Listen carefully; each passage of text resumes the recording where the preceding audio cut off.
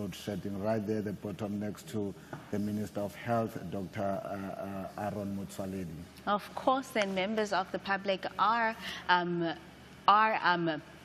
members of the public will appreciate the fact that this is an important debate, and of course they can participate in this debate by following us on our social media platforms. And if you want more information on the joint sitting, of course, and what it means, the functions thereof, and the different houses of Parliament, the National Assembly and the National Council of Provinces, just go to parliament.gov.za. And of course you can follow us on all social media platforms at Parliament of RSA. And at any moment that debate will resume in the House, we're still waiting, as members are also settling in and readying themselves. You've seen the President; he is in the chamber with the Deputy President. And I think the President today will just be sitting and listening, because he is expected to respond to all the issues that will be raised during the debate. So today is for him to just sit, take notes, and listen to all the issues that will be raised by the members. Absolutely. And of course the bells are ringing, and we are about to see the joint sitting of the National Assembly and the National Council of Provinces, as this is day one of the debate over the President's opening of Parliament address that he delivered last night. I wonder what is the discussion about there between the President, the Deputy President and the Chief Whip. But it would be expected that if they are seated together, they would have some discussions. They are from the same party, which is the African National Congress. And on your screen, as we had said, we still await for the debate to begin. But we had indicated earlier that the debate will start at 10 o'clock. However, there has been some delays which relate to technical challenges, but at least we've managed to get the National Assembly on the chamber on your screens, as you can see there. So we're waiting for that debate to start at any moment. But for now, let's look at knowing your members. While we're sitting here and looking at the members in the chamber, let's get to know your member.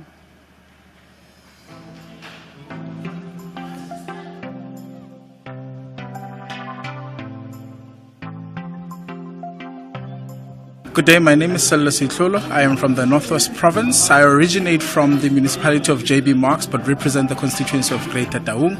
This is my second term coming back as a member of Parliament. I look forward to continue to do the hard work in terms of representing my constituency, making sure that they're able to receive the basic services that they need and that Parliament represents their interests. Thank you.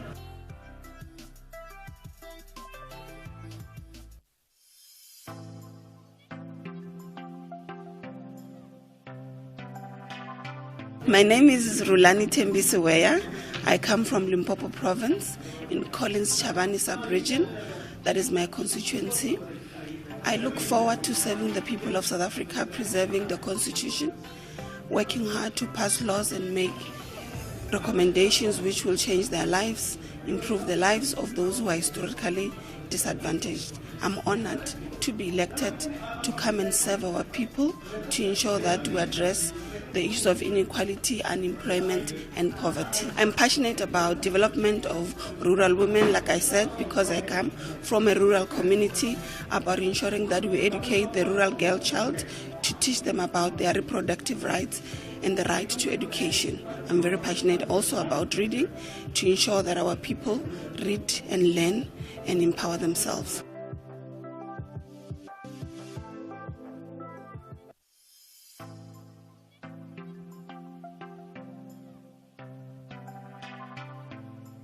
My name is Siska Jordan. I'm from a town called Secunda in Mpumalanga. I represent the Democratic Alliance. I'm looking forward to working with political parties in Parliament in this historical time in South African history, and I hope to work towards creating a better future for the children of our country, such as my own.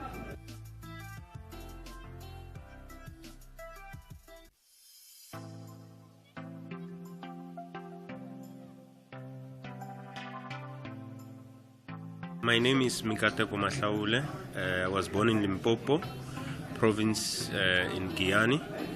I'm here returning member of Parliament. I would like to see more and more accountability from the executive. I would want the 7th administration to tackle unemployment in a more radical way.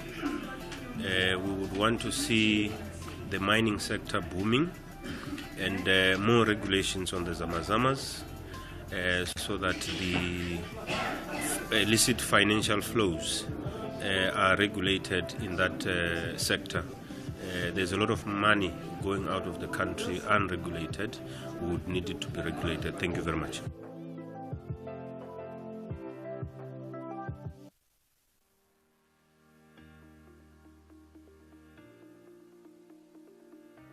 I'm Sihle Zigalala, an African National Congress member of Parliament, coming from KwaZulu-Natal.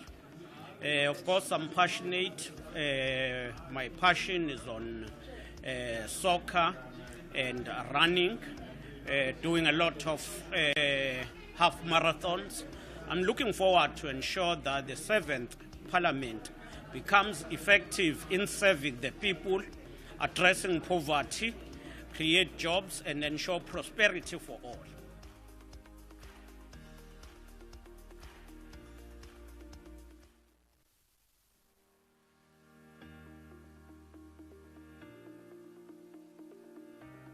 I'm Dalmain Christians. This is my second term as a Member of Parliament for the Democratic Alliance. In the first term, I served in the National Council of Provinces, where I served the members of the Northern Cape and the community of the Northern Cape robustly, and I really tried to solve all the issues in the Northern Cape.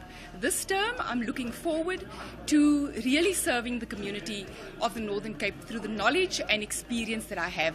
I have 2 master's degrees, one a master's degree in psychology of education, which is my passion, the educational field, and secondly a master's degree in business administration. I have also just completed my doctorate, and I'm hoping that all of this will assist me in really serving the community, not only of the Northern Cape, but the entire South Africa.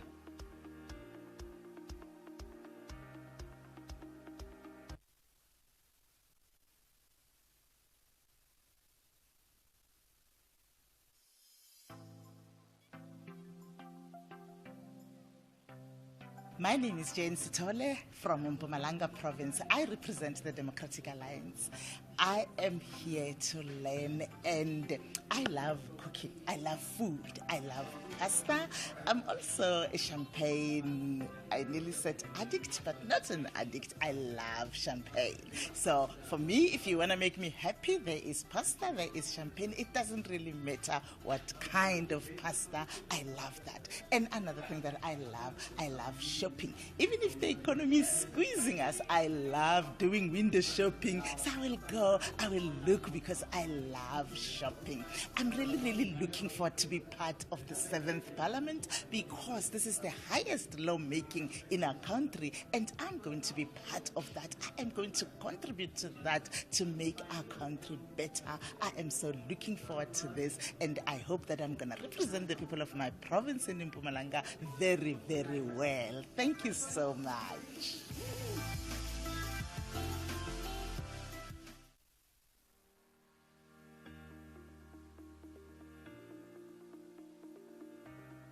My name is Alexandra Abrams. I am born and bred in the beautiful mother city, Cape Town. Outside of work, I enjoy hiking. Cape Town and the Western Cape is home to some beautiful mountain ranges. I also enjoy spending time with my family and friends, and I enjoy cooking and eating delicious, nourishing meals. I am a returning member. I'm looking forward in the 7th Parliament to actually have more of the public participation and having a gallery where members of the public can come and view and witness what is going on in Parliament. And I think this elections had more people involved, so it would be great to get more members of the public involved. And also I'm looking forward to passing bills. For the first time ever, one party no longer has a majority, so passing bills and passing private members' bills will be very interesting.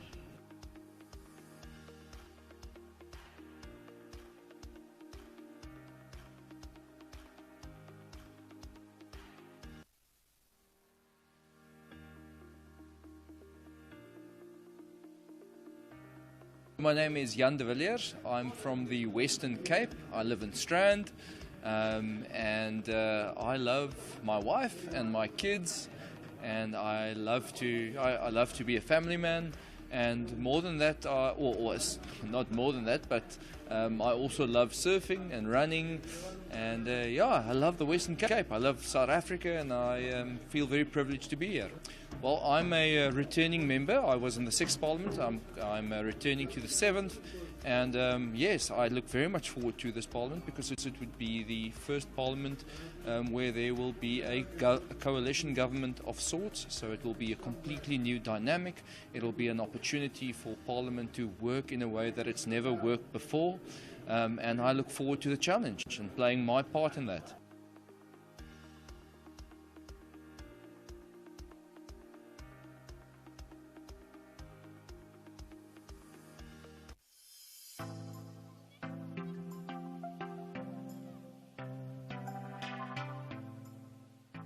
My name is Paul Swart. I come from a small little town called Elim. It's a Moravian mission station belonging to the Moravian Church in South Africa. And it's actually, it's the southernmost town. It's part of the southernmost municipality on the African continent. And now for the past 8 years, I was the executive mayor of Cape Agulhas municipality. I was a ward council in Ward 5 in Struisbaai, in Agulhas, and that is the southernmost towns on the continent of this beautiful continent, South Africa.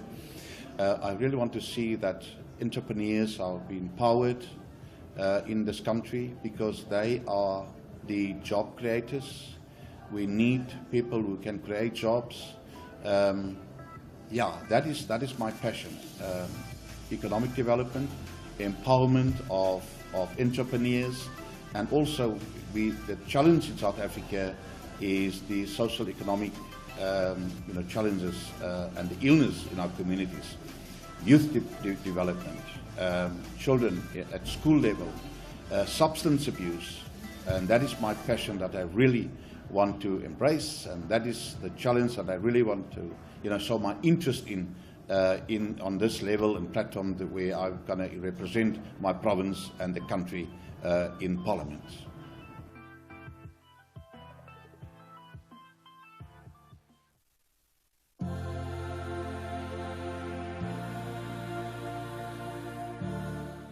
Ngiyanibingelela, igama lami ngingupinki Pelgin Ncube, bangazi ngo-Comrade Pinky Mngadi, ngivela eThekwini region eKZN eNtuzuma. Ngimember ye-MK Party njengoba ngingenile kwi-National Assembly. Isifiso sami okanye indlela engidaleke ngayo ukusiza abantu engingakusho ukuthi isiphiwo sakamoya kuphinde kube isiphiwo sokuphila kwi-communication njengomuntu owuthisha obefundisa e-foundation. Ngokufika kwale organization ngagijima-ke ngabasebenzela abantu okuwukuthi nala ngikhona njengamanje iyona i-community engithembile ukuthi ekuqaleni ngibe coordinator we-ward kwasuka lapho kwanyuka ngaba kwi-region yaseThekwini. So namanje njengoba bengilethe la bangilethe ngoba bengithemba nanokuthi-ke isifiso sami ukusiza nje kusukela ekuqaleni abantwana abancane kunyuka kuya phezulu ngoba ikhona i-organization ebengiyenza yokuthi noma befuna ukufunda ngikhona ukuthi ngibasize. So njengoba ngikule party i-MK Party ngimisela kulo 5 years engizohlala ukuthi ngideliver i-service e-right emphakathini eSouth Africa yonke.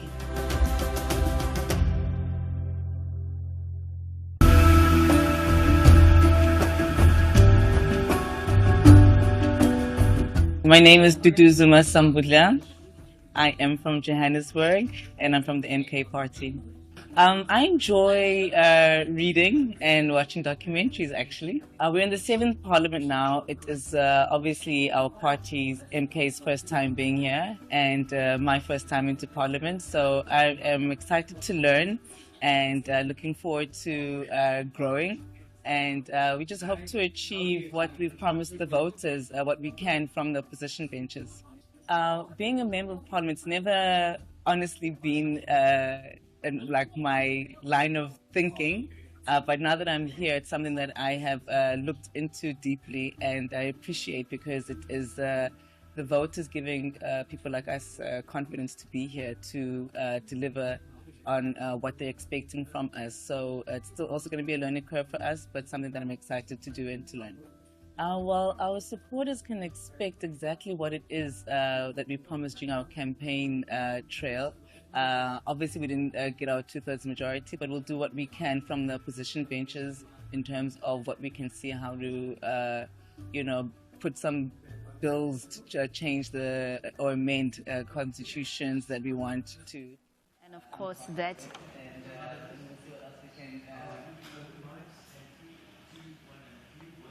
Of course, that is the mace and the rod, signifying that the processions in the chamber are about to begin. And as you can see, the members standing up and will now take you to the chamber.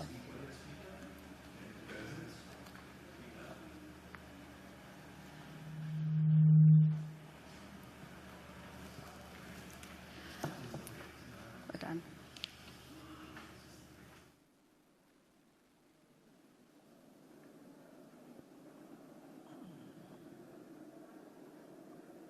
Honourable members,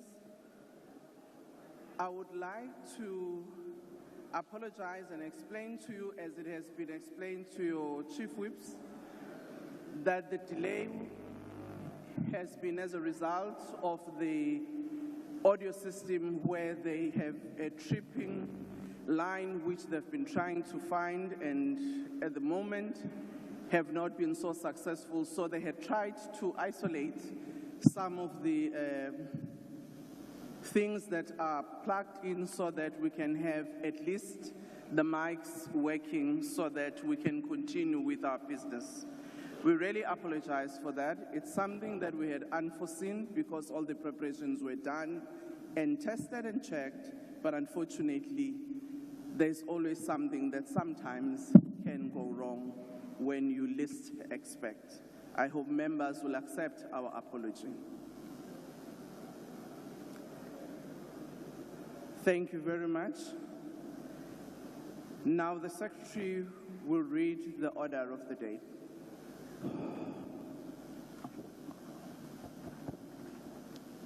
Debate on the opening of Parliament address. Thank you, honourable members. I've received a copy of the opening address of the President delivered at the joint sitting yesterday, 18th July 2024. The speech has been printed in the minutes of the joint sitting. I now call upon Honourable M. Julie.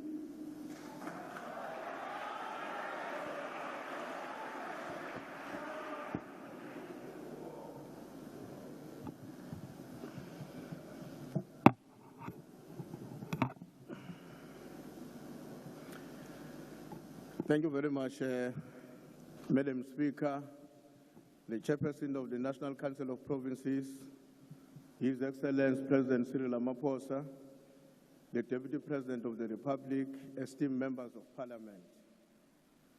Madam Speaker, in his masterful book titled The Frontiers, the Epic of Africa's Creations and the Tragedy of the Xhosa People, historian Noel Mostert recounts a tale from the 19th century when a Boer general extended an offer of alliance to King Insa of AmaXhosa to resist the encroaching British forces.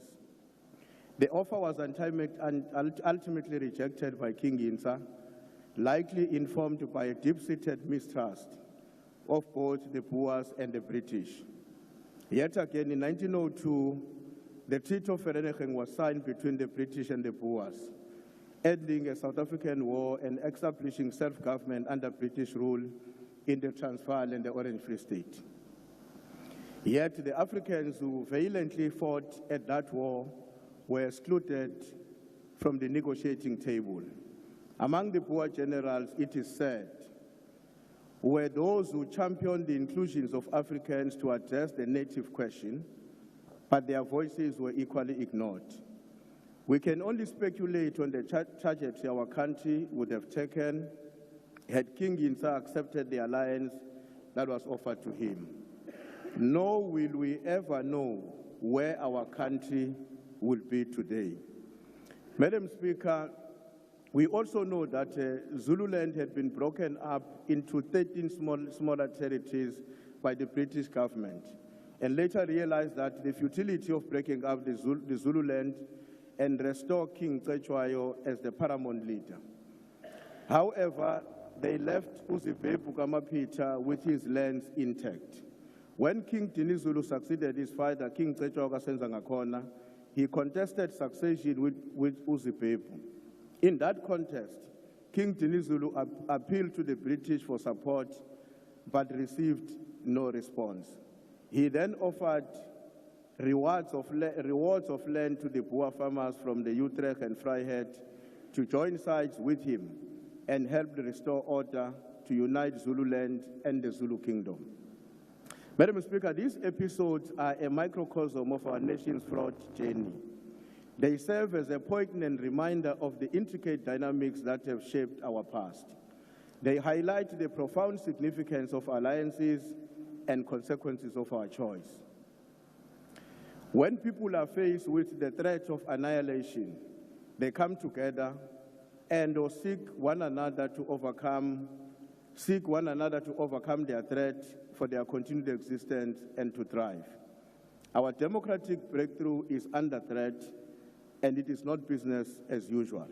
As the ANC, we've invited our people to join in a reasoned and robust debate towards the reconstruction and development of our country, rather than depending on charismatic populism, which often defines our national discourse. The processes which started with the arrival at the Cape of the Dutch settlers resulted in the transformation of our country into a settler colonial state, what we characterize as colonialism of a special type. As a settler colonial state, ours did not differ from how similar settler colonial states such as in the US, Australia, and Israel behaved towards the indigenous population. They dispossessed the indigenous population of its country, handed it over as the property of the settlers, and treated the indigenous population as subordinates and subhuman. The difference between us and the US is that our indigenous population, united in spite of their language and tribal divides, remained by far the overwhelming majority relative to the settlers. Madam Speaker, this is what made it possible for this majority in 1912 to unite under the banner of the African National Congress, to rise up to end colonial settler colonialism state, and to proclaim that South Africa belongs to all who live in it, black and white. A united South Africa later declared in the Constitution that South Africa belongs to all who lives in it, united in our diversity. The African National Congress is unwavering in its objective to create a united, democratic, non-racial, non-sexist, and a prosperous South Africa in a peaceful world. We are the first to admit that despite the progress we've made together over the past 30 years, more still needs to be done to create a South Africa that is truly united and prosperous, to build a non-racial society, to create development opportunities for all South Africans, and of course to improve the quality of life of all our citizens.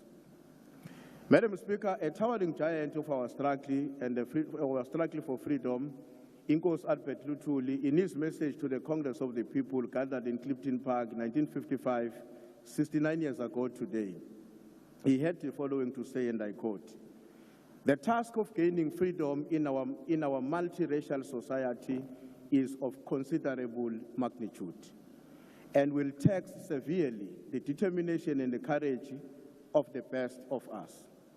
But the need and the urgency for the task and the justice of the cause demand of us to be willing to pay the supreme price for the noble cause, unquote. His words, Madam Speaker, steeped in the profound wisdom and courage, resonate through the corridors of time and remind us of the immense responsibility we carry today of building a better life for all our citizens. The outcomes of the 2024 national and provincial elections undoubtedly send shock waves throughout our movement, the National Democratic Movement, the continent and the rest of the world, in which the ANC emerged as a party that is without the minimum 50% plus one of the support. And of course, we've got to admit that it is not difficult to identify the reasons for the increasing support of the ANC in the past elections. The socio-economic situation in our country was changing for the better, directly benefiting the masses of our people. The GDP growth at an average of 3.6%. The number of people with jobs increased from 8 to 14 million. The average GDP per capita increased by almost 40%. Access to basic services such as water, housing, electricity, and energy and infrastructure was expanded. However, the period between 2008 and 2022 saw a major reversal of some of the strategic gains. That constituted a major setback on the advancement of the National Democratic Revolution. The outcomes of the May national and provincial elections confirmed that reality. Despite all of that, the ANC resolved to forge unity among South Africans across race, religion, creed, and that support is unwavering.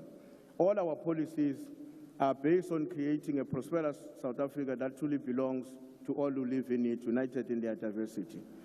Madam Speaker, in the words of our beloved leader and President, Comrade Oliver Tambo, in which he said, and I quote, "Without unity, we are weak.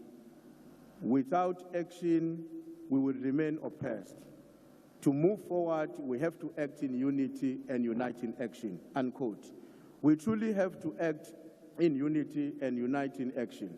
The gains of our freedom and democracy must be defended, consolidated, and advanced to realize socio-economic rights as demanded by the Constitution of the Republic. We proceed from the understanding that our Constitution represents the genuine will of our people and their desire to build a better life for all, and therefore that as their democratically elected representatives, this is a task we can neither abdicate nor delegate. We need to continue to engage within our society, within and outside these chambers, to ensure that our society unites and thrive to act in unity, consistent with the call that was made by His Excellency President Cyril Ramaphosa yesterday, that our country must converge in a national dialogue to determine our collective future. The ANC remains by far the largest party and has pulled together other parties to ensure that we continue the journey started in 1912 and consolidated in successive governments since 1994 to bring about national cohesion and stability to the democratic state and continued advance to the better life for all. This unprecedented experience is not a deviation from the National Democratic Revolution, but rather a fulfillment of its objectives aimed at building a united and a non-racial society. Madam Speaker, over the past 30 years, our policies have driven social and economic transformation, and we intend to accelerate this trajectory. Thus, the vision of the Government of National Unity to address comprehensive needs of the masses of our people, unlike coalitions that narrow their focus to political power management. Madam Speaker, the statement of intent has as its underlying pillar rapid, inclusive, and sustainable economic growth, driven by a commitment to industrializations and high rates of investment, jobs creation, and social change. President Cyril Ramaphosa, through his opening address yesterday, has outlined the program of the executive for the year ahead. As the ANC Parliamentary caucus, we stand ready to support the seventh administration to ensure stability and prosperity of our country and the continent, while ensuring strict fidelity, accountability, and transparency. We must renew our commitment to bridge the gap between the people and their parliament and their government. In this regard, we pledge to work collaboratively with all political parties represented in this august House, recognizing, of course, that each party carries the legitimate voice and the aspirations of its constituents. Our political differences should not make us enemies, nor should they invalidate anybody's rights as enshrined in the Constitution or call to question our patriotism. This is a spirit with which the ANC Parliamentary Caucus commit to conduct itself. Madam Speaker, our commitment to the principles of the National Democratic Revolution remains unwavering. We believe that the path to a united and prosperous society presented to us by the current context lies in our ability to pull together across party lines.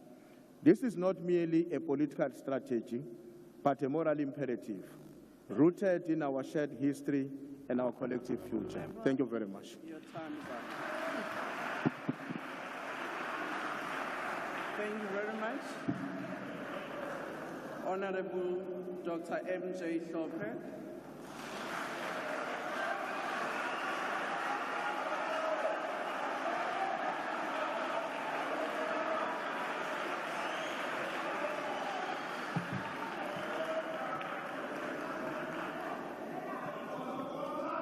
Right. Thank you, Madam Speaker. In view of time constraints, I will simply say all protocol observed. Thank you. In view of time constraints, I rise here on behalf of Umkhonto weSizwe, the party which I lead in Parliament, and the party which was I rise here on behalf of Umkhonto weSizwe, the party which I lead in Parliament, to respond to the speech that was made by the President last night. Our position is as follows. The establishment of the Government of National Unity is singularly a very cruel joke by the Ramaphosa faction of the ANC and the Democratic Alliance, perpetuated against the oppressed and downtrodden masses of our people. Our people are painfully aware that it would be impossible to create a united nation in South Africa unless the legacy of colonialism and apartheid was addressed. For a very long time, South Africans have been constituted by two nations, one black, poor, and economically disempowered and excluded, and the other white, rich, and in command of most of the means of production, material, and incorporeal resources and advantages of our society. These are not my words. These are the words of the former president, Thabo Mbeki. He uttered these words many years ago, and nothing has changed.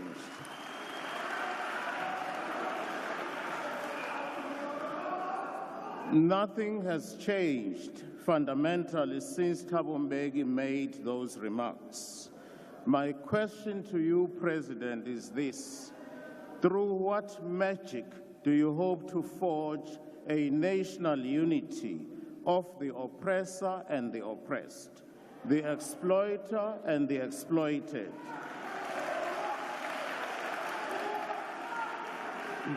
The rich capitalists and the rich capitalists and the toiling and exploited working class. Our position is very clear. When the ANC could not secure majority, it became desperate, and the government, so-called Government of National Unity, was no more than a desperate and deliberate attempt to hold on to power. That's what it's all about. That's what it's all about. Now, if the ANC formed the so-called Government of National Unity on the basis that it was the largest party, you ask yourself, why was that principle not extended to the province of KZN?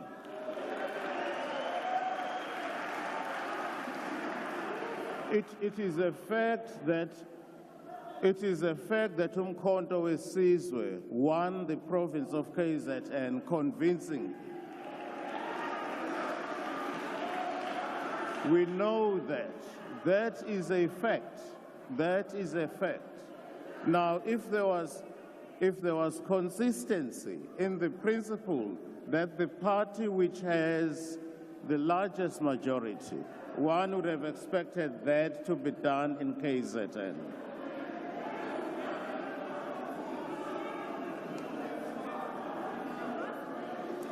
The students of political science, Mr. President, will tell you a simple fact. You don't form a government of national unity when there is no crisis. A government of national unity is formed when there is a crisis. We had it in 1994 in this country. We had it in 1994 in this country because there was a crisis and we're emerging from apartheid. There is no crisis. The only crisis is that the ANC has lost the majority. Now, we understand why the ANC has lost the majority, and you know it too. What I find striking is this. There were so many parties that campaigned openly against the ANC. There were many parties that said they will never work with the ANC. But when they were offered blue lights, they suddenly fell in love with the ANC. Quite frankly, I respect someone like Minister Gayton Mackenzie, whose views were always clear. He said he will work with any party, and he has been consistent in that regard. There are parties here which campaigned against the ANC, but when the opportunity to be on the gravy train came, they went for it.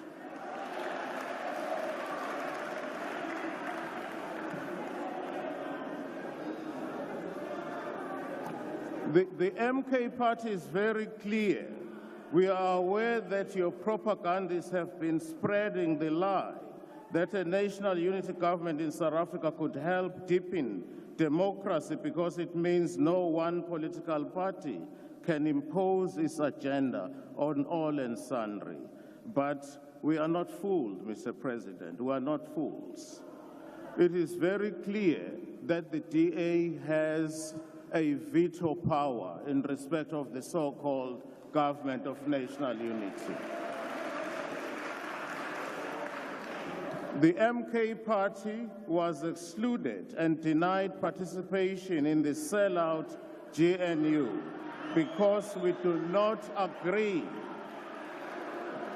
Because we do not agree with the ANC and the DA racist on many fronts. In our manifesto, we were loud and clear. I quote, "The MK Party is committed to transformative change across all sectors of South African society. Our policies are designed to address the most pressing challenges we face today." Order. Order, honorable members. Can we all be in order and allow the speaker on the podium to proceed? I will go back to our manifesto. The MK Party is committed to transformative change across all sectors of South African society. Our policies are designed to address the most pressing challenges we face today: economic inequality, inadequate access to quality education and healthcare, national security threats, inequitable land distribution, and the need for robust traditional leadership and foreign policies that reflect our values and aspirations. Through our manifesto as the MK Party, we aim to lay down a clear path towards a more equitable, secure, and prosperous future for all South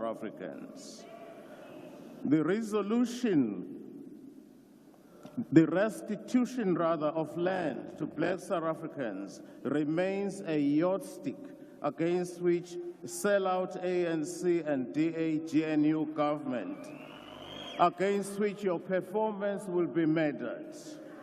Land has symbolic value to us. It means so much to us.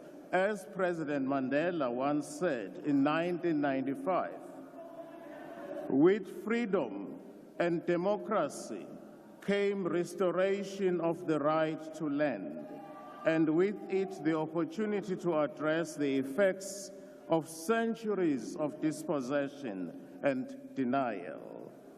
In a similar vein, President Luthuli of the ANC once declared the following. He said, "Without land, there is no dignity."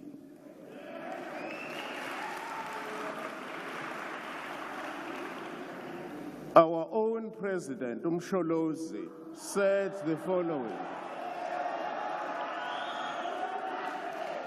He said the following, "Inkinga zethu zaqala ngesikhathi kufika abamhlophe kuleli. Bathatha umhlaba wethu, bathatha nomcebo wethu, bafika nomthetho wabo, bazenzela unothanda nje. Namhlanje asinamhlaba, namhlanje asinamfuyo, konke kwathathwa ngesihluku. Salwa silwela umhlaba wethu, asizange sivele siwanike abelungu." At this point, I want to recognize our traditional leaders who are here as part of Umkhonto weSizwe, because in Umkhonto weSizwe, we believe that the land belongs to the nation and the land belongs to the people. His Majesty, the King of the Khoi and the San people, Glenn Taiposh. His Majesty, King Dalindyebo Matutu.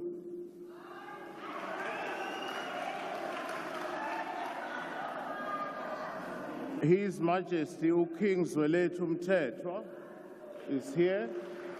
And finally, our own president is a king, Ubabu Zuma. Yes, he is. Order. Our position is very clear. Order. Our position is very clear. Honorable members, when we are heckling, we can do so without drowning the speaker. If we want to converse among ourselves, we can also do so without drowning the speaker. Can we please allow the speaker to proceed? Our position is very clear. Umkhonto weSizwe was formed because we believe that the ANC of Ramaphosa is not capable of delivering. It has failed dismally. It has failed the... Honorable Speaker, can you take a seat? Honorable Ndlozi, what's the point of order? Thank you, Speaker. There are people in the House, Speaker, who are drowning the Speaker. We never disrupted anyone. Order, honorable members. I want to hear the point of order. What's the point of order, Honorable Ndlozi? I'm saying that you are not protecting the Speaker on the podium. He's being drowned. I've just done that. Because people are losing their heads here. I don't know. Honorable you lost votes, now you are losing your heads. Listen to the honorable judge. Honorable Ndlozi. Discipline. Honorable Please, Ndlozi, take your seat. Protect the Speaker on the podium. Order, honorable members. When we make points of order, we do just that. We don't have a debate. Can we now ask Honorable Hlophe to proceed with his speech?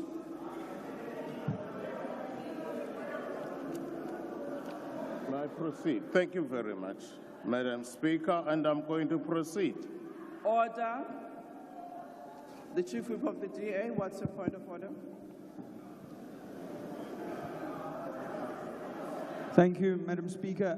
I believe during his point of order, the Honourable Ndlozi referred to the Speaker at the podium, the Leader of the Opposition, as Judge Hlope. I don't think that an impeached judge can be called a judge anymore. Thank you, Madam Speaker.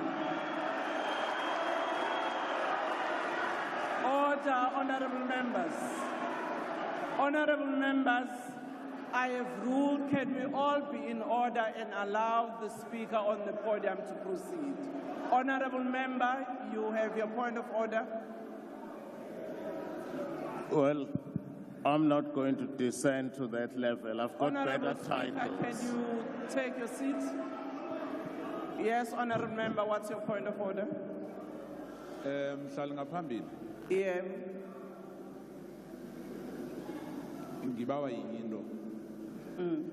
I know that you are not sitting there as umuntu wakwagogo.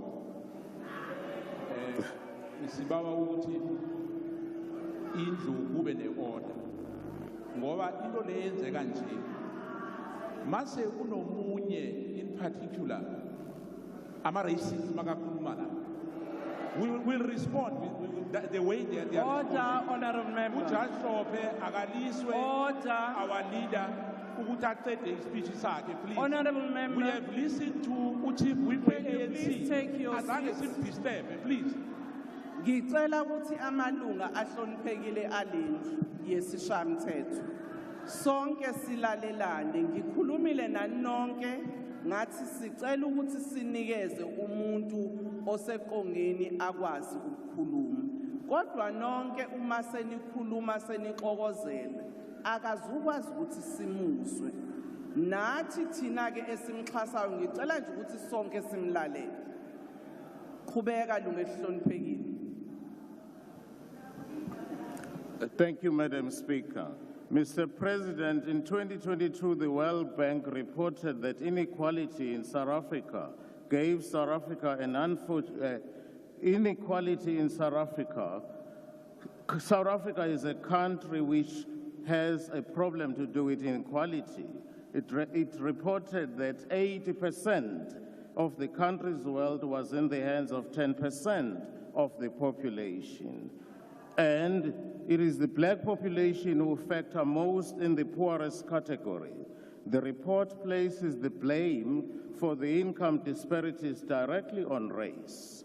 The legacy of colonialism and apartheid, rooted in racial segregation, continues to reinforce inequality in South Africa, the report stated.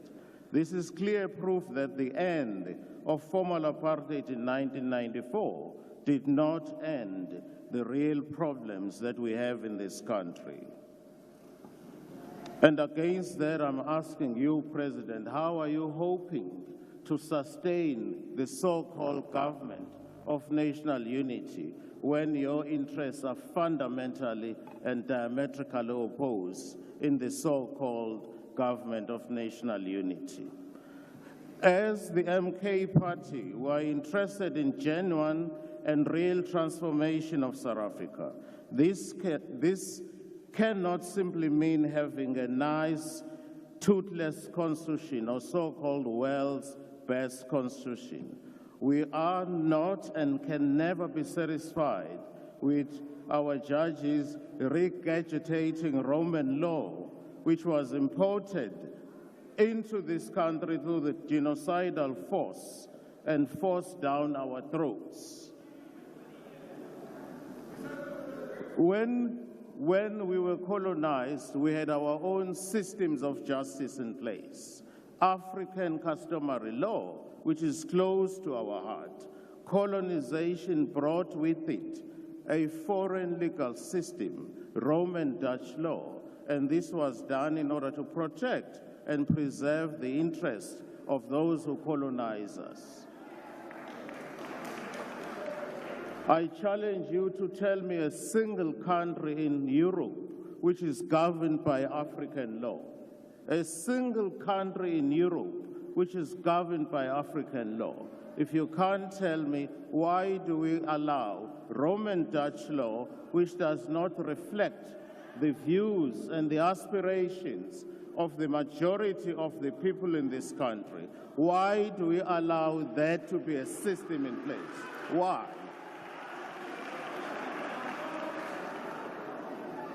The conclusion is inescapable that that legal system is there to preserve the interests of the privileged white minority in South Africa at the expense of millions of poor black people that we represent in this parliament.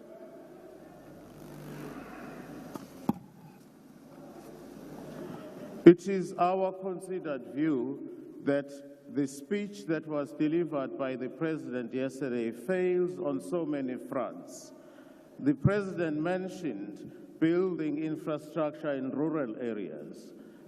I don't know when that is going to start. He has never done it before. What would make us believe that he would suddenly now focus on rural areas as a priority? Why would he suddenly do that now? You have never done it before, Mr. President. It is our considered view that if we want to bring about fundamental changes, we need to invest in infrastructure, particularly in rural areas. Now, the problem is, where is money going to come from? Because we keep borrowing money every day, Mr. President.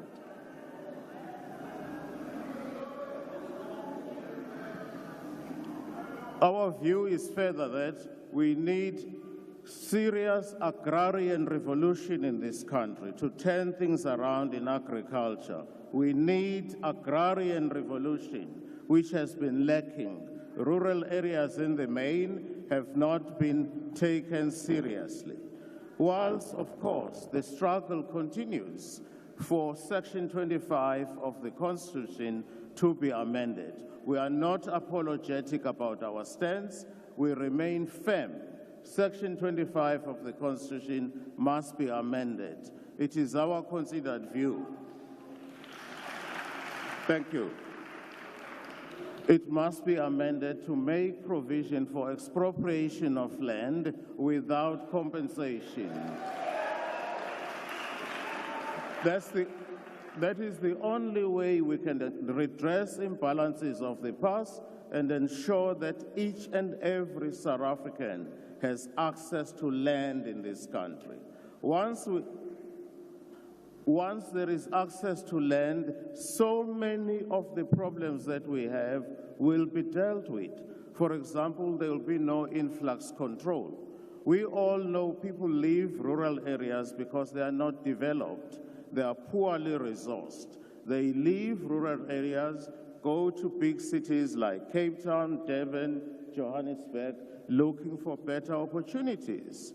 When they get there, there are no opportunities. But if land were to be restored to our people, they will be confined in those areas, provided they are developed. There will be no need for them to leave those areas and go to urban areas. Furthermore, access to land will ensure that everybody has bread on the table. I know there are members in some of the parties who say there is Ingonyama Trust land, for example, in KZN, and that land is not being used. That is clearly a lie. People who live in those areas are not dependent on your 350 rand per month, Mr. President. They are serious farmers. They practice subsistence farming in those areas. They are not dependent on your 350 rand for them to live. So we need to invest in agrarian revolution, make sure we turn things around. The other way of generating jobs, which is covered in our manifesto, we should reintroduce compulsory military training.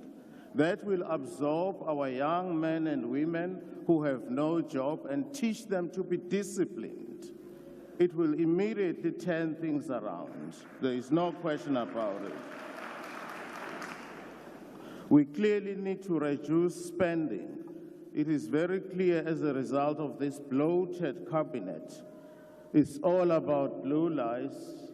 It's all about fancy cars, and you have forgotten the reason why you were elected, Mr. Ramaphosa, in the first place. We have forgotten the reasons. You have, to put it bluntly, you have sold out.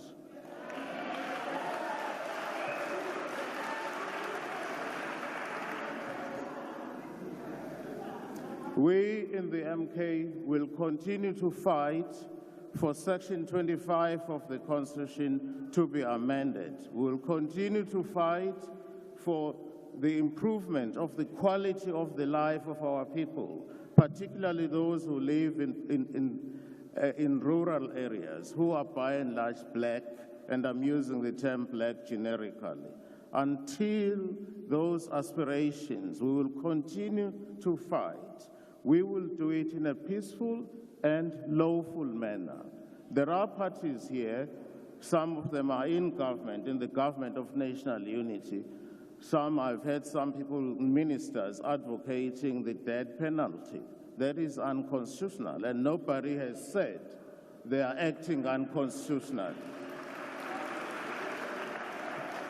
The death penalty was outlawed in this country way back in 1995. Now, to find a cabinet minister advocating death penalty without the Constitution being amended is ridiculous. Where we come from in the MK party, we will continue to act within the law, and it is our right as politicians to act within the law so that the law can be changed, so that it will benefit the majority of the people in this country. Until such time that Africa and Africans are free, the struggle will continue. And insulting us and howling at us or pretending that we are talking nonsense is not going to help. As long as the question of land is not being addressed in this country, as long as the question of land is not being addressed seriously, as long as we are being ridiculed, we will continue to fight. That is why, for example, we are challenging these elections results because they were rigged. They were rigged. We know as a fact that we won, certainly convincingly, even in KZN, we know that as a fact. Our results, our votes were stolen and given to certain people who are now comfortably. We will continue with the fight until such time that we get our land back. Thank you. Thank you, Honorable Steenhuisen. Honorable Steenhuisen.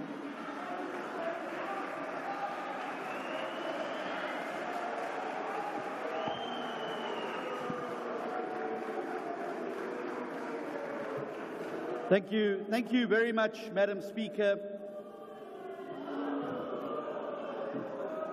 Thank you for that wonderfully warm welcome from the Hardy-Dar benches.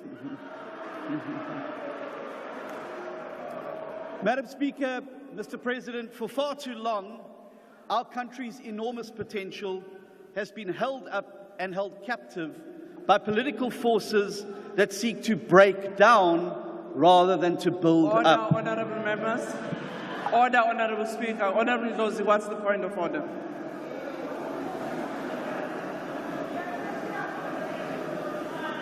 What is the point of order? Sorry, Speaker, I was switching on the mic. No, I wanted, Speaker, respectfully to address this honorable member with his rightful title as a matriculant, seeing that there are confusions of titles today. Honorable This is a judge. Honorable Now Ndlozi. you have a matriculant. Honorable Ndlozi. Honorable members. Order. Honorable members, you have just been into an induction after your election. You were advised what are the points of orders, what are the rules, and it's very disappointing that some of you are doing exactly the opposite Honorable Ndlozi, you know that was not a point of order, and it's actually spurious. Order, Honorable Steenhuisen, can you proceed? Thank you very much, Madam Speaker. I think that the grannies and the pensioners and the Stokvels who had their money stolen from them at VBS don't sleep any better knowing that the people who stole from them have doctorates and master's degrees.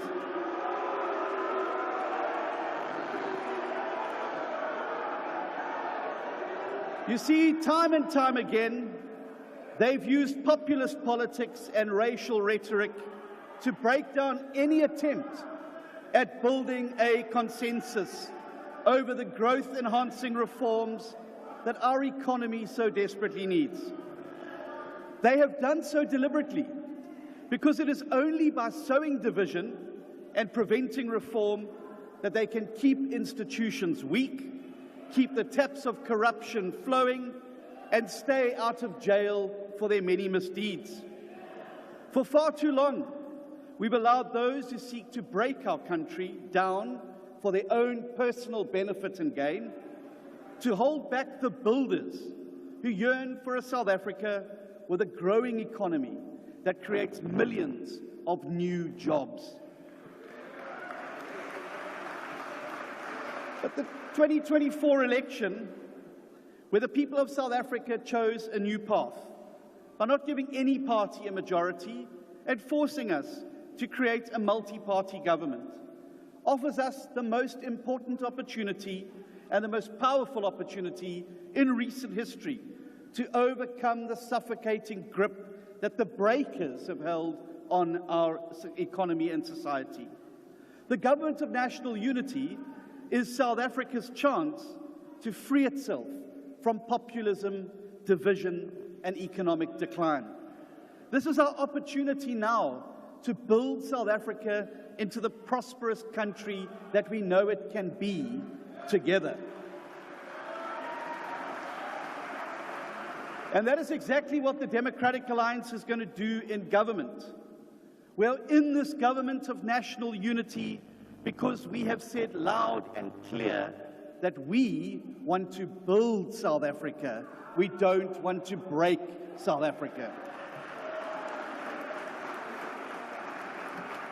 Last night, the President said, and I quote, "The Government of National Unity will pursue every action that contributes to sustainable, rapid economic growth and remove every obstacle that stands in the way of growth," unquote.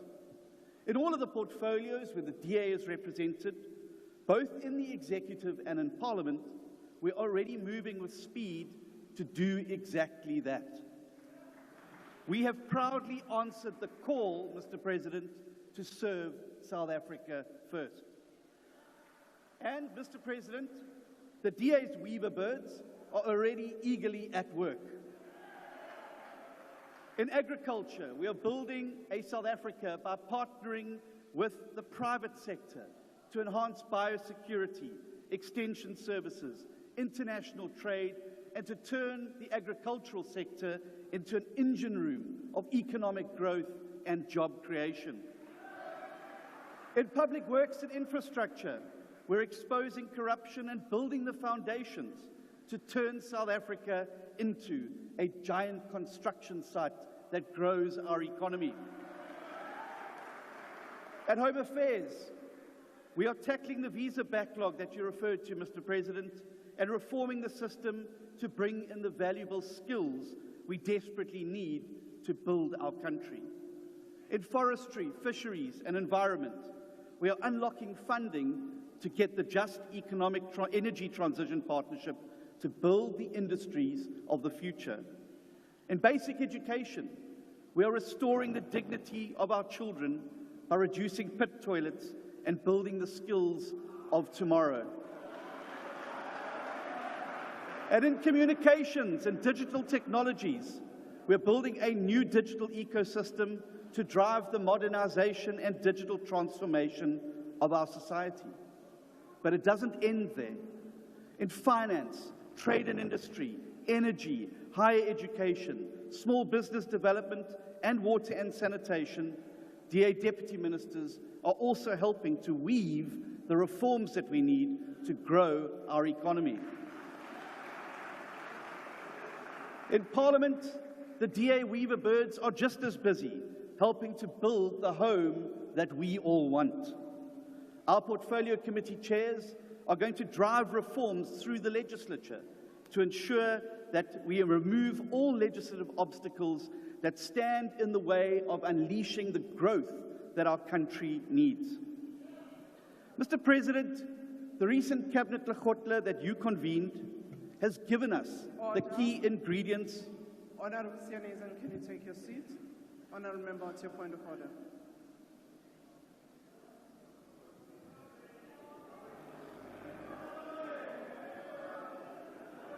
Madam Speaker, I'm Visvin Reddy from Mkhonto Wesizwe Party. I rise in terms of Rule 81, and I seek your guidance, Madam Speaker, in terms of the Speaker's list. The Speaker that's on the podium currently, is he speaking on behalf of the DA or as the Minister of Agriculture? Thank you. Honourable Member, that is not the point of order. The Speaker's list, the members of the executive also belong to their parties. So that's not a point of order. Honourable Member, you can proceed. Honourable Sianazan, you can proceed. He may be ready, but I'm able.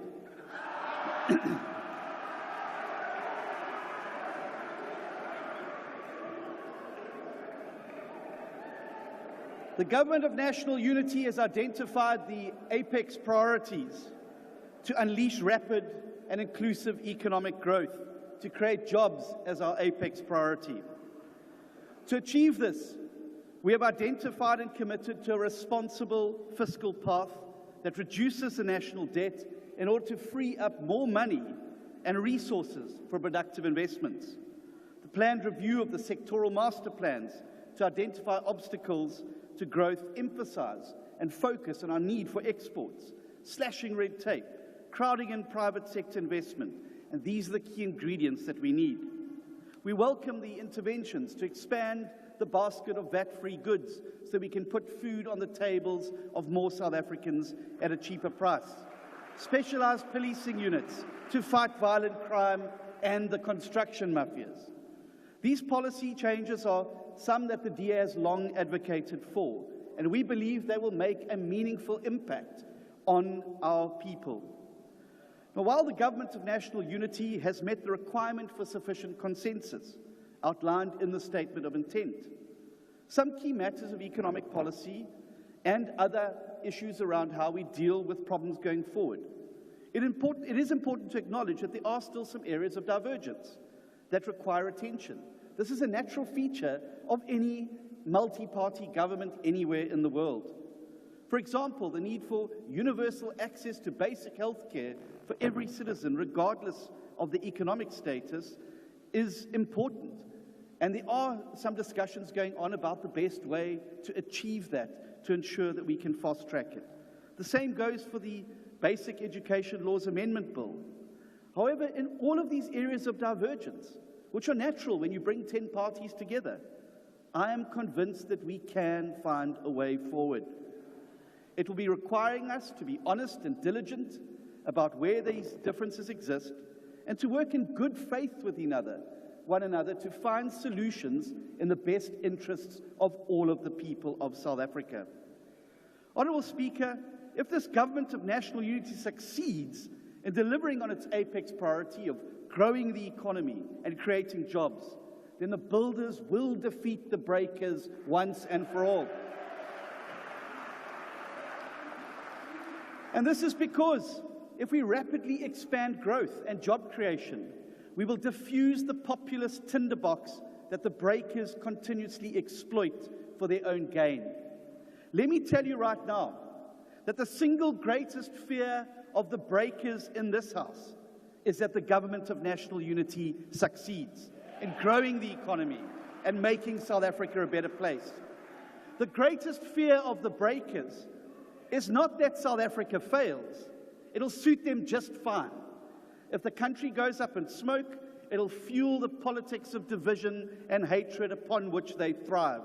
No, the breakers' greatest fear is that South Africa succeeds and our people prosper. Because if that happens, it will destroy the foundation upon which the breakers have built their ugly politics of resentment and populism. But the choice between building and breaking is not ours alone. The creation of the Government of National Unity means that every South African now stands before an important choice. Who wants to be a builder rather than a breaker? And we need those citizens who want to be builders to strengthen the Government of National Unity's hand. To be clear, the Government of National Unity will not be a kumbaya chorus. No multi-party government ever is. And if you've seen successful weavers' nests, you will know quite clearly that things do get noisy from time to time. But this GNU represents the broad interests. And the truth is that the builders in our society have to make this government work, because the parties who sit on the opposite side of the GNU want to break South Africa beyond all repair through their looting, their populism, their Gupta selling out, their VBS looting, and their violence. And so to every South African, I say now is a time for the choosing. Are you a builder or are you a breaker? Order, honourable members, what is your point of order? No, Chair. Let me just clarify it first on your table. Is that a point of order? No, it's not a point of order. What is the point? Let me. Order. I just want to check if Mr. Steenhuisen, does he really understand what he's saying? Honourable member, that's not the point of order. Thank you very much. Honourable Steenhuisen, can you proceed? Honourable Steenhuisen, can you proceed with the speech? When you drive north from here, you will find a magical part of South Africa known as the Kalahari. When you get there, you know that the most successful weaver nests are the ones where as many birds as possible work as hard as possible to build and protect their shared home.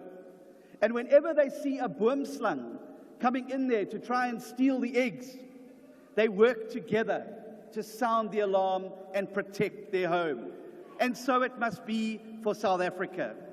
To the breakers, to them I simply say that even the wiliest boomslang doesn't stand a chance when 60 million weaver birds unite to build and defend the home that we love. And that is exactly what South Africa must do now. South Africa, are you a builder or are you a breaker? Order. Thank you very much. Honourable Mantashe.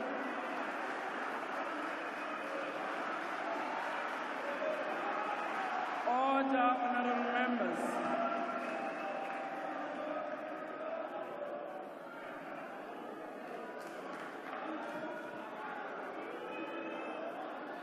Order, honourable members.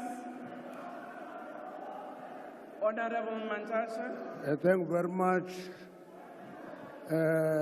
Honourable Speaker of the National Assembly, CoGTA, Chairperson of the National Council of Provinces, the President of the Republic of South Africa, His Excellency Cyril Matamela Ramaphosa, the Deputy President of the Republic, His Excellency Paul Spokoshe Mashatile, honourable members of this House. We start this debate with a big temptation to engage one another on peripheral battles and imagined battles, rather than focusing on the task at hand. And we have chosen not to succumb to that temptation, Honourable President, and not to play to the gallery, but opted to engage on real important issues. Honourable Mantashe, can you take your seat? What is the point of order, Honourable Mkhosi? Speaker, I wanted to check if it's parliamentary for Honorable Mantashe to put the wrong button in the wrong. Order, honorable members. Order. Honorable Josie, can you I'm please protecting the dignity of GNU now. Honorable Josie. Honorable Josie. Honorable members, can we take ourselves seriously and each other seriously too? This is an important debate, and I don't think it is an honor for each one of us to actually cast aspersion or to actually impugn on another person's character. Honorable Mantashe, you can please proceed. Okay, thank you, Honorable Speaker. Thank you, Honorable Rosie, for helping me out. Thank you. So the real challenge facing us in this House is to put our heads together and find lasting solutions to massive problems facing our country. Shadow boxing is not a helpful approach to that. It's better to be in the ring and battle on real issues. It is in this context that I will focus on one apex priority that the Cabinet of National Unity has announced by the President. I'm focusing on the inclusive economic growth and employment creation. That is quite important. It's a burning crisis for the country. The National Development Plan 2030 enjoins us to eliminate poverty, reduce inequality, and make it a priority for all of us to create employment opportunity for the people of South Africa. If we subscribe to the objectives of the NDP and agree that we have a collective responsibility to address high unemployment, we must therefore put our heads together and come up with formula that will work and ensure employment is created. To this end, I'm going to focus on the primary sectors of the economy. Primary sectors of the economy are important in the sense that it is strong primary sectors that will ensure that there is sustainable secondary and tertiary development in the economy. So those primary sectors are mining, agriculture, and petroleum. Those are primary sectors of the economy. And therefore, in our view, we need to deal with them, address them decisively to set a foundation for secondary and tertiary economic development in the country. And then we must also respond to the outcry of our people that our jobs are being taken by foreign nationals. It's a cry. It is not getting the right interpretation. The reality of the matter is, it is the bottom end of the labor market that needs our attention. For example, we support the visa regime as envisaged to attract skills and investment into the economy. We support that fully. But we say it should be complemented by us paying attention to the fact that at the lower end of the market, we're not paying attention. And that is where the employment crisis is. In other words, we make the point that it is not xenophobic to say, please protect sectors that do not want complicated skills. That will be your hospitality. It will be your hospitality, it will be your farm work, it will be your construction. And I'm sure people who took time to monitor the George crisis and disaster, you will know that it exposed our laxity in dealing with construction sector as a sector. And the attractiveness of employers is that those sectors, it's easy to invite anybody at substandard wage rates. And it is this government that has a responsibility to deal with that issue and monitor it. Now,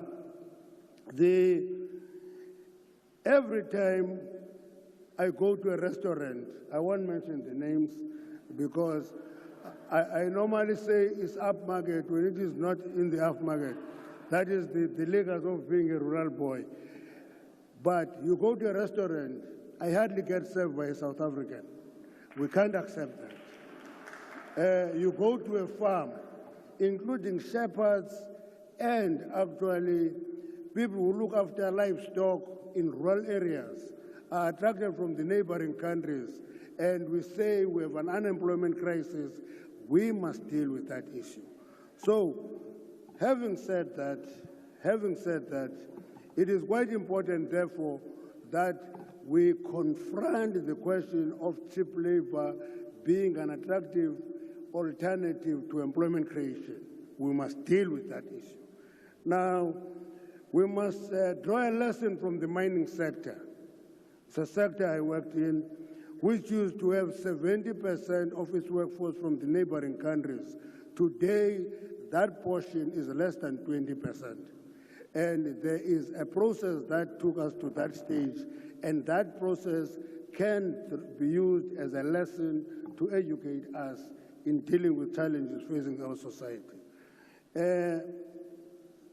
For us, in the mining sector, as we set sights on addressing obstacles granting mining permits and licenses, we must translate this emergence of new mines irrespective of size.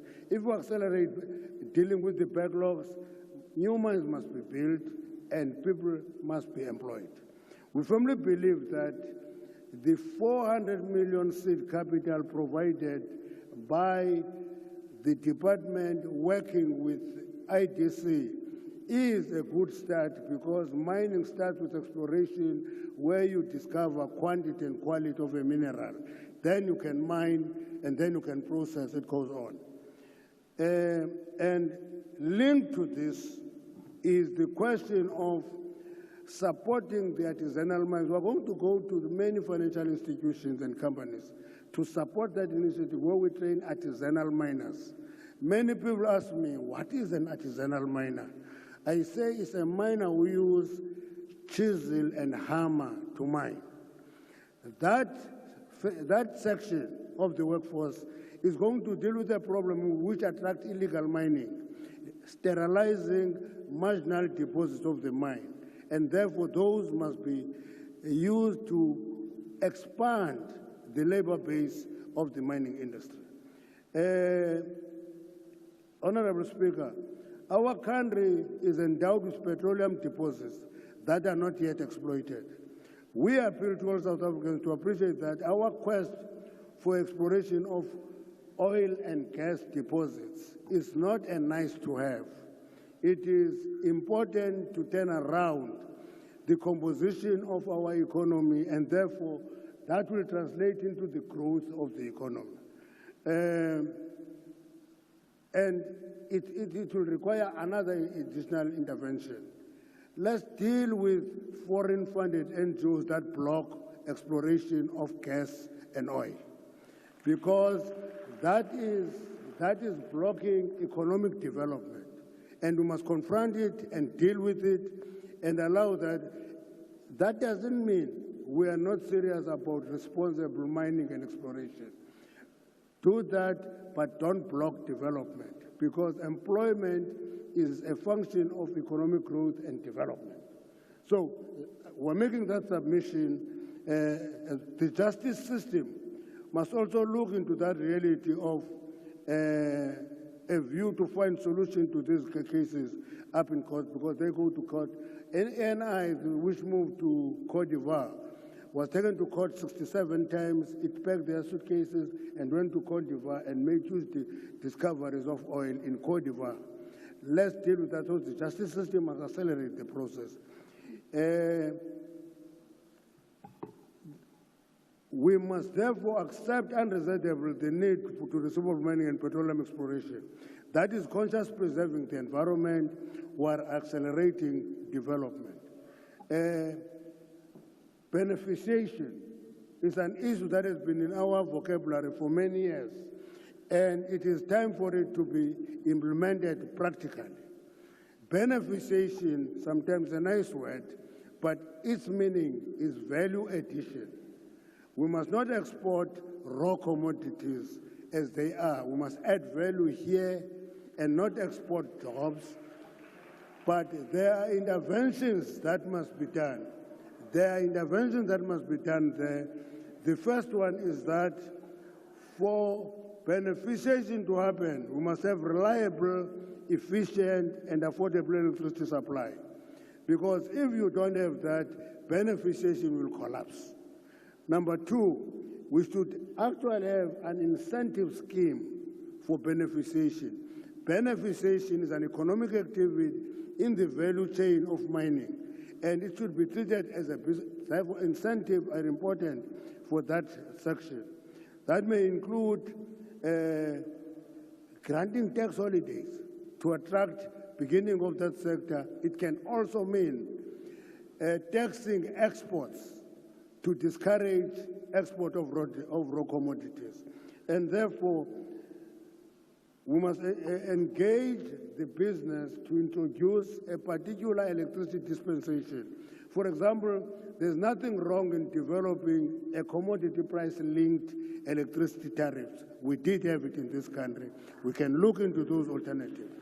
Now, as we address the question of unemployment and develop framework for inclusive economic growth, we should bear in mind that involving black South Africans in economic activity is not a favor.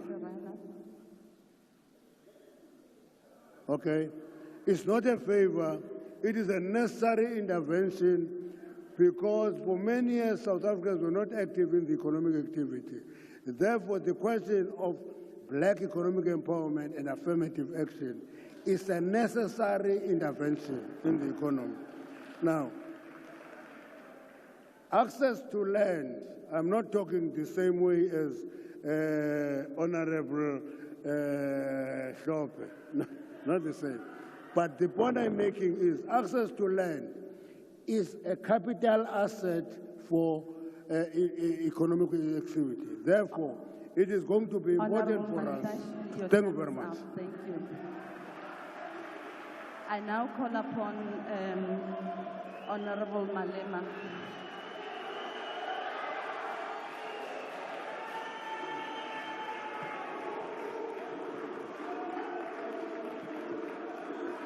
Thank you very much.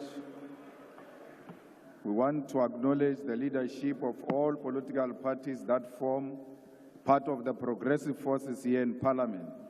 This includes the leadership of Umkhonto we Sizwe Party, the African Transformation Movement, the United African Transformation, and the National Colored Congress. We want to salute the people of South Africa who have rejected the former liberation movement that has enjoyed political power for the last 30 years. Today, that era has come to an end. It is beyond doubt that the former liberation movement failed to turn the political power into economic power. As our forefathers in the liberation struggle in the African continent said, political power without economic power is meaningless. Mr. President, you indeed spoke like a badly wounded buffalo yesterday. You spoke like a given-up soul. Nothing inspirational came from that tired speech yesterday. You didn't speak like a person who declined electoral support with 17% to less than 50%. How on earth do you repeat a SONA speech that made you lose elections? You were saying to South Africans yesterday, in so many ways, that you learned nothing out of these historic elections to an extent that you want to continue business as usual. We grew up being told that some of you were collaborators, but we gave you some benefits of the doubt. It was said in this house that you personally wrote a letter to the apartheid police accusing your fellow comrades of planting communist ideas in your head, and we refused to believe that story at that time. It now makes sense that despite the apartheid regime being so oppressive against all freedom fighters, you peacefully and uninterruptedly attended university and you were given your first job by the ambassadors of apartheid, capitalism, and colonialism. Without a hustle, you bought yourself a first car and a house with the assistance of the Urban Foundation, which was anchored by the Ruperts and the Oppenheimers, while your comrades were sleeping under trees in exile and languishing in jails. We asked ourselves as to how did you form a union of mine workers without being a mine worker? Can't you know? You were the conveyor belt between the workers and the super exploitative mining capitalists in South Africa after the Oppenheimers and Anglo-American had concluded that the mine workers must be organized. Our elders in the struggle have made allegations before in this House that throughout the struggle against apartheid, you were insulated from any form of arrest and harassment by the apartheid system.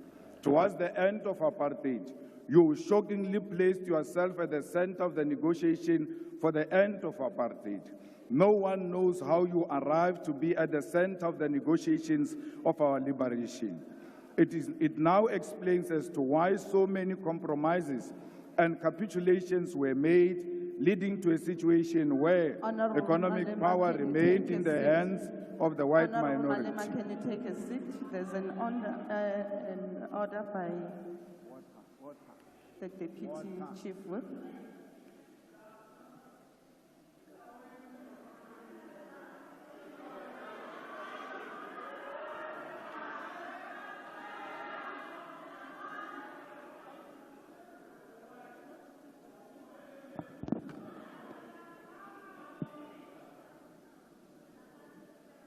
Honorable Chairperson of the NCOP, you instructed that the Honorable member, Honorable Malema, must sit down before I raise my point of order.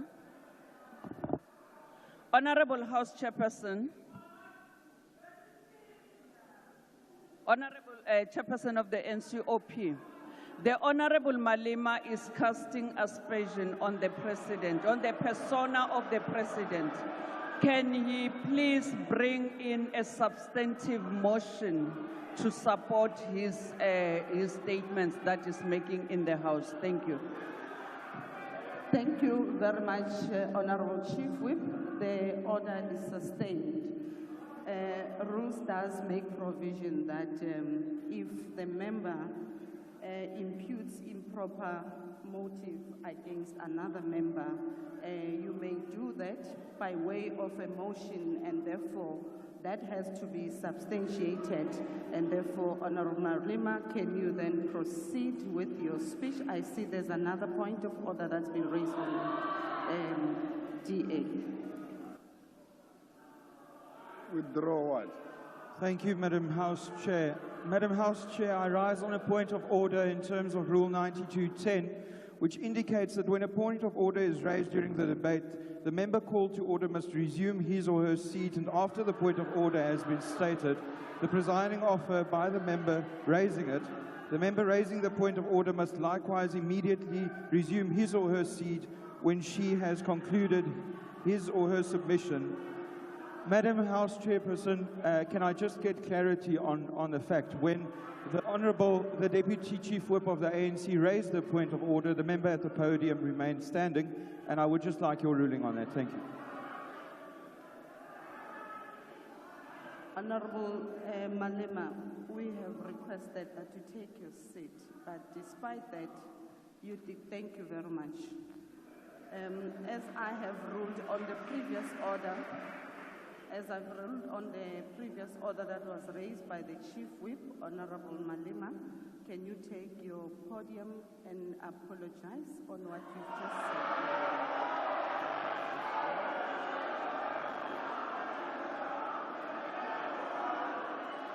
The order of the I must apologize for not sitting down.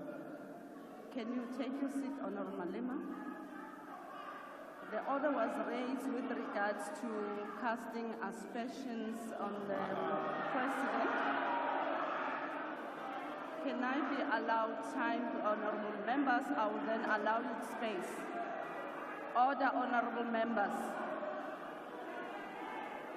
The order was raised with regards to the honorable member casting aspersions on the President, and accordingly, honorable members, can you please take your seat? I have not recognized you, Honorable Shibambo. Can you please take your seat? I have not concluded.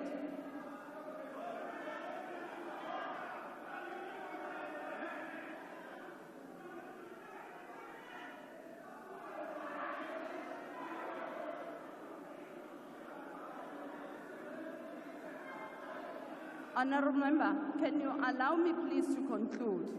Honorable Malema, you can take the podium, but please, can you please withdraw or rather not repeat what you have said earlier on as you proceed with your speech?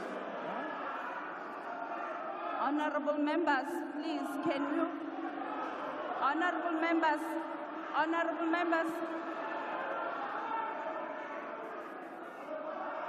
Honorable Malema, can you sit down? Honorable Shibambo.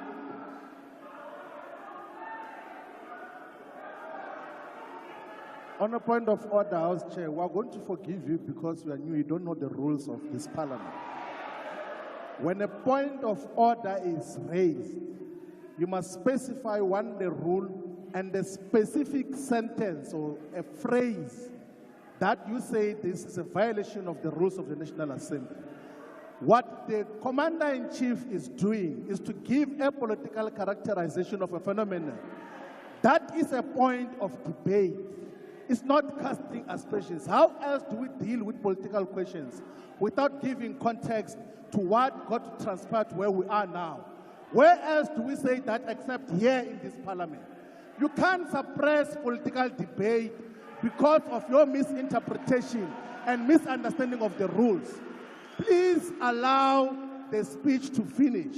And then when we later on go to Rules Committee, we're going to illustrate to you with proper evidence when we're inducting you that the rules do not say what you are saying that you must withdraw. Please be patient with this process. We are going to understand them when time progresses. Currently, your application is incorrect. Thank you, Honorable Shibambo. Honorable members, Rule 53 makes provision that if a member makes personal reflection on the member's integrity that are equally offensive or damaging, which cannot be necessarily substantiated. Therefore, that should be done by a way of a motion so that a member can substantiate what he's been saying. At this point in time, Honorable Malema has cast aspersion against the President, which needs to be substantiated accordingly, and therefore the order remains sustainable. Honorable Malema, as you proceed with your debate, can you kindly refrain from making such aspersion? Thank you very much. You may proceed. I must proceed. Thank you very much. It now explains as to why so many compromises and capitulations were made, leading to a situation where economic power remained in the hands of the white minority, leaving black people with meaningless political power. We can today confirm that it was pure infiltration by forces of darkness. When it was clear President Mandela is not going to make you the first deputy president of the democratically elected South African government in 1994, you threw tantrums and even boycotted his inauguration. The same President Mandela you asked us to celebrate yesterday, you missed the historic moment to do so in 1994 because of personal aggrandizement. Like many people in South Africa, I stood here in this house and said we will give you the benefit of the doubt, believing that the allegations against you of being a collaborator might not be true. I will tell why I'm giving you this personal account. It is necessitated by your activities, actions, and decisions over the past weeks since the electoral defeat of the former liberation movement, which demonstrated clearly that in the battle against neo-apartheid and neo-colonialism, you chose the side of the oppressor like you did in the past, yet pretending to be with us, the oppressed people. Why will the apartheid beneficiaries say that among all black political leaders, you are the only one they can work with to an extent that you are called a better black with a better accent, and you believe them over us? They call us criminals who must be arrested, whether we have committed any crime or not, because we disagree with them politically, and you believe them over us. Your own brothers and sisters who come from Shawela and vendor with you are today looked down because of you. You have committed to be a representative of the oppressor. The white capitalist establishment is willing to turn a blind eye to even serious allegations of wrongdoing against you, because through you, they believe that they will perpetuate the exploitation of the oppressed class and reverse the gains of the political freedom attained in 1994. It doesn't matter what you say, but we want to state categorically that the coalition between the Democratic Alliance and the Former Liberation Movement is a sellout position typical of collaborators who sacrifice and compromise the struggle against apartheid and colonialism. White minority arrogance has increased under your term of office. You should have seen them yesterday when you were speaking. It was like you are a true Tabaneka Koko Helen Zille. You boldly take these counter-revolutionary and reactionary decisions because you know you have a full protection of white capitalist establishment. All the things you said yesterday are meaningless because they are exactly what you said in the 6 State of the Nation addresses you have given since you became president in 2018. None of the commitments you made during this State of the Nation addresses have been met. You state here that the vision you are operating under is still the National Development Plan Vision 2030, whose targets have never been met and will never be met. The NDP had targeted to create a certain number of jobs, but joblessness has increased. The NDP target was to reduce unemployment by 14% in 2020, but today unemployment is 32.9% and more than 12 million people are jobless. Even if you meet the target tomorrow of achieving 14% unemployment, the fact of the matter is you miss the target here. The NDP target was to reduce poverty from 39% by 2030, but poverty today is more than 50%. More people live on poverty under your presidency than any other period in the past 30 years. The NDP target was 10% of the GDP for infrastructure investment, but between 2010 and 2022, public sector infrastructure investment was not more than 5.8%. The NDP target was to grow the economy by an average of 5.4% for it to be practical to achieve any of the NDP goals. But in the past 10 years, the economy has not grown by more than 2%. Mr. President, yesterday you shocked all of us and will never recover from that shock. You said nothing about international relations while we are living in a world defined by shifting global balance of forces. The West, under the guidance and protection of the United States of America, is agitating for a world war, which will be defined by recolonization of the African continent and the global South. And you never said anything about that. There is an ongoing aggressive war by apartheid Israel over Palestine, and you never said anything about that because your coalition partners are all fanatics of a Zionist apartheid Israel. Shame on you that you said nothing about the genocide committed right in front of us because Ulabaposo. You chose glory over the dying children and women of Palestine because you are scared to offend your coalition partners. President Mandela, a close friend of President Arafat, who you said we must celebrate yesterday, should be turning in his grave. The trade embargo against Cuba is still intact, and despite the fact that Cuba played a role in the struggle against apartheid, you never said anything about that. There is instability in the Democratic Republic of Congo, and South African soldiers are dying in that war, and you never said anything about that. There is a real threat of instability in the entire SADC region, and you never said anything about that. There is loss of life in South Sudan, but you had nothing to say about that. The BRICS Forum has been joined by additional countries such as Saudi Arabia, Ethiopia, Egypt, Argentina, Iran, and United Arab Emirates. And you never said anything about how South Africa should maximize these strategic relations to grow the economy. The North Atlantic Treaty Organization, NATO, is agitating for a world war through its admission of Ukraine into NATO alliance, and you never said anything about that. This is happening while South Africa has discovered strategic oil and gas natural resources, which in itself, Minister Mantashe, is a cause for global security. But your president said nothing about that. Even if the global balance of forces does not matter to you, there is nothing tangible you said about the high levels of crime happening in South Africa. In the past year, South Africa had more than 27,000 murder cases, and you never said anything about that. Are we being handed over to the imperialist takeover as South Africa? Mr. President, there are more than 300,000 students who have passed and attained their certificates, diplomas, and degrees, but all universities and universities of technology, huge amounts of money. We must cancel student debt and introduce free decolonized education now. You claim to have created 2 million jobs through your presidential employment stimulus, but there are no additional 2 million jobs that were created since you took office in 2018. And if you want to argue this point, go and argue with Stats SA.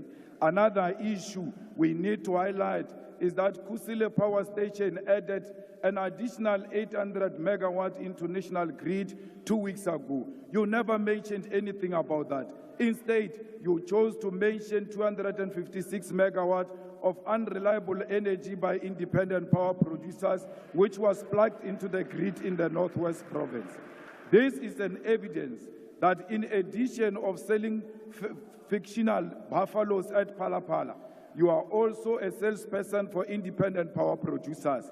These independent power producers were at the center of why South Africa experienced perennial load shedding for years until 2 months before the elections. The land which our people desperately needed for human settlement, agriculture, public service, and business was left in the hands of the oppressors. Our people were told about willing buyer, willing seller, in a situation where violence and genocide were used to learn the dispossession of the Khoi, the San, and all indigenous people of our country. We'll amend Section 25 of the Constitution in our lifetime to allow expropriation of land without compensation. South Africa, our country, is being traded. We, the progressive forces, need to constitute an alternative radical agenda. Let us do everything in our power to rescue our country from being traded on a silver platter.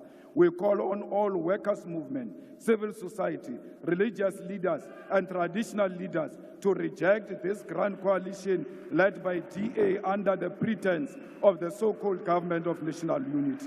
We, as the EFF, will not form part of a factional and a decoy of the so-called national dialogue, which happens after the government has already committed budgets and programs to this agenda. We are not in the business of talk shows. We are in an agenda to realize through economic emancipation of our people, and no matter what it takes, we will never associate with the collaborators and the sell-out agenda of the establishment. Erekele buche nonyana phaku phaku ibya le tiye a re tshushike maru a utla bosele motho wa ba le matric wo a sankang aba subjected to a peer review comes here and calls us VBS looters. I understand the mind of a rat will not comprehend that is actually sitting with VBS looters themselves in the government of national unity. The same matriculant is a beneficiary of the loot of 20 billion of Steinhoff that was invested by public investment, by PIC. No amount of nonsensical threats of arrest can silence us. Not even death can silence us, because Mama Winnie Madikizela Mandela's voice has multiplied. Ours is a generational mission. We shall overcome. Victory is certain. We want to tell you now, your days are numbered. Thank you very much.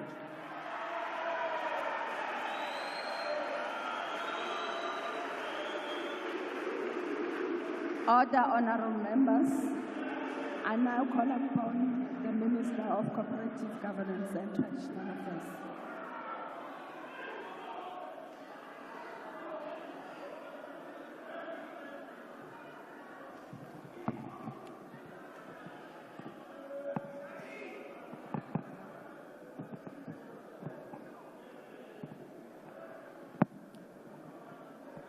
Honorable Speaker, Honorable Chairperson of the NCOP, Your Excellency the President, Honorable members of the 7th Parliament, the past few weeks have been a whirlwind of activity. Parliament has changed, portfolios have changed, cabinet have changed, and the government have changed. The people of South Africa who went to the polls on 29 May placed the future of our country for the next 5 years in the hands of a coalition government. Up front, I must declare that the IFP is committed in making the government of national unity stable and successful, for it is the result of the will of the people of South Africa.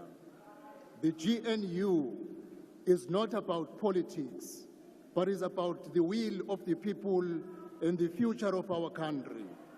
We campaigned and expressed our views to the electorate, but the electorate in response said, work together. Your Excellency, the IFP has been frank and honest about the state of our country and the needs of our people. For 29 years, the IFP, led by Prince Mangosuthu Buthelezi, remained in this House as a voice of reason, urging those in power to do the right thing. The late Prince Mangosuthu Buthelezi, whether he spoke as a leader of a constructive opposition or as a minister of cabinet, or as an acting president of the Republic, he taught us in the IFP of the duty we have to speak loudly on behalf of the people. We will continue to play that role constructively in the GNU for the good of our country. The GNU is a bold and necessary step in the right direction. We have repositioned South Africa to embark on a journey of rebuilding herself and the future of our generation and the generations to come. The real work of changing the lived reality of every South African must proceed with utmost haste. The change that voters demanded needs to be practically seen, felt, and experienced in the next few months. The IFP welcomes the plan laid out yesterday evening by the President in pressing the reset button and opening a new chapter for our country under a collective wisdom, skills, and capabilities of leaders who chose to work together for the sake of the people of South Africa.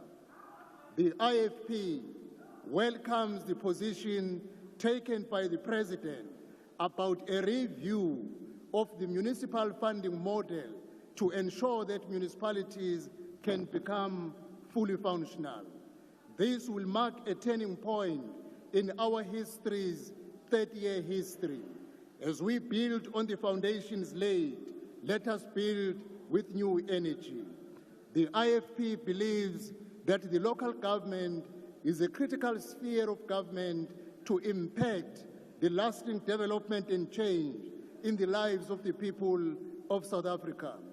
It is for this reason that CoGTA's budget speech this week was themed open quote. Every municipality must work, close quote.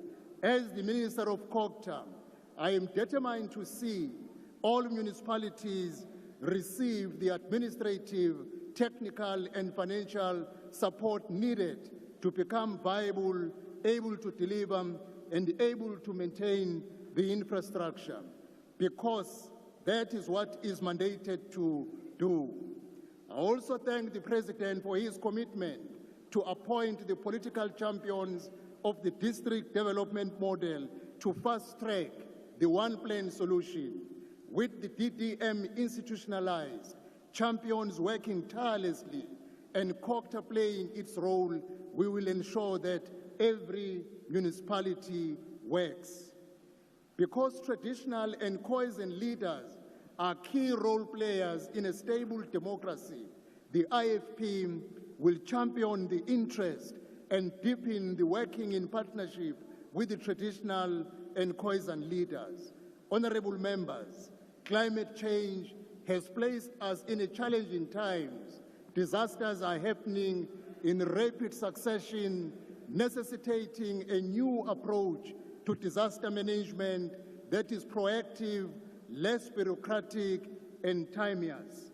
The IFP is committed to the continued development of a new approach in dealing with disaster management. This week, I undertook assessment visits to areas in the Cape Metro and KwaZulu-Natal where communities have been devastated by floods and fires. Our deepest condolences remain with all who have lost loved ones in these disasters. As the Line Foundation Minister for Disaster Management, I gained clear insight from these victims into the needed interventions, enabling us to engage with communities, with multiple departments, putting together solutions. The government of national unity must be revealed as a responsive, empowering force for good. It must work, as the IFP has always done, hand in hand with the people. The IFP is committed to a national dialogue to address social cohesion, landlessness, and the growing gap between the rich and the poor. We are committed in creating a stable GNU that is responsive and delivers. This is the commitment of the IFP to the people of South Africa. I thank you. Thank you.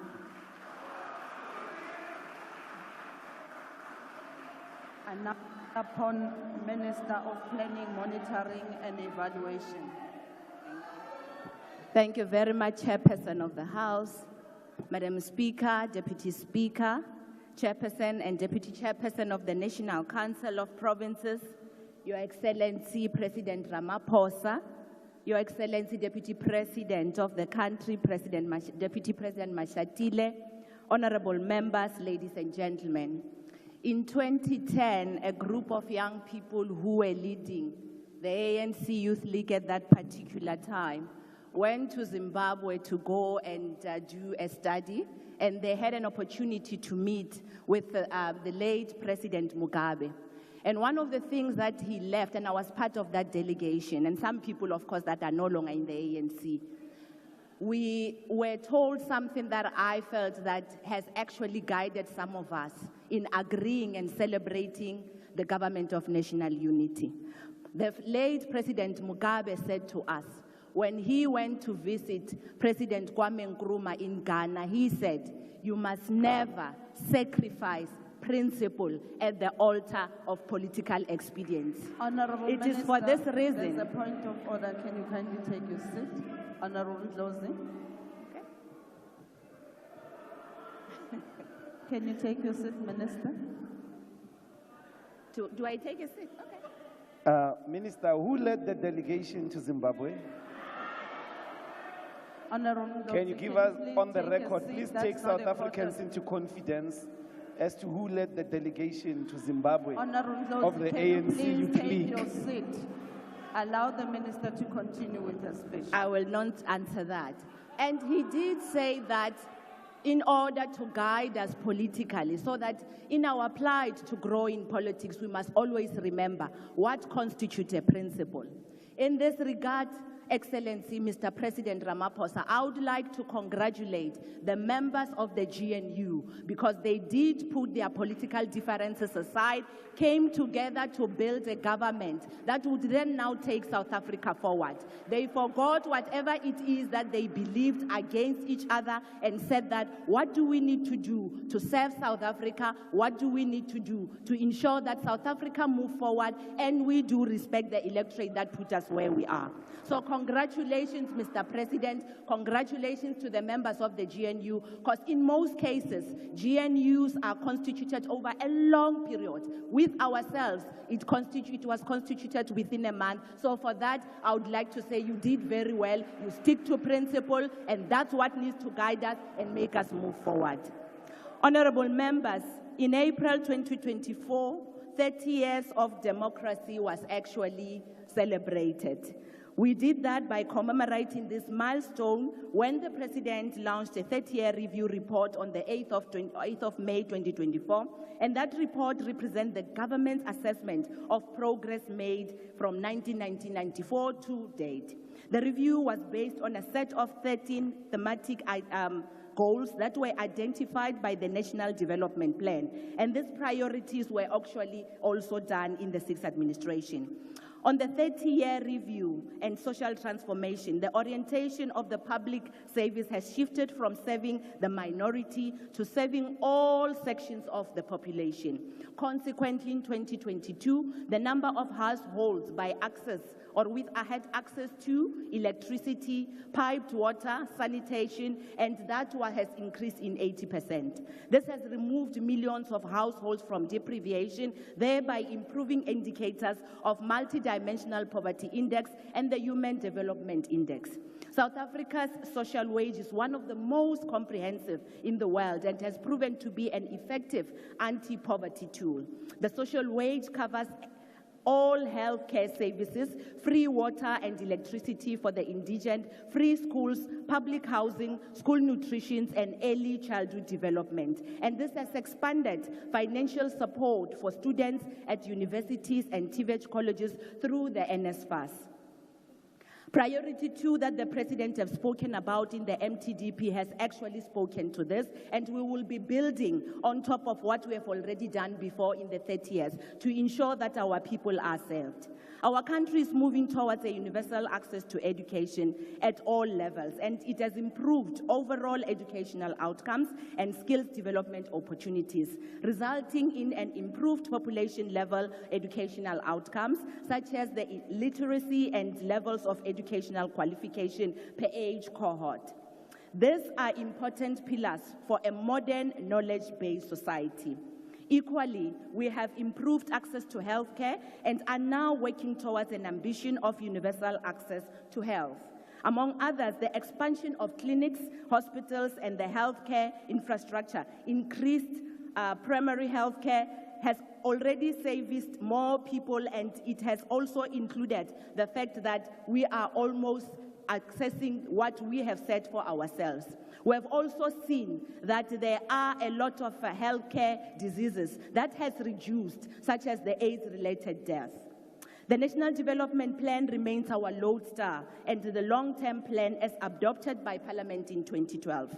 Its goals are the eradication of poverty, reduce inequality, and reduce unemployment. The 10-year review of the NDP highlighted that an insufficient progress has been made, but also proposed corrective actions for the remaining 6 years of this implementation. It is for this reason that in this MTDP of 2024 to 2029, which is the 7th administration, we will concentrate on making sure that we move the needle as it relates to the priorities of the NDP. To support the implementation of this NDP, the Medium-Term Development Plan of 2024-29, which is the 5-year plan that I've just spoken spoken about, has been developed, and this was based, of course, on the fact that we needed to align to the NDP, but it has also been informed by the fact that we had, as the GNU, a statement of intent that we came together to agree upon for the sake of South Africa. Emerging areas of priority which have been outlined in the address by the President last night has centered around inclusive economic growth and job creation. And Honorable Malema, the President did speak about international relations. He has alluded to the AFCTA and many other things. I wish you could have listened, because you would have heard exactly how we are going to move forward as it relates to making sure that we do intensify economic development as it relates to economic diplomacy. He did speak about that. This is a full appreciation, of course, of what I've already said, but this is also a major task that we have to get to the economy to perform at all its potential and create employment and economic opportunities for the people of South Africa and Africa and the world. In order to improve coordination and agenda setting during this term, the presidency will be strengthened to improve coordination of policy, integrated planning, and oversight in support of development outcomes.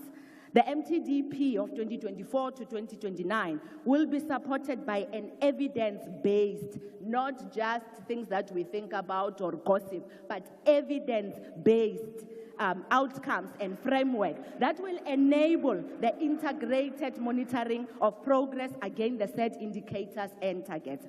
Government clusters will support the MTDP with their own implementation plans, which will also allow us to respond to emerging issues. Priorities will also be cascaded into institutional plans, strategic plans, and annual performance plans of departments and entities. And it will also be able to assist us to draw up and establish performance management systems of government that will allow us to be able to monitor them.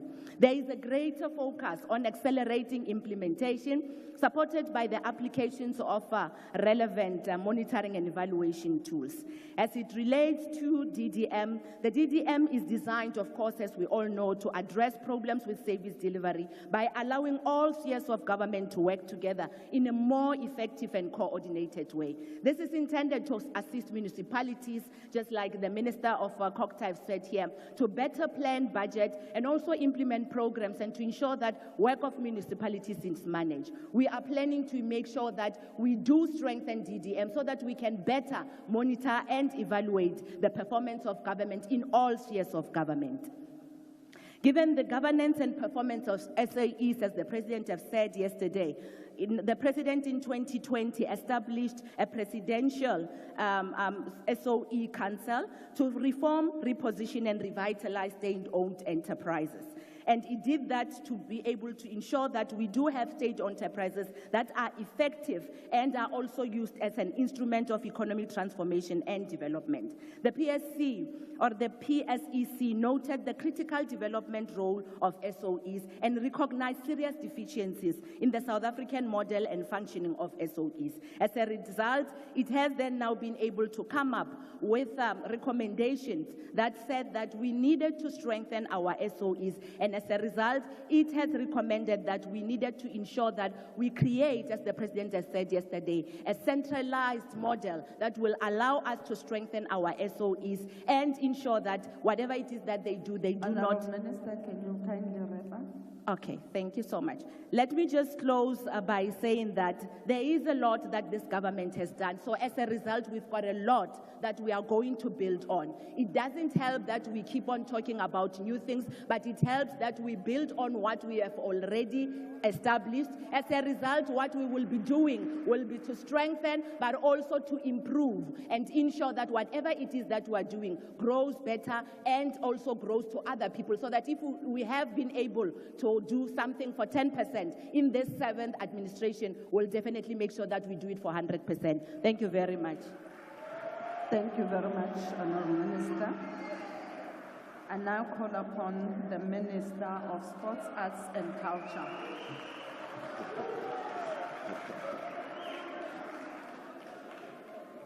Honourable Chair, Madam Speaker, Honourable Cyril Ramaphosa, Honourable Deputy President Paul Mashatile.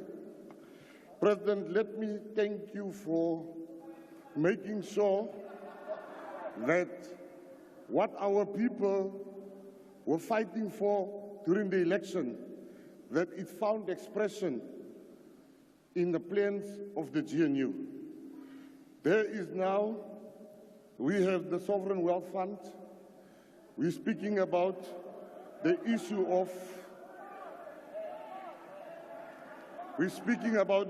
of minerals being exported, and most importantly, gang violence.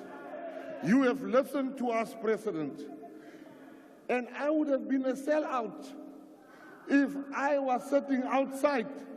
My people walked in the rain, they did door to door for their issues to be represented. Take your seat. There's a point of order, Honorable Joseph.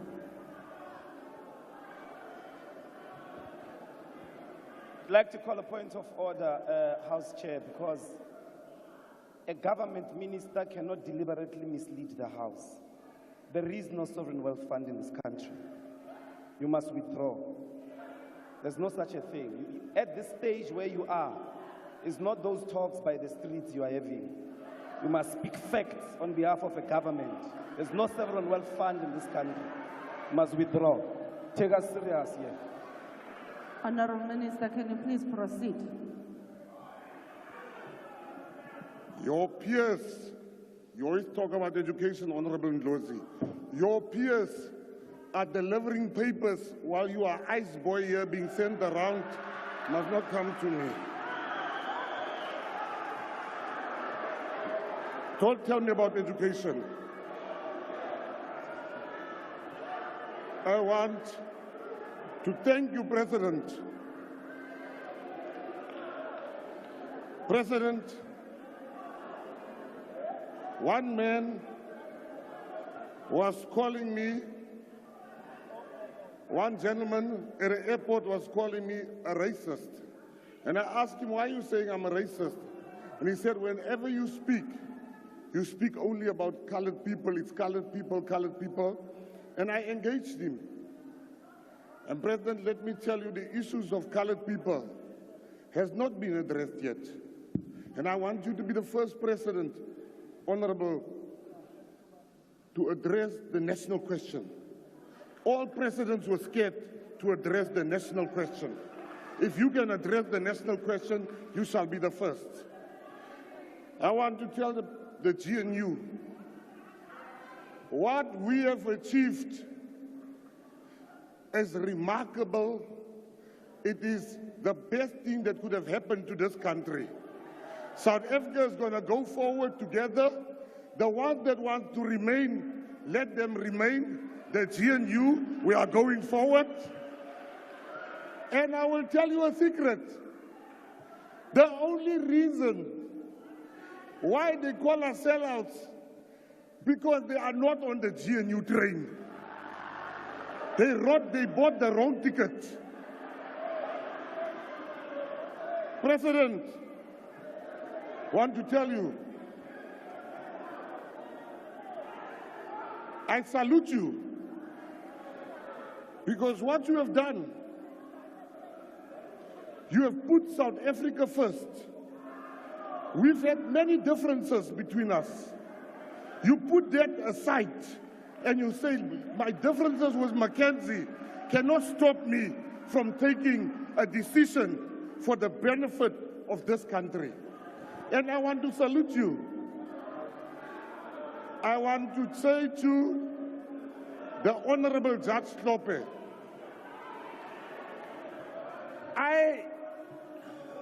I want to say to Honorable Judge Slope, I'm sitting there and I'm shocked because you, Honorable Judge, have sent many of my old friends to jail with Roman Dutch law, which you enjoyed.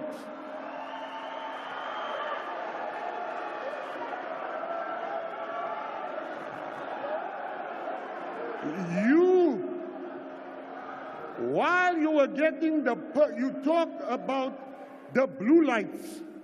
While you were getting the perks of the judge, being a judge, you never saw something wrong with blue light, with you never saw something wrong with Roman Dutch law. Today, when you're no longer there, now you are seeing something wrong with Roman Dutch law. It cannot be. I'm going to pay for an appeal for everybody that has been sentenced by you, because you sentenced them with the wrong law according to you. Thank you very much, Honorable.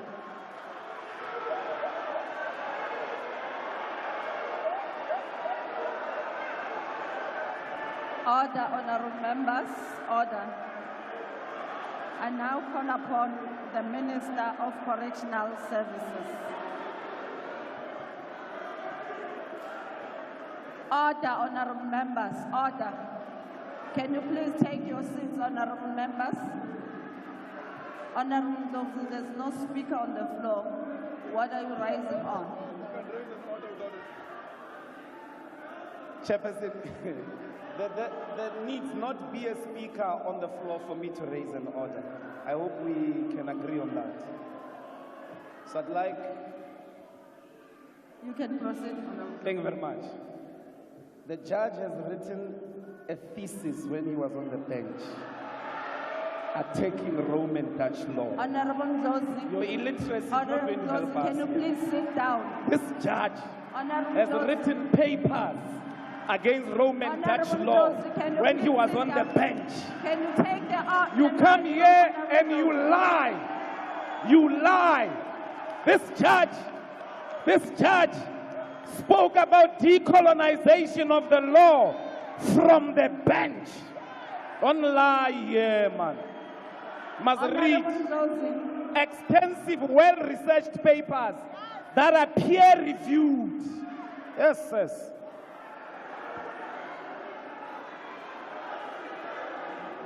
And he didn't say anything about sports, about arts. He gets there. Honorable. What's going to happen about the arts? Honorable members, can I bring it to the attention of the House? Members, please don't abuse your privilege or your right to raise a point of order. What we've just seen from Honorable Ndlovu is unbecoming, and therefore it will not be sustained in the House. Over to you, Honorable Minister.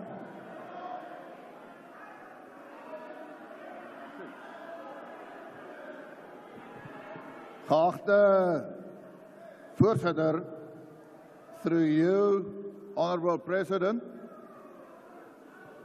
the slogan of the Freedom Front Plus in this last election was restore and build. Now, the question is, what must we restore and what must we build? Honorable Chair, to understand that, we must identify the problem. And we must be honest towards each other. We are living in a broken country. We have an economic growth of less than 1%.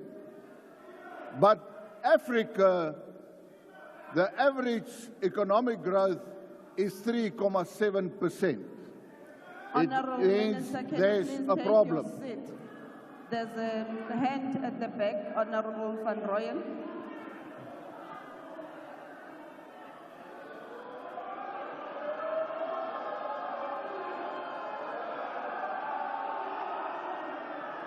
Honorable members, can you please take your seat? Honorable members, can you please take your seat? For the last time, honorable members, I'm requesting you to take the seat. This can't go on like this, honorable members. Can we allow Honorable Van Rooyen to speak? Thank you very much. Thank you very much, Chair.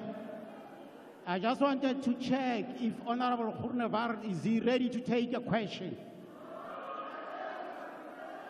Honorable Groenewald, are you prepared to take a question? Honorable Groenewald, are you prepared to take a question? Can you respond?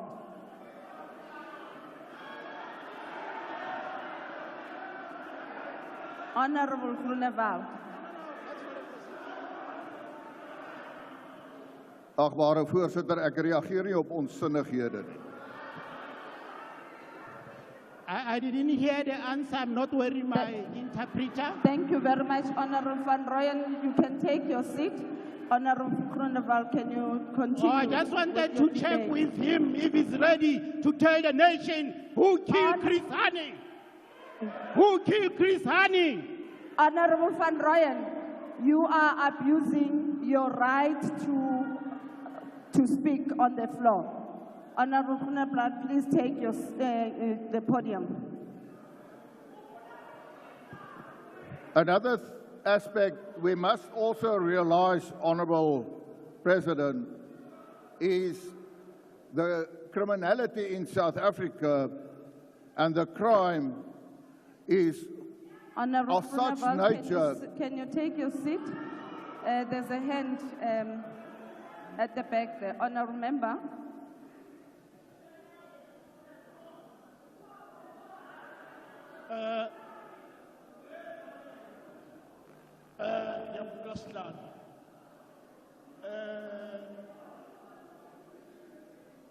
Francis Mshikilona from Mkandule. I want Amalala, Solos. Welcome in this parliament. Honorable Member, what you are doing is not allowed in the House. Honorable Groenewald, can you please proceed?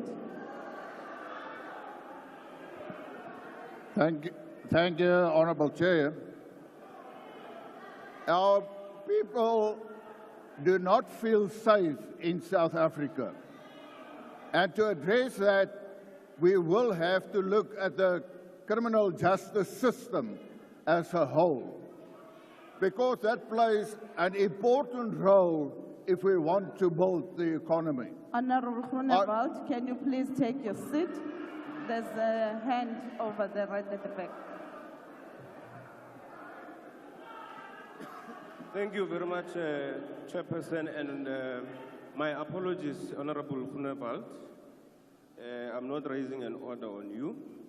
I rise on Rule 40C of the joint rules of people who deliberately undermine the authority of the chairperson, and actions should be taken around that.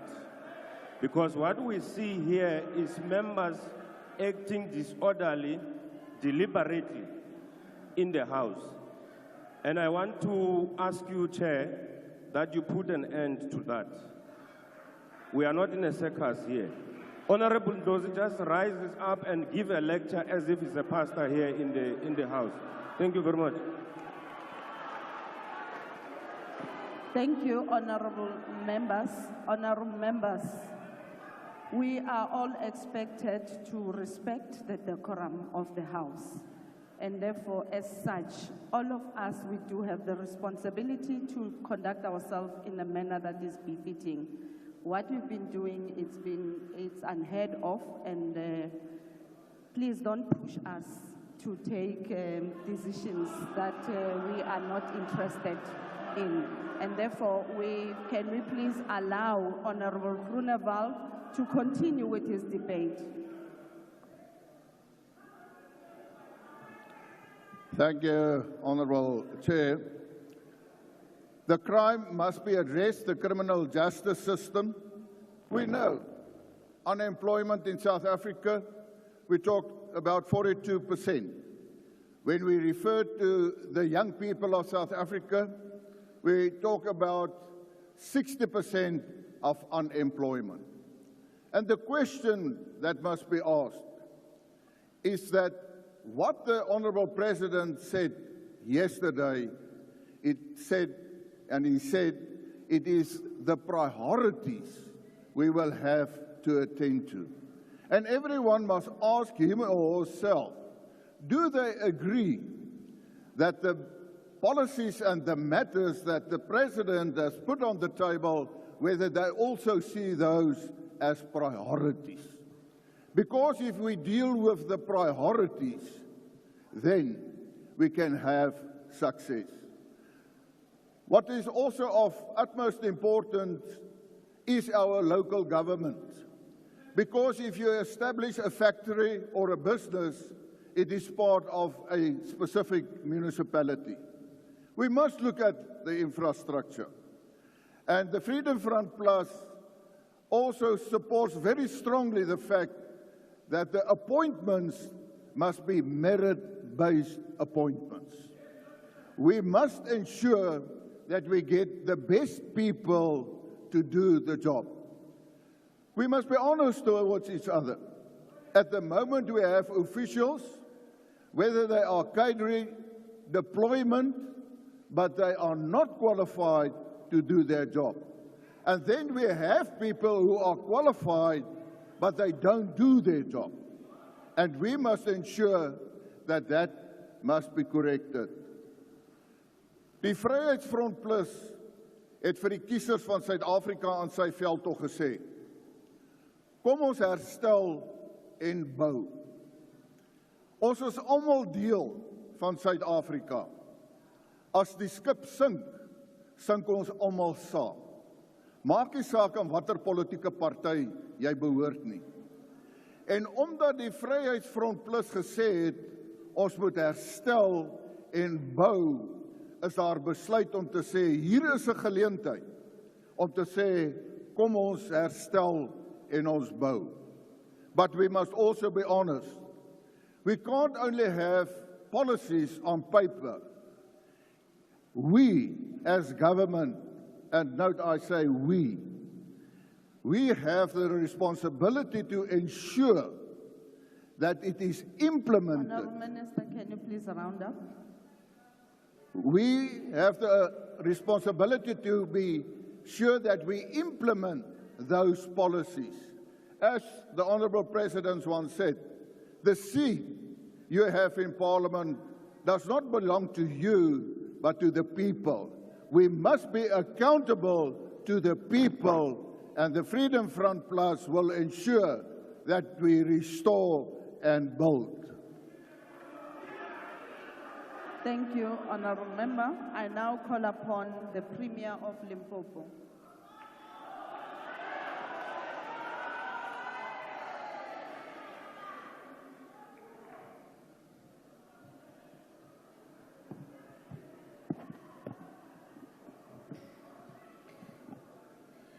Honourable Madam Speaker, the Chair of National Council of Provinces, the President of the Republic of South Africa, Mr. Matamela Cyril Ramaphosa,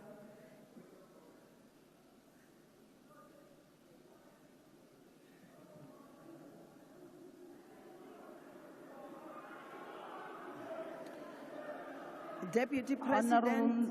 Honourable Premier, can you please take your seat? There's a point of order.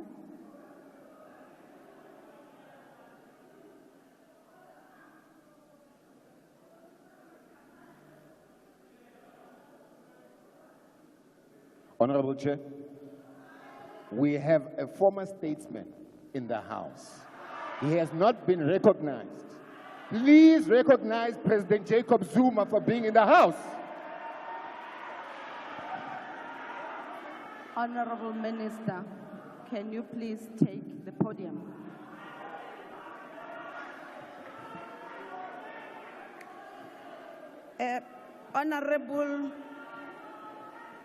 Honourable Deputy President Tatana Mashatile, members of the two houses, ladies and gentlemen, I rise on behalf of the descendants of the warriors of Sekhukhune, the descendants of the warriors of Makhado, of Gungunyane, of Mukopane, and many other great warriors whose land we continue to make the lives of their residents better. I rise on behalf of the sons and daughters of the rain-making queen and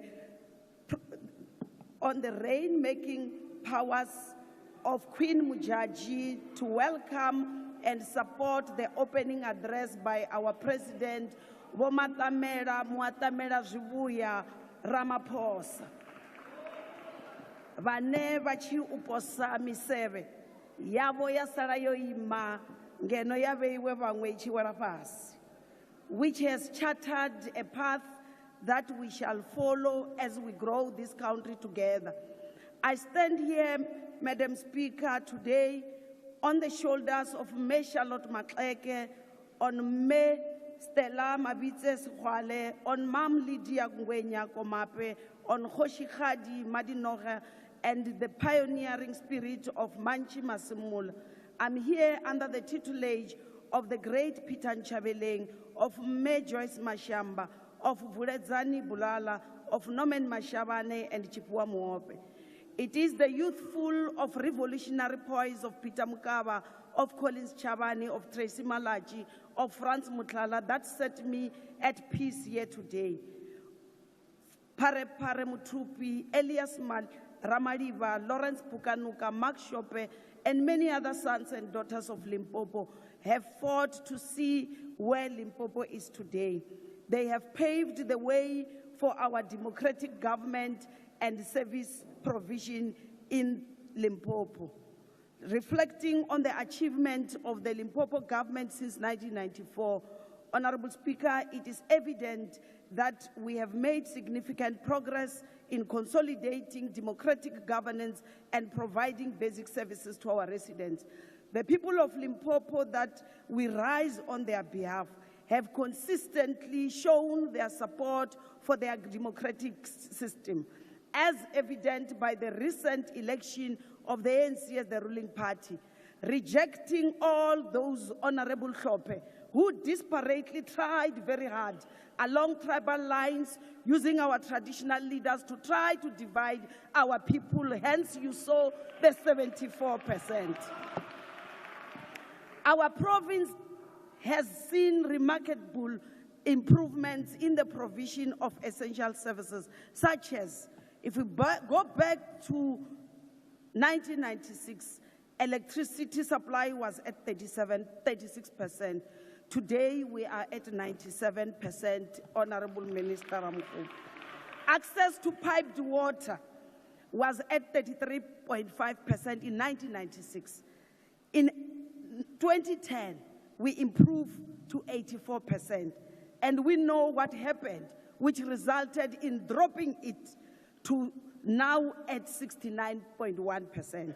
And we welcome, Mr. President, your pronouncement on making sure that the people of Limpopo, rural as they are, they deserve water because they also form part of the struggle of the liberation. Our rural communities must be provided with clean drinking water. Sanitation was at some stage in 1996 at 27%. Today, we are at 63.1%. Our roads from 2,500 kilometers in 1994 that were tarred to today at 7,000 kilometers that have been either tarred or paved. Despite many challenges, these and many other developments have made Limpopo a great province that it is today. We have greatly enhanced the quality of life for our residents. Limpopo's economy has undergone significant transformation since 1994. Despite facing long challenges such as slow economic growth, unemployment, and inequality, the province boasts a wealth of mineral resources, fertile agricultural land, and tourist attraction that have contributed to its economic development. Mr. President, we are a rural province, and I must emphasize, and building an inclusive economy which also drives rural economic transformation is what we need currently the most. Our province has consistently demonstrated the ability to feed itself. Our people have already demonstrated beyond reasonable doubt that even without large tracts of farmland, they are farmers in their own right who can produce for their own livelihood. Recent statistics show that Limpopo is leading in food security. Its people can cultivate food for their own survival. This fits well with your directive of prioritizing rural development, and together we must focus on supporting them to now use agriculture for commercial purposes. They have proven to you that they can farm, so what more do you want from them except supporting them? We have started engagement with businesses focusing on enhancing manufacturing capability, agro-processing and agricultural produce, and establishing mineral beneficiation capacity in Limpopo, with the aim of reducing the transportation of raw materials that could easily be processed in our province and thus create jobs. Gone will be the days very soon of exporting all tomatoes raw as they are without having to manufacture tomato sauce. Gone will be the days where we continuously export timber but have to import a toothpick. So as a province, we need to start there. It might appear small, but it will go a long way in creating jobs for our people. The mining sector, which accounts to 26% of the province's GDP in 2023, has been a key driver of economic growth, creating employment opportunities and fostering sustainable development. Similarly, manufacturing, construction, agriculture, tourism, and the gaming sector have contributed significantly to the province's economy, highlighting the diverse economic landscape of Limpopo.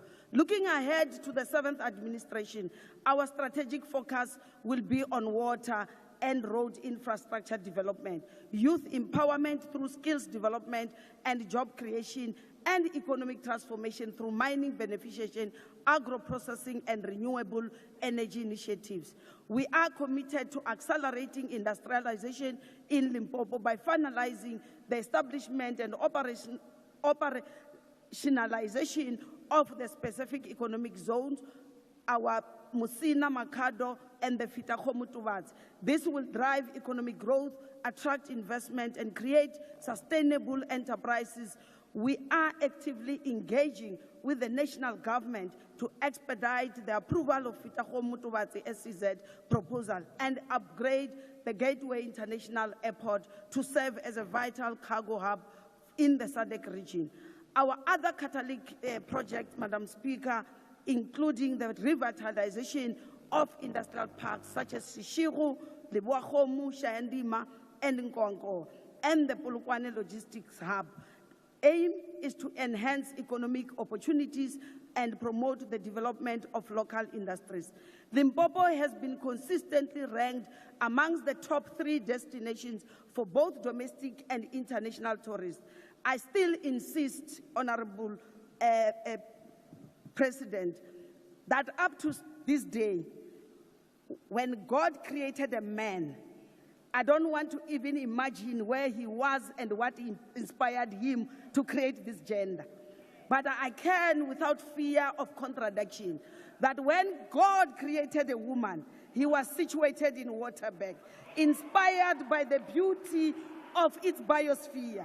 We would want to capitalize on this market, especially the legion of international travelers who must come to explore more routes that we shall have developed, including the routes that celebrate Limpopo's contribution to the liberation wars against colonialism and freedom, with direct links to the rest of SADC. It is an open secret that even the Umkhonto weSizwe, the real Umkhonto weSizwe, when it was formed, they were inspired by King Sekhukhune when he led the Sibatakgomo. By harnessing the potential of tourism and niche markets, we seek to further boost economic growth and create employment opportunities in Limpopo. When honorable members in your different provinces, you speak about the Big Five, we in Limpopo, the descendant of Makado in Vembe district, speaks about the Big Six. And you will be asking me, what is that? I'm inviting you to visit this district where you will see the biggest baobab tree in the whole world. Youth development is a key priority for us, and we are committed to reskilling young people to meet the demands of an industrialized economy. In addition to our industrialization strategy, We have prioritized skills development as a key pillar to advance sustainable growth youth development program. We believe that Can you please wind up? No, you still have time. Oh, calm Just down. wind up. Our partnership with Tshwane University of Technology and the Department of Higher Education and Training will, in not so distant future, see a new university campus in Guyana established. The province is committed to see successful completion of this university. As I'm concluding, road infrastructure is another key enabler of inclusive economic growth, especially to our local rural economy. Therefore, road maintenance is not only key for the locals to access services such as schools, healthcare, police station, graveyards, but also for them to move their goods from one area to another. As I've already indicated, they are farmers in their own rights. Out of more than 20,000 kilometer roads that we have in the province, 13,400 are neither tarred nor paved. Hence, we agree with you, Mr. President, that yellow fleets must be able to reach those areas. In my language, in my province, we call them dikherekhere. Hence, we have dikherekhere Wednesday. And I must declare to this House that dikherekhere has got nothing to do with a tender. Many of you will be salivating to think another project. It's an in-sourced program where we are currently using the yellow fleet that we have and the staff that we have. What we need from the Minister of Transport and the Minister of Public Works, it's more allocation towards the Kherekhere. In conclusion, I'm reminded of Desmond Tutu, who said, hope is being able to see that there is light despite Honourable Member, please take darkness. your seat. Thanks. I now call upon Honourable Trolley.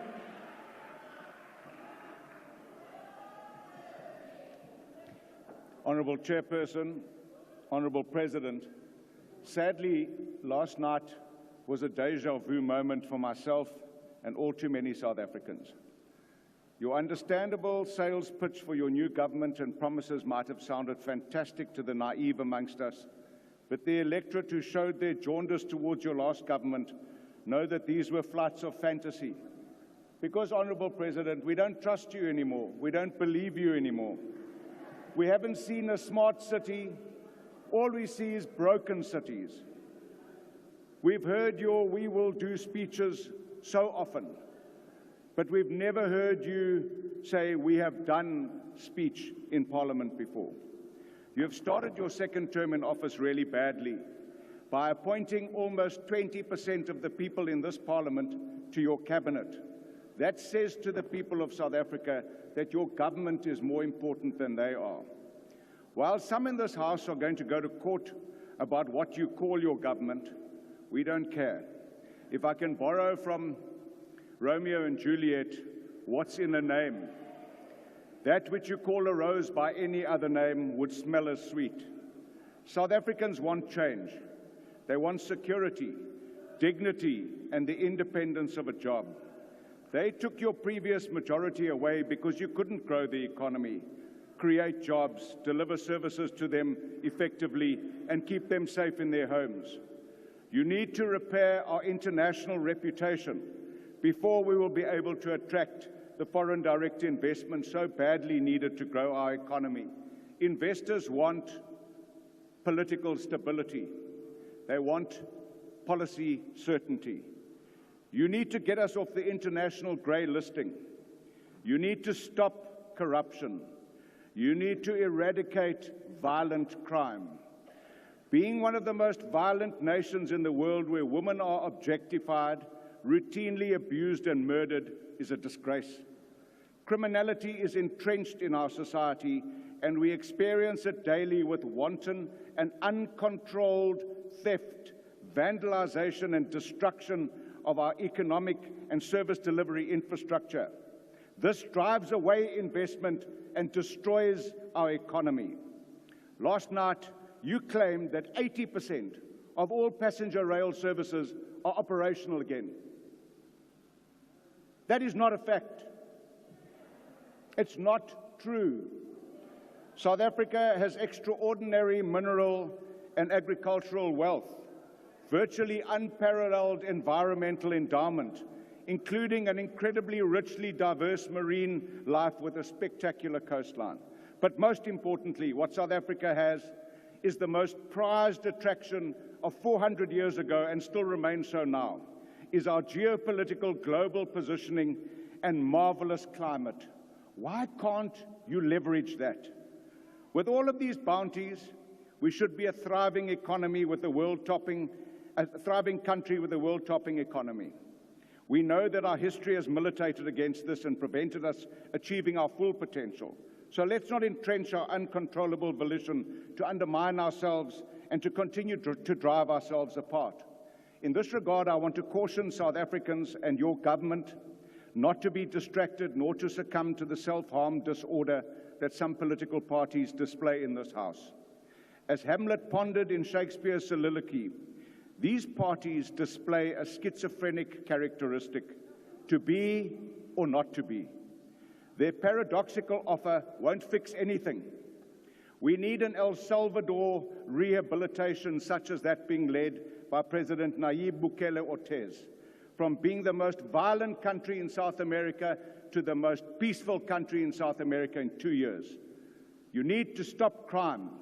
You need to stop corruption. You need to stop service delivery mafia by declaring war on those who perpetrate these crimes. In this regard, wind up, Honourable Member.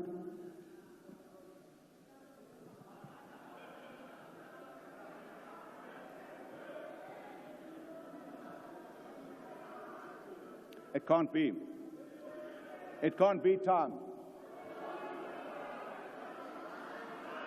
There's a watch in front of you, Honourable Member. I beg your pardon? There's a watch in front of you. I can't hear you. There's a watch in front of you, Honourable Member. Please round up. I'm going to round up like the previous speaker for a while. As we watch the inevitable public exposure of the incorrigible theft of poor people's life savings from the VBS Bank, you must know that this is going to detonate the inevitable demand for public exposure of the Phala Phala saga, and your government's survival will depend on your innocence or guilt. Because, Honourable President, corruption infraction, large or small, must be dealt with equally. We will not fall into the trap that your newfound partners have of equivocation and making odious comparisons of extent.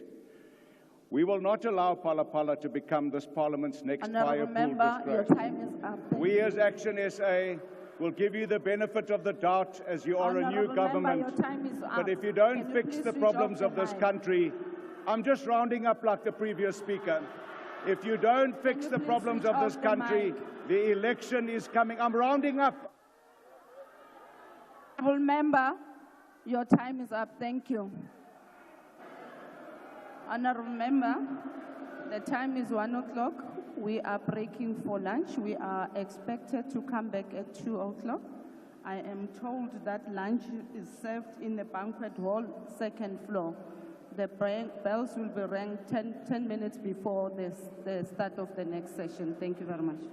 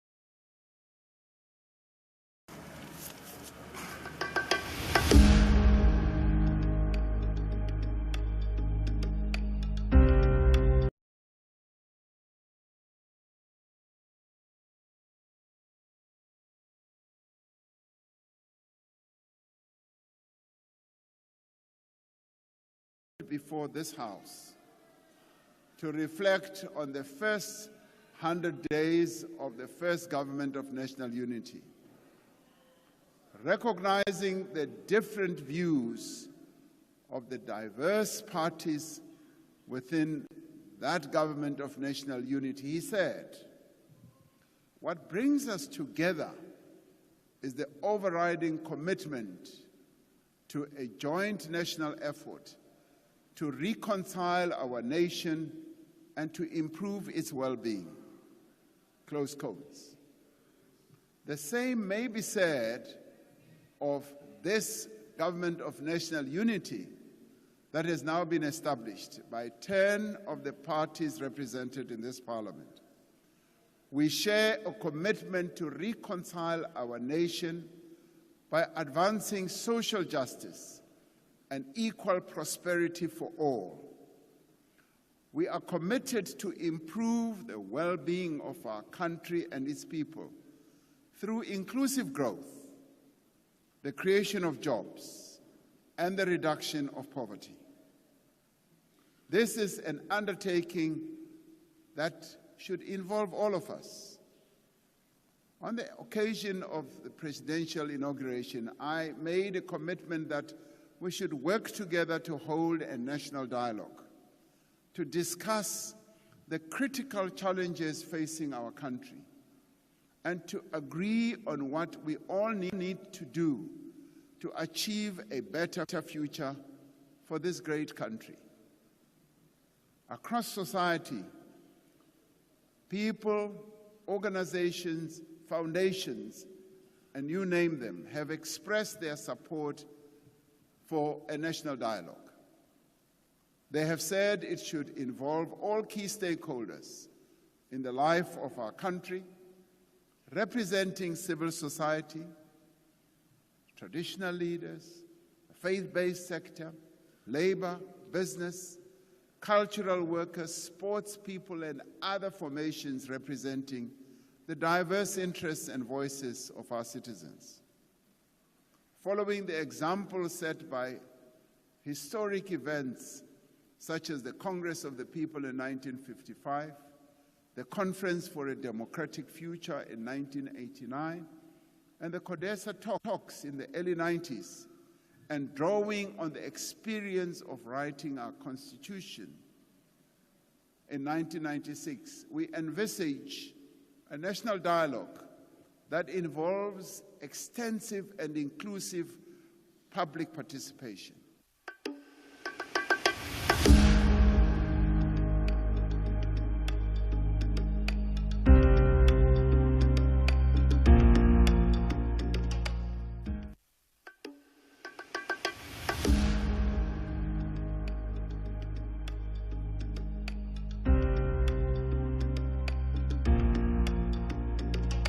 The important task of the next 5 years is to ensure that we also reduce the high cost of living through ensuring that everyone in South Africa has equal access to equitable, accessible, and affordable quality health care. As we implement the National Health Insurance, we will focus on strengthening healthcare infrastructure, which many people during the debate and discussions on the NHI have said we should focus on. We will also improve the training of healthcare professionals and use technology to improve healthcare management. Now, while there is much contestation around the NHI, there is broad agreement that we must draw on the resources and capabilities of both the public and private sectors to meet the healthcare needs of all South Africans equally. In implementing the NHI, we are confident that we will be able to bring stakeholders together and that we will be able to resolve differences and clarify misunderstandings.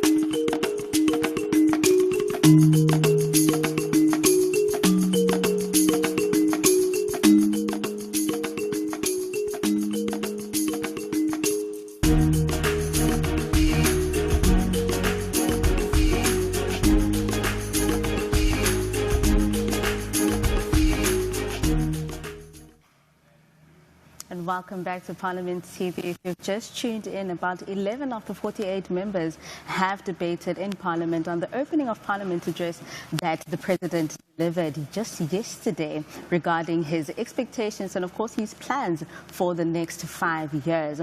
Of course, we have mentioned that there have been a lot of reactions with regards to what the President has promised. And, of course, it's two sides of the coins. It's either you are in complete agreement with what the President has planned out or you are not. And there are some criticisms and a lot of issues with regard to what the plans look like. Of course, we are in studio and I'm joined by the President of the ATM, the African Transformation Movement, that is Mr. Vuyeleti Zungula. Thank you so much for making the time.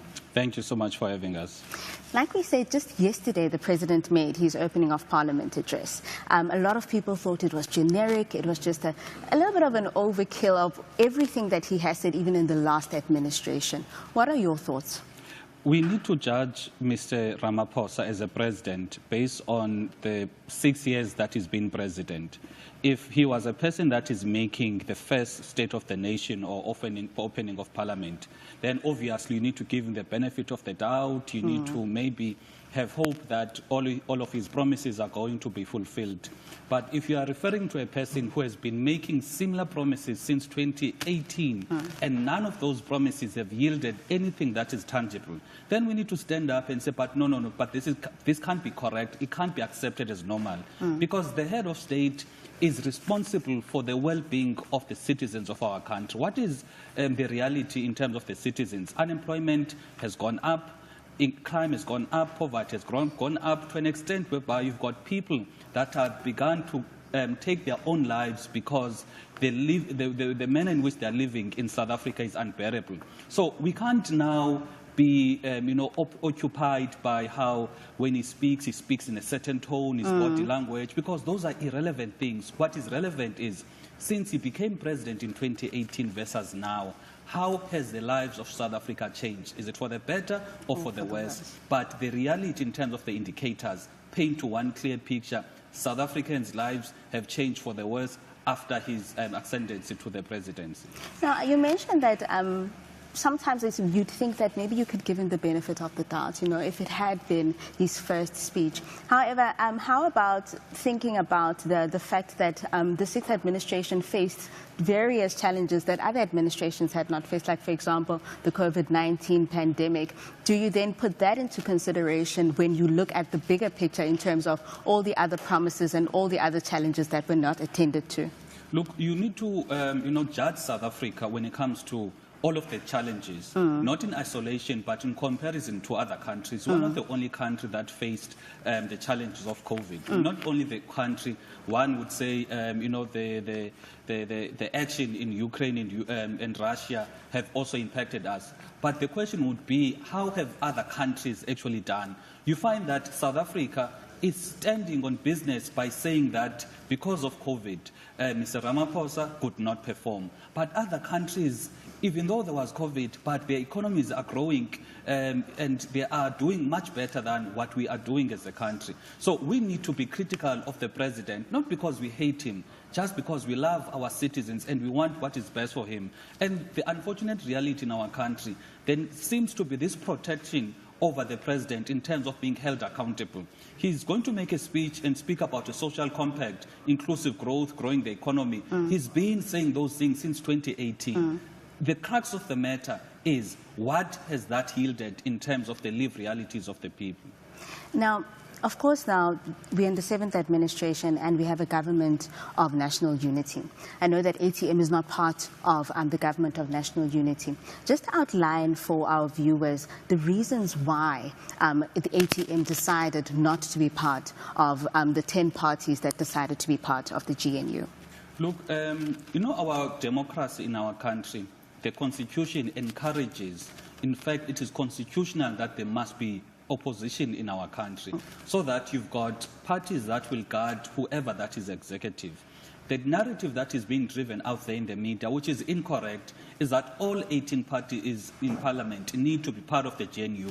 Then it begs the question to say, who then becomes the opposition? What then becomes of that constitutional principle of having opposition to guard against any abuse of power? So that is the first thing that is in principle. The second thing, we believe as the ATM, this is our coalition, not a government of national unity, because a government of national unity has to accommodate everyone, whether you disagree or dislike them, but because you want the ultimate objective is unity, you need to put aside your differences and work together with people that you do not like simply because they were voted for. They are representing people in this parliament. So it is in that context where we said as the ATM, this is a coalition, but a coalition, for it to be sustainable, it needs to be based on ideological and policy similarities. You can't have the ANC that is pro-unions, pro-workers, having a coalition with the DA that is anti-workers. Similarly, when it comes to the NHI, ANC is pro-NHI, the DA is against. ANC is for the Bella Bill, DA is against. So what then becomes the program of government is going to be a program of government that is based on compromise. We dealt with compromise in 1994 when we had this government. That is why we're sitting in this mess, because we compromised in 1994. In 2024 now, under this government, there's going to be more compromises, because 30 years into democracy, what the country really needs is transformation. Transform the economy, because the economy is still in the hands of few white families. There's racial segregation in our country. There's special planning that took black people to the outskirts, furthest away from economic activities. Now, if you're the party that sees nothing wrong with all of these fundamental problems in our country and you want to partner with it, it means you're not going to fundamentally deal with those problems. You are going to just make cosmetic changes, but you are not going to deal with the root causes of the problems in our country, which is the structure of the economy, the racial segregation that we find ourselves in, and other systematic problems like the special planning that took black people away from economic activities. Now, with that said, I just want to know, because now you're talking about the GNU and how it is basically anti-South Africa. It does an anti-poor, as you put it. Now, I want to know what the ATM stance is to build what President Cyril Ramaphosa called yesterday a capable and ethical and developmental state. You know, he's very funny when he speaks like that, because he's going to say build a capable developmental state. However, listen to his speech. He makes mention of private-public partnerships. All of the budget debates that we had last week, almost all ministers from water, agriculture, there's an underlying tone of private and public partnerships. How can on one side you are saying you want to build a capable, ethical development state? Because a capable state, meaning it is the state that must provide, that must take the responsibility and build capacity to deal with the problems of the people. However, practically, what are they doing? They're inviting the private sector so that the private sector is the one that is playing a more role or increased role when it comes to solving some of our problems. So what they have, or what they're basically doing, it is speaking the right notes when it comes to these themes of capable, ethical, developmental state. However, practically so, when it comes to the budget debates of the respective ministers, they are bringing in the private sector. So that is why, as the ATM, we are still saying to South Africans, scrutinize what the president is saying. Do not just be taken away by these themes that he's been talking about. Scrutinize to say, what does it mean to have a capable, ethical, developmental state? Especially when, on the other side, you are bringing the private sector so much in terms of playing an increased role in terms of dealing with our problems. They don't go together. So in our view, it is contradictions. Maybe it is because he enjoys the support of the media and he knows that he's not going to be fully interrogated on his contradictions. Now, you're talking about, obviously, this integration and collaboration with the private sector and the public sector, that obviously you believe that it's the GNU's agenda, right? So I want to know then, if that is not the ideal, collaborating with the private sector, then what is it that the ATM feels would drive an inclusive growth and job creation within the country? The first thing is to build a capable state, build capacity in the state to deal with the problems. I'll make mention of one problem that people are not really aware of. The question of the security cluster. If you add the number of soldiers and police, they are outnumbered by private security, a lot, meaning you've got more private security that are playing the role of actually protecting citizens, whereas that should be the role of the state. Similarly, look at the hospitals. You've got so many private hospitals to an extent whereby the public hospitals, they are neglected and there's no focus there. That is why people opt for medical aids in order to have private hospitals. So what you basically have as a core of our problems in our country is a tale of two South Africans. One South Africa for the poor and one South Africa for the rich. The South Africa for the rich is defined by private security, private universities, private schools, and all of those things. However, the South Africa for the poor is defined by, poor healthcare, poor roads, poor infrastructure. So that is why it becomes important that the government as a core must increase its own capacity, not relegate or delegate capacity or the responsibility of doing all of these things to the private sector. Because the private sector has only one objective, and one objective only, it is to make profits. Whereas the state's objectives is to improve the quality of the lives of the people. Then the second thing becomes now transform the economy. The economy since 1994 has always been in the hands of few white families. You know, when you woke up this morning, if the first thing that you did was to brush your teeth, the person that you made money is the very same person when you were taking an Uber, when you were coming to work, when you are eating in the day. And if the last thing you do in the evening, it is to wash your face with a certain soap, again, we are going to be still making money for that one particular family. Meaning the economic structure of our country, it is that very few families are beneficiaries of our economy. That is why whenever you're going to have President talking about these interventions, those interventions are going to be captured by the very same economic system that benefits an elite few. Instead of having a transformed economy that's going to benefit people across the board. So for us, build a capable state, transform the economy so that our money or the wealth of the country does not circulate in few families' hands, but rather is circulating amongst the multitudes of our people. Now, talking about public service, you mentioned public service and quality public service. The President did mention the importance of ensuring that there are resources, there's enough resources to ensure that public facilities are able to provide service delivery.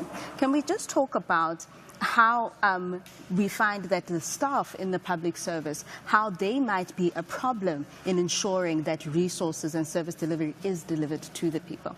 I think what we lack when it comes to public service is the issue of patriotism. We do not have patriotic people that are working.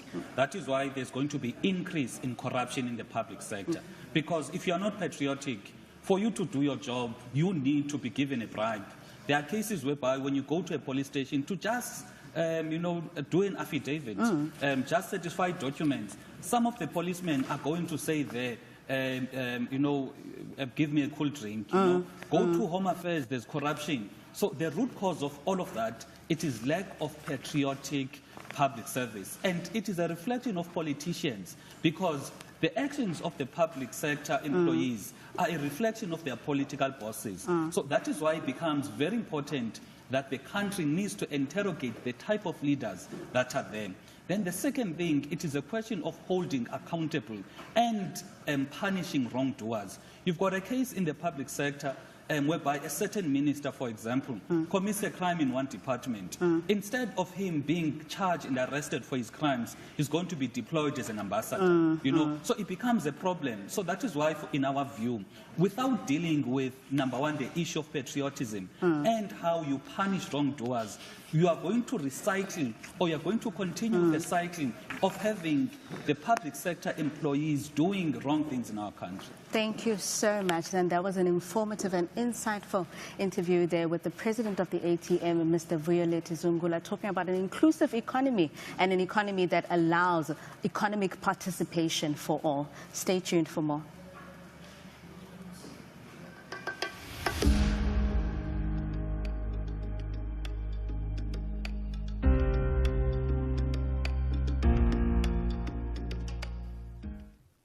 The Government of National Unity has resolved to dedicate the next 5 years to actions that will advance 3 strategic priorities. Firstly, to drive inclusive growth and job creation. Secondly, to reduce poverty and tackle the high cost of living. And thirdly, to build a capable, ethical, and developmental state. We have decided to place inclusive economic growth at the center of the work of the Government of National Unity and at the top of our national agenda. Our experience over the past 30 years has shown that when our economy grows, jobs are created. When our economy contracts, there is no job creation, and in fact, some jobs are lost. The Government of National Unity will pursue every action that contributes to sustainable, rapid economic growth and remove every obstacle that stands in the way of growth. We are determined that growth must be inclusive, and that growth must also be transformational. Inclusive growth must drive the redistribution of wealth as well as opportunity. It must support the empowerment of Black South Africans and women and all those who in the past had been relegated to the fringes of our nation's economy. This is part of the constitutional imperative to redress the imbalances of the past and deal with the slow process of development. Through empowerment and transformation, we can ensure that the skills, the capabilities, resources, and energies of all South Africans are used to the greatest effect. We will continue to pursue the programs that encourage broad-based Black economic empowerment, employment equity, and support to small and medium-sized enterprises. We will continue to protect and uphold the rights of workers and continually strive to improve the conditions in which they work and live. Inclusive growth demands that we affirm the position of the women of our country and the young people in the economy of our country. Inclusive growth requires that we remove the social, economic, and cultural and other barriers to the full participation of persons with disabilities and other vulnerable groups in our country. We will support the growth of rural enterprises. You are still tuned in to Parliament TV live at the City Hall, and today is the debate on the opening of Parliament address that the President delivered yesterday to the joint sitting of both the National Assembly and the National Council of Provinces. Of course, we've had a range of reactions regarding the promises and the strategic priorities that the President has set out for the next 5 years. I am in studio joined by the Chief Whip of the National Council of Provinces, Ntate Kenneth Muimang. Ntate Kenneth, ga leboha haholo fela ka nako e go fileng yona hle. Ke re ke dumedise ke go dumedise gape ke be ke dumedise le bao ba tshegediwang ke Parliamentary channel. Thank you so much. So The President has spoken. It was the opening of Parliament address just yesterday. I just wanted to get an idea of what is your role as the Chief Whip of the National Council of Provinces, what your role entails in that House? My role as the Chief Whip of the Council is mainly to ensure that the coordination around the program is in place, precisely by virtue of how the House is constituted. The House, as the second chamber, is mainly made up of provinces, and the SALGA, and therefore we need to make sure that the permanent delegates of the National Council of Province and the special delegates at all times are able to be part and parcel of the NCOP program. So in most cases, as the whippery, we sort of act as a clearinghouse in terms of the programming committee, which is mainly constituted by the provincial whips, 9 provincial whips. Then we also have party whips. We also have representative of the parties, and therefore the idea is to ensure that there is a semblance of a convergence in terms of the work of the National Council of Province. Secondly, also the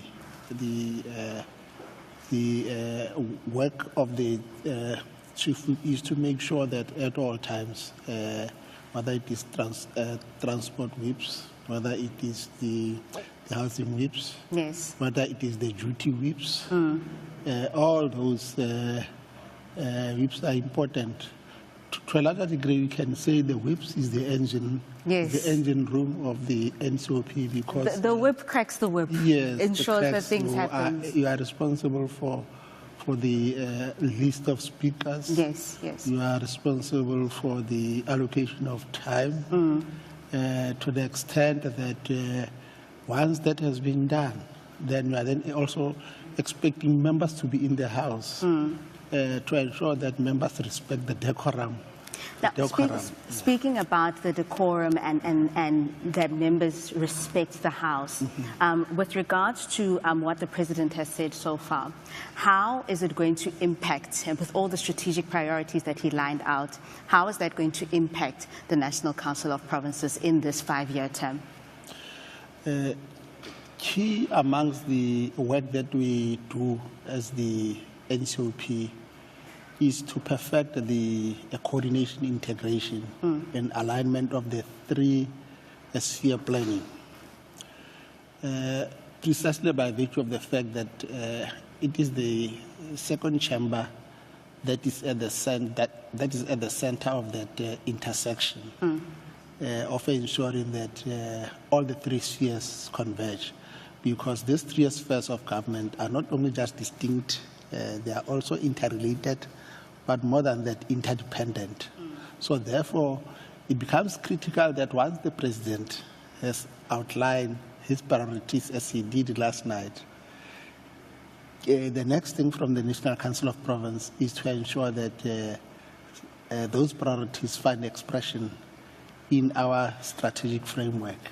And of course, I'm so sorry, you speak about the the integration and this interdependence between the three spheres of government. And of course, we're talking national, provincial, and local. Government. Yes. And the president spoke in one of his priorities. He said that there is a need to ensure that there are enough resources in the municipalities to ensure that there's effectiveness and efficiency in terms of service delivery. As part of the NCOP, is that something that you welcome? And also, how would you then ensure and facilitate that to make sure that service delivery is done for the people in their different provinces, of course? We welcome the commitment by the president to ensure that there is a capable and developmental state. And linked to that is the two bills from the Public Service Administration and the Civil Public Service that has to be revived by the NCOP. That's important because the review of the local government funding is quite critical because as our system of local government evolves, we then begin to realize that the white paper on local government must also keep up with time. You have municipalities that do not have a revenue-based power. Those municipalities for the last 10 to 15 years have been struggling. Hence, then you'll have municipalities that are characterized as dysfunctional. And mainly you'll realize that it is mainly rural municipalities that do not have a revenue base. So therefore it becomes important that those municipalities that are considered as dysfunctional, there has to be a certain way of reintegrating them into municipalities that have a revenue base. I can cite an example. In the Northern Cape, we had a municipality called Mir in Askam. That municipality had features of what I have described. So what then the Department of CoGTA, working together with the NCOP and also the legislature and also CoGTA in the province, disestablished that municipality of Mir and integrated into the municipality of David Kraper. And I can with confidence say that was a brilliant move, because then we are then able to ensure that the resources are shared, the revenue is shared, the technical expertise are shared, because it's difficult to retain, let alone recruit CFOs, technical managers, and place them in those municipalities. Which plays to what the president was saying about getting quality people, people that have the qualifications. So therefore, as the NCOP, in our strat plan, we are going to also have a deliberation on the three sphere planning. Three-sphere planning, the idea be able to ensure that the work, the priorities that the president has outlined, not only a capable and developmental state, of which local government is one of the critical pillars of a capable and developmental state. The issue around tackling poverty, the issues around economic growth. If you look at the clustering of the committees in the NCOP, you have economic cluster, you have social cluster, you have security cluster, you have governance cluster, you have finance cluster. That in itself put us in a much more better position to begin to start ensuring that these priorities that the president has outlined are factored in, while they are also busy with the medium-term plan development. At least we know what the cabinet has resolved in terms of those priorities, which already the important thing is the convergence of views among the GNU partners.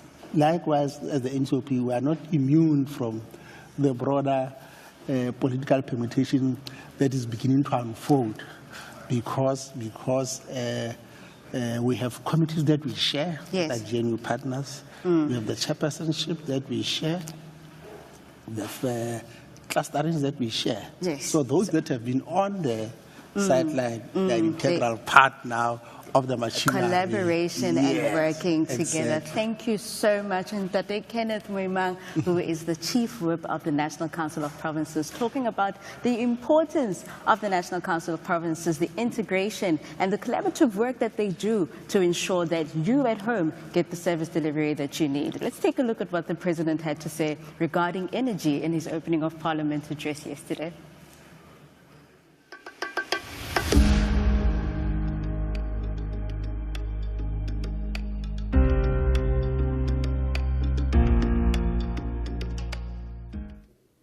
Over the next 5 years, we will seize the enormous opportunity in renewable energy for inclusive growth.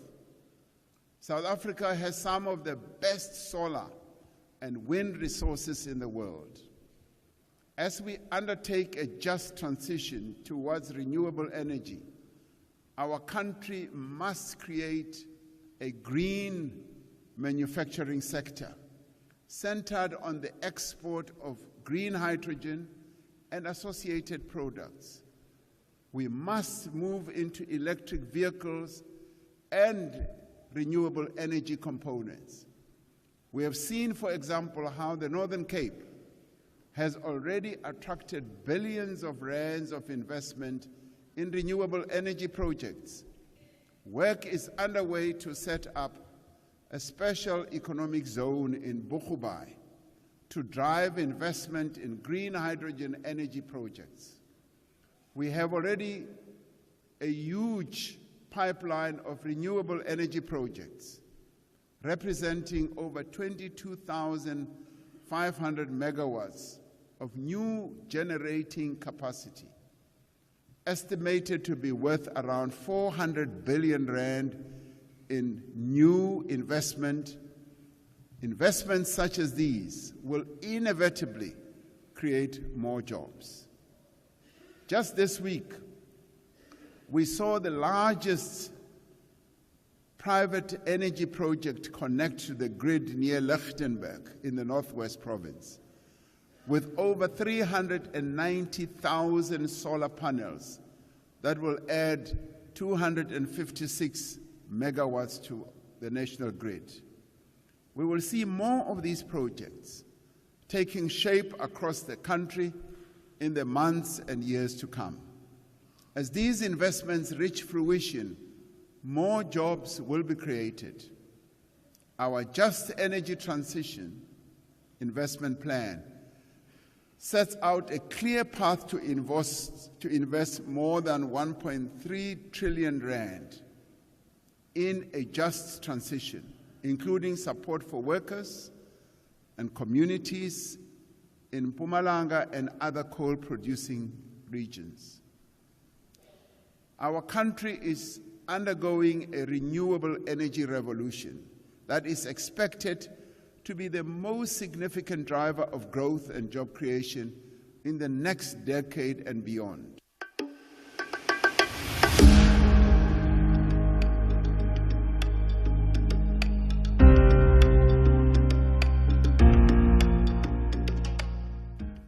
Welcome back to Parliament TV. You're still watching the live broadcast of the debate on the opening address of Parliament addressed by the President.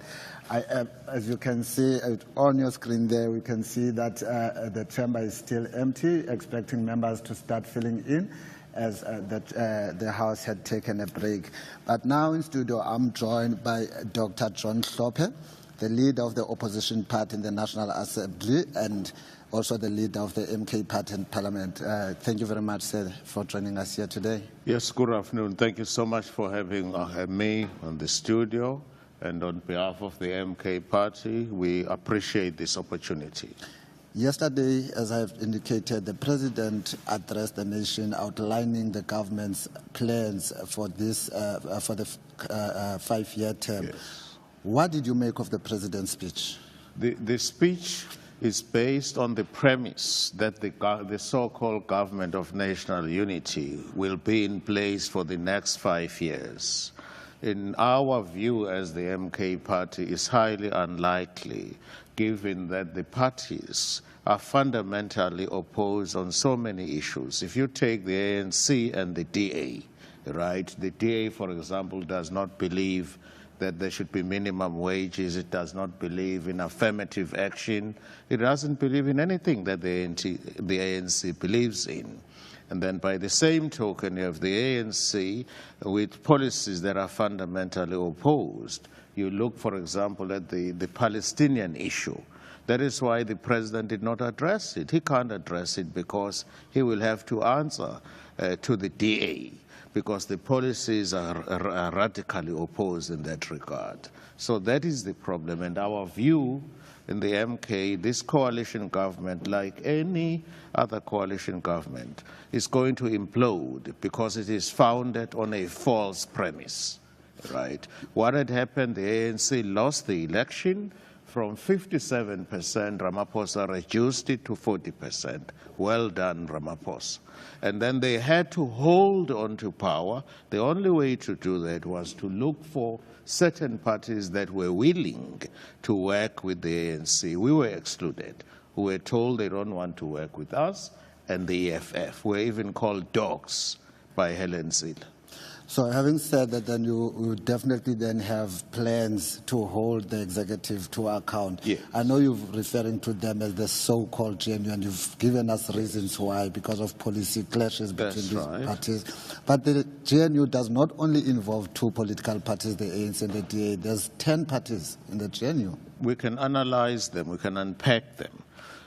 One of the things that brings those parties together is funding, right? If I fund you, I will control what you do, I will control what you eat, I can even control what you wear. That's one of the things that put those parties together.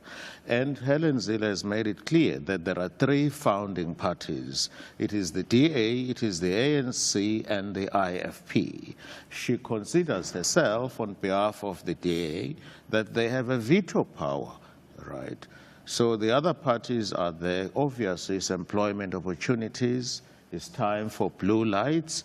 We have been elected. We are here in Parliament on a mission to uplift the poor, to work for poor people, but most importantly, to ensure that Section 25 of the Constitution is amended so that ultimately property is going to be expropriated without compensation, which will benefit everybody in South Africa. Right. Now, sorry, there is another point that you made. Okay, carry on. Yes, I asked then that what then would be your plans to hold the executive to account? What did the MK plan or the opposition? Because I understand that there is a progressive caucus of opposition parties. What plans do you have to hold the executive to account? Well, if what the EFF has done in Parliament over the past 10 years is anything to go by, it's a clear indication that as much as numbers are important in politics, EFF was able to hold this government accountable, right, on so many fronts, and they were just alone. Now it's EFF, it's MK, it's ATM, it is NCC and AUT. All five parties were a progressive front that we account for 26%, right, of the people who have voted for us. In other words, we are 102 MPs in the National Assembly that accounts for 26% altogether. But the number, so the numbers have increased. The number 102 will not give you what you want. You said you want to amend Section 25 of the Constitution, and that's you need a two-thirds majority in order to that. How are you going to do that if you only have 102 members as the Progressive Forum? I will deal with that. Way back in 2017, when the EFF raised the issue of land, there was a public participation forum process. In terms of that public participation process, the result was overwhelming. People voted in favor of expropriation of property without compensation. The ANC got hold of that report. It was swept under the carpet because it was not music to their ears, right? So we know what people want out there. People want their land back, which was taken away from them at gunpoint. I hear you well, Dr. Tlhophe. Please forgive me on this one. I want to take you back again. You have 102 members. You need a two-thirds majority at Parliament in order to amend the Constitution. Yes, the people, with that process that you outlined now, the 2018 process where there was that amendment to Section 25, which did not go through. The people you had spoken, as you have said, they had raised issues and all, but here at Parliament, you need two-thirds in order to pass, to amend the Constitution. How are you going to do that with 102 members? All right. Had the results of this election not been rigged, had our votes not been stolen, in all probability we're going to get two-thirds majority. We're going to go back to the electorate who brought us back here and carry on with our message of wanting to alleviate poverty and of wanting the Constitution to be changed. But what the results of the process are telling us, people out there want the Constitution to be amended. They want expropriation of land without compensation. But we have ANC politicians, for their own reasons, they are not interested in that. Why? So clearly you have a situation whereby the electorate has given a mandate to the ANC electorate, and that mandate is not carried through. Right, so we are not here to betray the voters. Dr. Tlhophe, so if the voters give us the mandate, again, we will make sure that we get what we want. I must really apologize for cutting you off now, but we'll definitely be inviting you again as parliamentary as we need to go to the House, which is about to resume. But I would like to thank you very much for taking time off. I hope Mr. Ndlela will be on standby, waiting for our call, requesting to continue with this discussion with you on another day, because I still feel that it's an important discussion to have. So I'd like to thank you very much, as I would like to release you to go back to Thank you so much. On behalf of the MK Party, thank you very much for the opportunity, and we will always be ready to talk about our land. We are not scared to talk about our land. It belongs to us. Thank you very much, sir. Thank you. We now take back to the House. Thank you very much, Madam Deputy Speaker, and may I congratulate you. This 7th administration really feels very different, having a Madam Deputy Speaker such as yourself calling me to the stage. Can I say, Mr. President, Mr. Deputy President, Ministers, honourable members, I must say that yesterday, in this very hall, in this august City Hall, when the President made his speech on a very appropriate date, I could feel the spirit of Tata Nelson Mandela in this very house. Mr. President, I could feel the spirit of hope and optimism for our country. And I could feel the same thing in the Lekgotla over the weekend. Hope, optimism, something that together we are going to build a better future for our children and our grandchildren.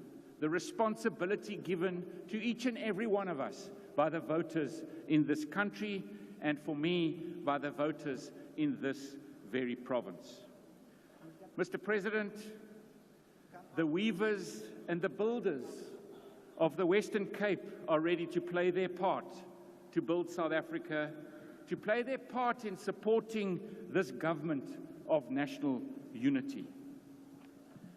But, Mr. President, we will not only support the government of national unity, we will also make sure that the Western Cape plays its part in building a better future. But at the same time, we have a lot of work to do, and we will also hold, Mr. President, this government of national unity to account for the citizens of the Western Cape. Sometimes there will be robust debate, because I am absolutely committed to make sure that at the same time, on behalf of the citizens of this great province, the Western Cape, we do the very best we can to build a better Western Cape while we are building a better South Africa. Mr. President, I want to base everything I do on saying that we need to give everyone an absolute fair chance. And therefore, my first point that I want to raise on behalf of the citizens of this province, the Western Cape, that we need to make sure we get our fair share. Mr. President, we know that this province is currently the fastest growing province in South Africa. We heard that at the Lekgotla from the Statistician General. We know that we are now the province with the third most citizens, the third largest population in our country. But, Mr. President, we get the fifth most budget. We need to make sure, and I will fight for our fair share of the budget in this province. Mr. President, but I will also work with the province of Gauteng and the province of KwaZulu-Natal, because they also need to make sure they get the fair share of budget, because we are fast growing, and I promise you it is education, it is health that feel the brunt, because we have more and more learners and more patients in our hospitals. But, Mr. President, I really do welcome the call yesterday. I welcome this government of national unity's positioning that we feel around a massive disaster. As I speak and as we walked out for lunch, it was pouring with rain still in this province. We have had more than a week of solid rain, devastating weather, more than 200,000 citizens in this province displaced because of this weather incident that has now been declared a disaster. More than 44,000 structures damaged and destroyed. Many roads. As I stand here, more than 70 roads still underwater. But, Mr. President, it is about disasters. And I must say to Minister Schlabise, to the Deputy Minister, to the way that you reacted to this disaster, there's a new feeling behind this government of national unity, Mr. President. On Friday, we wrote to the Minister saying this needs a declaration of disaster. On Friday, we got an answer to say yes. On Monday, the Minister and the Deputy Minister came to visit. I want to say thank you very much. There's a new feeling to build a new and better country. But Mr. President, we will still fight in policing. Minister Mchunu, thank you very much for coming to visit us tomorrow, to come to listen, because our citizens feel gangsterism and crime every day. I am still going to work with you, but I'm going to fight for more devolution of power. I do believe it's the right thing to do, and I believe we will base it on data and evidence. And together, we will come up with solutions that will make it safer for the citizens in our province. Mr. President, I will support you on infrastructure, because if we don't have infrastructure enabling the growth and economic growth of our province and our country, we will not be able to deliver what we need to deliver. And that is electrical infrastructure, road infrastructure. Honourable Premier, your time has expired. Do I not get a closing comment, Madam Deputy Speaker? Sorry, no. I can't even do what was done before lunch. I hereby commit the Western Cape to building a better South Africa, to supporting the government of national unity, but we will make sure that this province gets its fair share while we are playing our fair part. Thank you very much.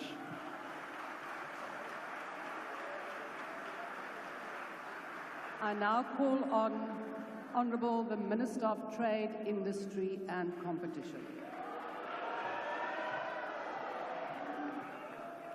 Thank you very much, Deputy Speaker, presiding officers of Parliament, President and Deputy President of the Republic, members of the National Executive, members of Parliament, ladies and gentlemen. Quite clearly, our country is standing at a crossroads. On the one hand, we face a tipping point if we maintain the status quo responsible for South Africa not realizing its full potential. On the other hand, We can positively disrupt the status quo with pragmatic interventions that yield positive outcomes. As the DTIC group, our decision is clear in working to support and enhance the programs instructively outlined by the President in his speech last night. This is important, especially if we calculate the costs of poverty, which constitutes 60% of the national budget. The reality is that we have to adopt a mission-oriented approach to industrial policy and strategy as articulated by Mariana Mazzucato. As Mazzucato argues, such a strategy is about co-creating markets instead of fixing markets and designing reciprocal partnerships around shared goals that produce shared value. She further argues that it requires a view of the state not just as a market fixer, but rather as a market shaper. As such, we must implement with laser focus the program of priorities outlined in the GNU to benefit all South Africans, most particularly the women, the youth, and people with disabilities. If we do not implement programmatic priorities of social justice, redress, and poverty alleviation, then our nation building and social cohesion projects will remain an elusive ideal. In line with what was said by the President when talking about smart industrial policy, the DTIC group will implement sectoral plans building on the successes recorded in the automotive, clothing and textile, retail, and agro-processing sectors. Every year, the South African economy spends 25% of the national wealth created on imported goods. Not only is this propensity to import much greater than our competitor countries, it is also out of sync with our development needs. We will reverse this in pharmaceutical and medical devices, green industries, food products, and manufactured goods, amongst others. Smart industrial policies and programs are being implemented to respond to the global market trends towards electric vehicles. As you know, in February this year, the Minister of Finance announced that the government will introduce an investment allowance for new investments. This will see producers having the opportunity to claim 150% of qualifying investment expenditure on electric and hybrid-powered vehicles within the initial year. Our structural transformation relating to CBE, the DTIC group will use the public procurement regime to advance CBE and SMEs. We will work with the National Treasury to ensure that the procurement bills under consideration by the President will be implemented. We also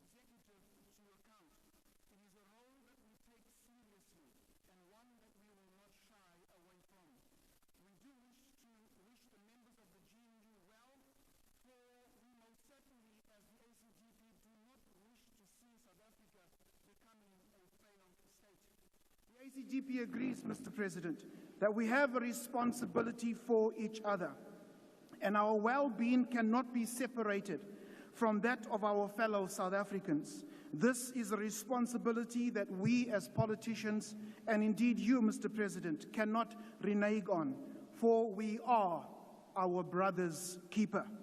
The first two GNU priorities of driving inclusive growth and job creation, and secondly, reducing poverty and tackling the high cost of living, is going to be a mammoth task. Why? Because we are currently facing a fiscal crisis. We have a debt to GDP of some 74%, a budget deficit of over 300 billion, which will be added to the already accumulated debt of over 5 trillion. Our debt service costs are crowding out key service delivery programs from our different departments. We have a shrinking tax base where 3 million taxpayers contribute 95% of government revenue. We have one of the highest unemployment rates in the world. Budgets in most departments have been cut and austerity measures implemented. Mr. President, the red tape that you have spoken of over so many years has now become so long that it is strangling SMMEs and economic growth. This, Mr. President, has happened under your watch, adding five more years to your 9 wasted years. So what budget cuts mean is that for the next financial year, service delivery will be impeded. Your third priority of building a capable and ethical and developmental state points to a current incapable state, incapable of carrying out programs set in our department's APPs, incapable of carrying out effective service delivery, evidenced by all of the service delivery protests across the country, incapable of protecting our communities, evidenced by our high crime rate and drug-infested communities where policemen and women are on the take. Additionally, underscored by a murder rate of 70 people per day and over 130 women that are raped in South Africa every day. And so when we speak of building a capable, ethical, developmental state, it is against this backdrop that it has to be created. Mr. President, our President, Dr. Meshwe, warned you about inviting the judgment of God upon yourself and your party regarding the hypocritical international position taken on the Israeli-Palestinian conflict. Let this be your second warning. The ACDP agrees with the economic growth that is inclusive and transformational. We disagree on the how paradigm and have stated multiple times that race-based policies are a hindrance to structural reform and economic growth. The ACDP has an unselfish love and commitment to the people of South Africa. We strive and will continue to strive to use our skills, talents, and resources to enhance South Africa's competitive and comparative advantages and leverage on our economies of scale so as to grow our industrial base and reduce unemployment. This is the commitment of the ACDP to South Africa. Thank you. I now invite the Honourable Breitenbach to the podium.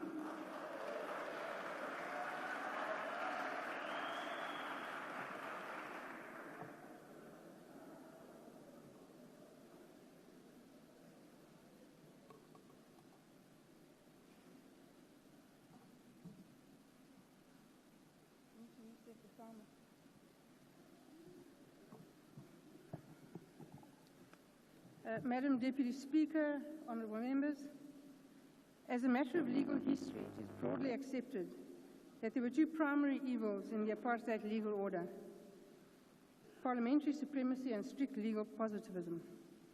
Parliamentary supremacy, in simple terms, meant that Parliament could pass laws in an unconstrained manner, and those who applied the law had to give effect to these laws, irrespective of whether they believed it to be right or wrong. In this regard, former Deputy Chief Justice Dikgang Moseneke pointed out that, and I quote, "Under apartheid, Parliament enjoyed supremacy, and no constitutional Bill of Rights provided any fetter on its legislative powers. Oppressive laws passed by Parliament could, for the most part, not be challenged by the courts.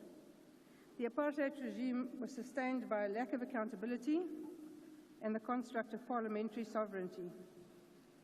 At the time when South African the South African Parliament enjoyed parliamentary sovereignty, the appellate division and the judiciary more generally was a weak check on Parliament's powers. Parliament essentially enjoyed a monopoly on power, close quote. Other academic legal scholars have also analyzed the damage caused by the system of parliamentary supremacy and the related tendency for other state organs to simply apply the laws.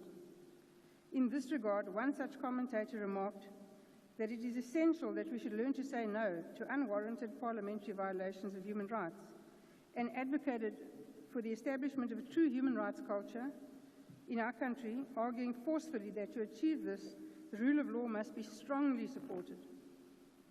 Deputy Speaker, honourable members, this commentator is none other than Dr. Don Hlophe. In a learned article in the South African Law Journal of February 1995, it is the very same Dr. Hlophe who now proclaims that our legal system, the one transformed from an apartheid-enabling system to one founded on the rule of law and human rights, is nothing but a system imposed upon us by our former colonizers and is, if not the problem, then at least part of the problem in our country. He is, of course, now the leader of the MK party in this House. A cursory reading of the election manifesto of the MK party makes it very clear that they are not constitutionally inclined. Their goal, clearly stated, is to destroy our constitution. A constitution painstakingly drafted, lauded internationally, and one that has served us well. MK would replace our constitutional democracy with a government of parliamentary supremacy. Now, we know from our painful history that it is precisely that structure of government that gave rise to apartheid, the passing of racially discriminatory laws, and the causing of untold misery for all South Africans. Yet, upon entering the service of South Africans in this House, all MK MPs, like all other MPs, swore an oath to uphold and defend the Constitution. Those who drafted our Constitution did not contemplate a situation where those found wanting, when entrusted with upholding our Constitution, could simply move to another position where the same obligation was to be sworn to. However, the drafters, in their infinite wisdom, gifted us with the safeguard that to break down into constitutional supremacy and the rule of law requires the support of at least 75% of the members of this House. They did this because they realized that we needed a definitive break with parliamentary supremacy if our constitutional democracy is to withstand those who try to subvert it. This firewall we will work ceaselessly to protect. The parliamentary leader of MK also swore an oath to uphold the Constitution when he became a judge, an oath that he regarded with such frivolity that he has become the first judge to be impeached in democratic South Africa for behaviour so odious, so beyond the pale, that he was found guilty of gross misconduct by the Judicial Services Commission. Now, this is the man who is before you all today, a man who swore an oath repeatedly to defend and uphold our Constitution, yet he has now a stated intent to destroy our constitutional democracy. This is the type of political smoke and mirror game that is to be expected, a true homecoming for someone who has always seen himself as a politician, a man who cannot be trusted. Our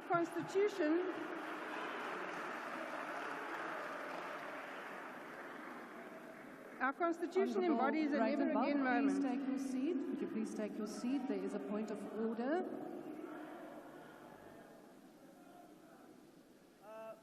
Honourable Speaker, I rise on the point of order. Rule 43, actually 53, is very clear that we can't have a member insinuating or insulting and disrespectful to another member of Parliament. Rule 53 is very clear. So if Honourable Breitenbach can withdraw that, because she forgets herself that she's from NPA and she was charged criminally, so she can't impugn this to another member of Parliament. Thank you. Thank you, Honourable Member. In your point of order, you in fact did the exact same thing as what you are accusing the Honourable Member at the podium.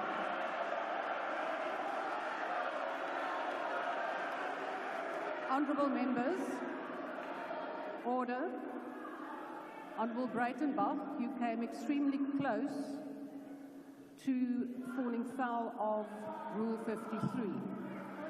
So please proceed. Thank you, Madam Deputy Speaker. I see it is... Our Constitution embodies a never-again moment.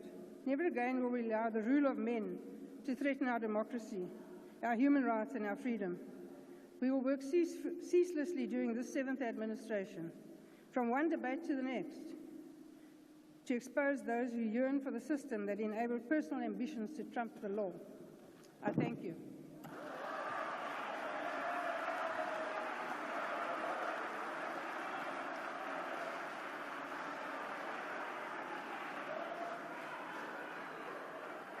I now call on the Honourable Mao Mapelo.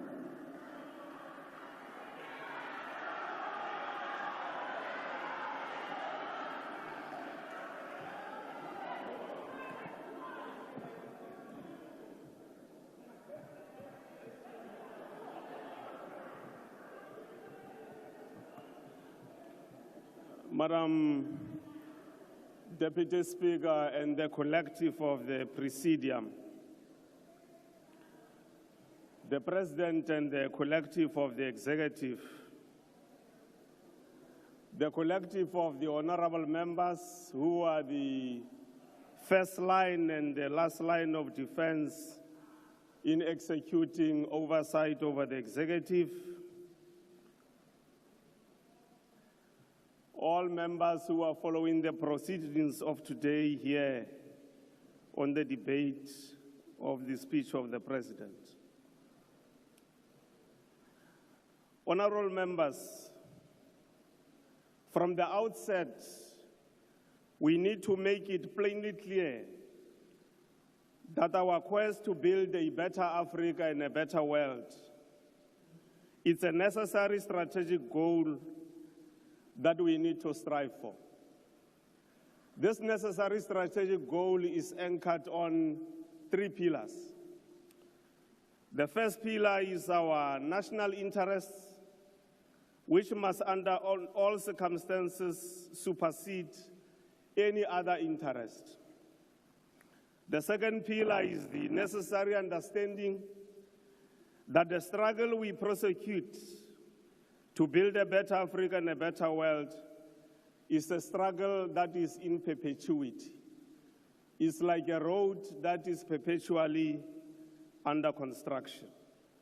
And the third pillar is based on the understanding that the African National Congress is not in the business of political pendularism. Because the ANC ideologically is very much steadfast, it doesn't act like a pendulum. Therefore, this necessary understanding of the third pillar is important because building a better Africa and a better world is something which we as the leadership collectively have to understand that its dynamics are based on us having to internalize the fact that we must master the art of managing contradictions globally. It is in this context, honorable members, to not only understand but to internalize the reality that the leadership to whom we bestow the responsibility to build a better Africa and a better world must at all material times seek to improve their individual and collective understanding, as I've already said.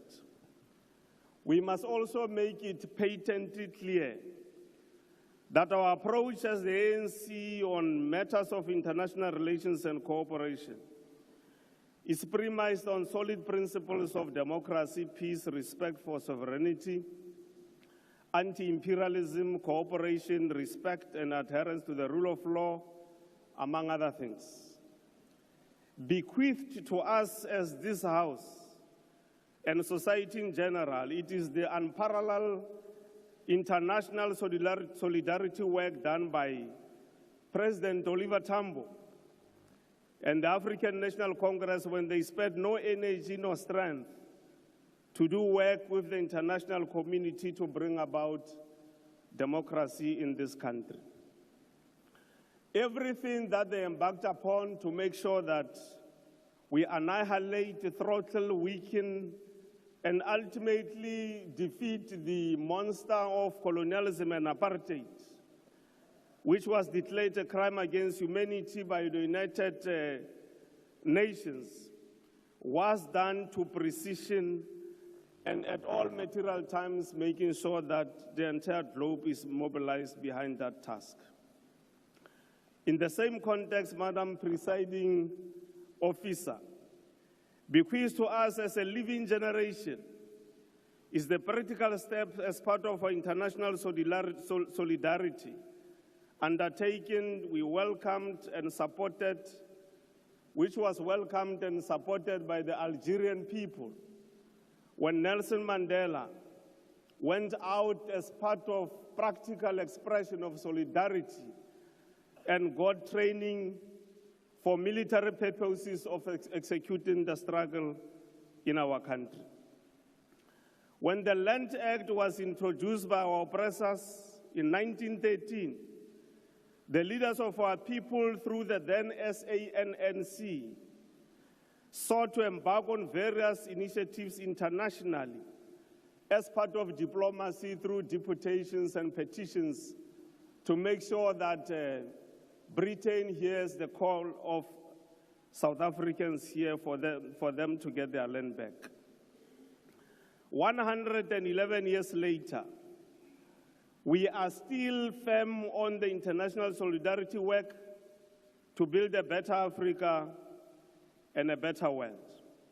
This work that we do, honorable members, whether it's on Palestine, whether it's making sure that we participate in the United Nations and all its ancillary bodies, making sure that there's peace in the African continent, making sure that we, as a country, the SADC work that is aimed at not only developing SADC economies, but also making sure that we cooperate with our SADC countries to build neighborliness is part of our approach as the African National Congress on international relations. We have 370 trade agreements. Those trade agreements in the long term should find expression in the type of South Africa we seek to build, which is non-sexist, non-racial, and prosperous. The BRICS work that we do with countries that have been in BRICS and those that have joined BRICS is aimed at nothing else but making sure that we continue our quest to build a better Africa and a better world. The economy of Africa that we are trying to build, integrate, and grow through the AFCTA is aimed also at making sure that part of the integration of the African continent includes necessary matters of growing its economies. I want to, Madam Speaker, as I conclude, because I can see the time is running out, to quote Pixley Kaisaka Seme.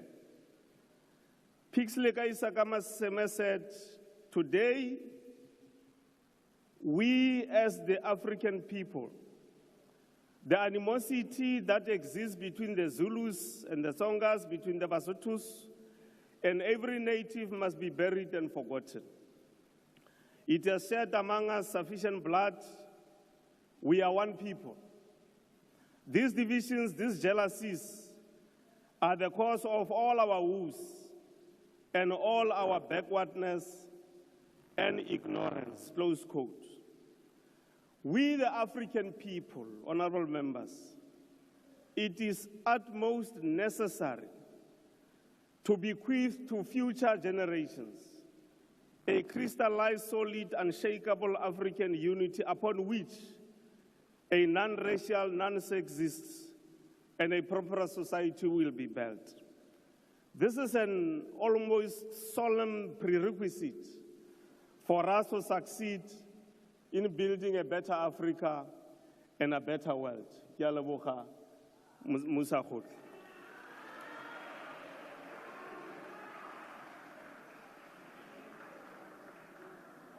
I now invite Honourable the Chief Whip of the Council in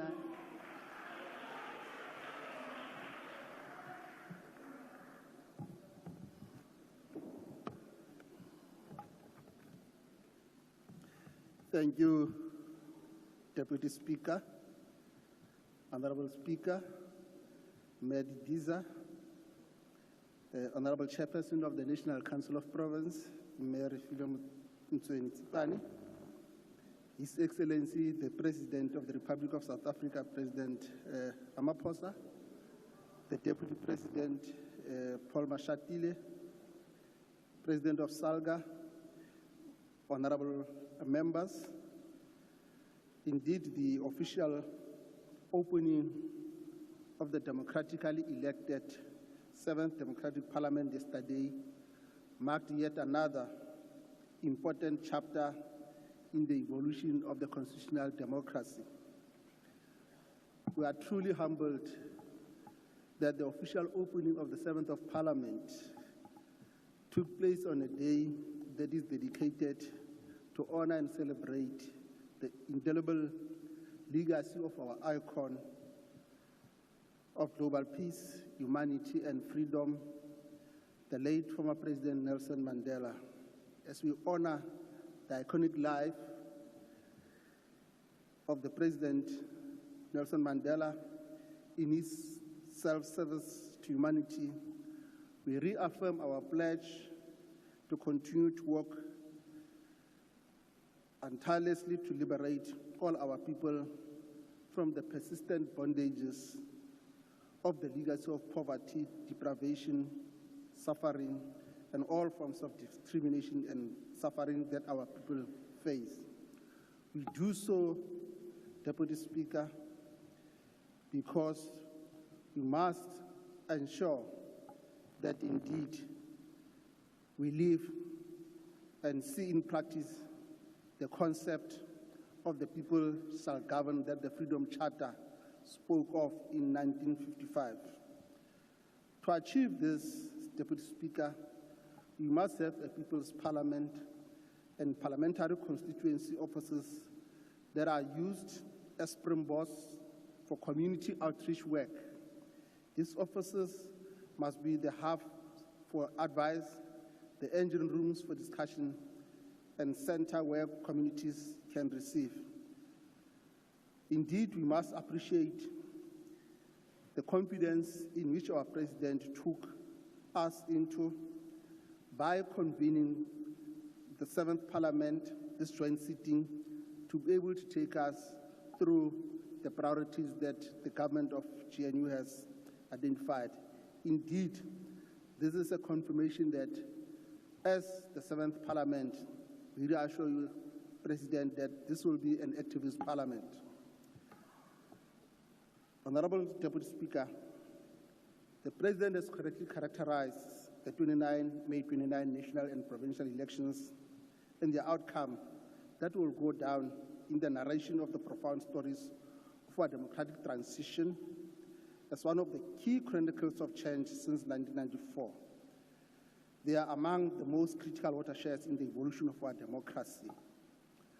We deeply appreciate the role that our masses, our people, and their political mass democratic movements, the religious formations, women, youth, business, traditional leaders have played in making sure that these elections further reaffirm our common destiny. As the African National Congress, Deputy Speaker, we take part in this debate with clear conscience that the formation of an inclusive government of national unity under the leadership of the mighty African National Congress remains a viable reality dictated by the popular will of the people. And as the Freedom Charter proclaims, there is no government that can justly claim authority unless it is based on the will of the people.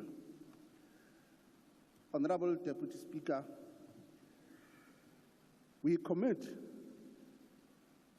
to rally the 7th Parliament behind the President's vision because it is based on the government state-year review of South Africa's democracy, which indeed provided detailed boilerplate of the state of our nation and documents in great detail the significant successes that our nation has made since the fall of apartheid in 1994.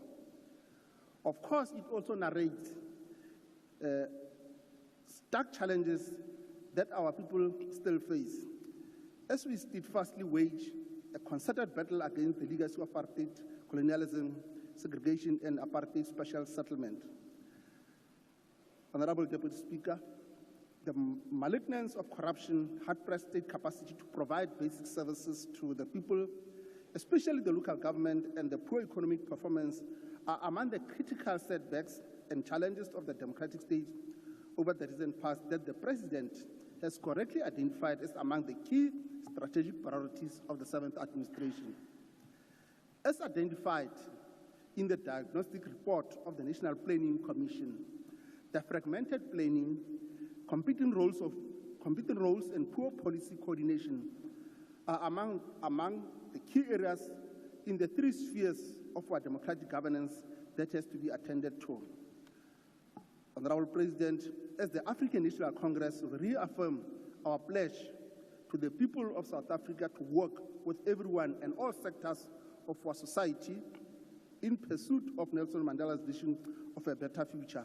We owe it to the legacy of President Nelson Mandela to join all our efforts in ensuring that our Constitution remains the firm and sole roadster that binds into the shared agenda founded on the values of human dignity.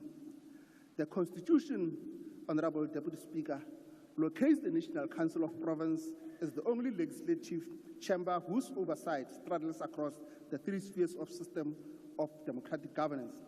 This gives it the unique and differentiated oversight role with immense possibilities, not only to strengthen integrated cooperative governance among the three spheres of our system of democratic governance, these three spheres that are distinct, interrelated, and interdependent.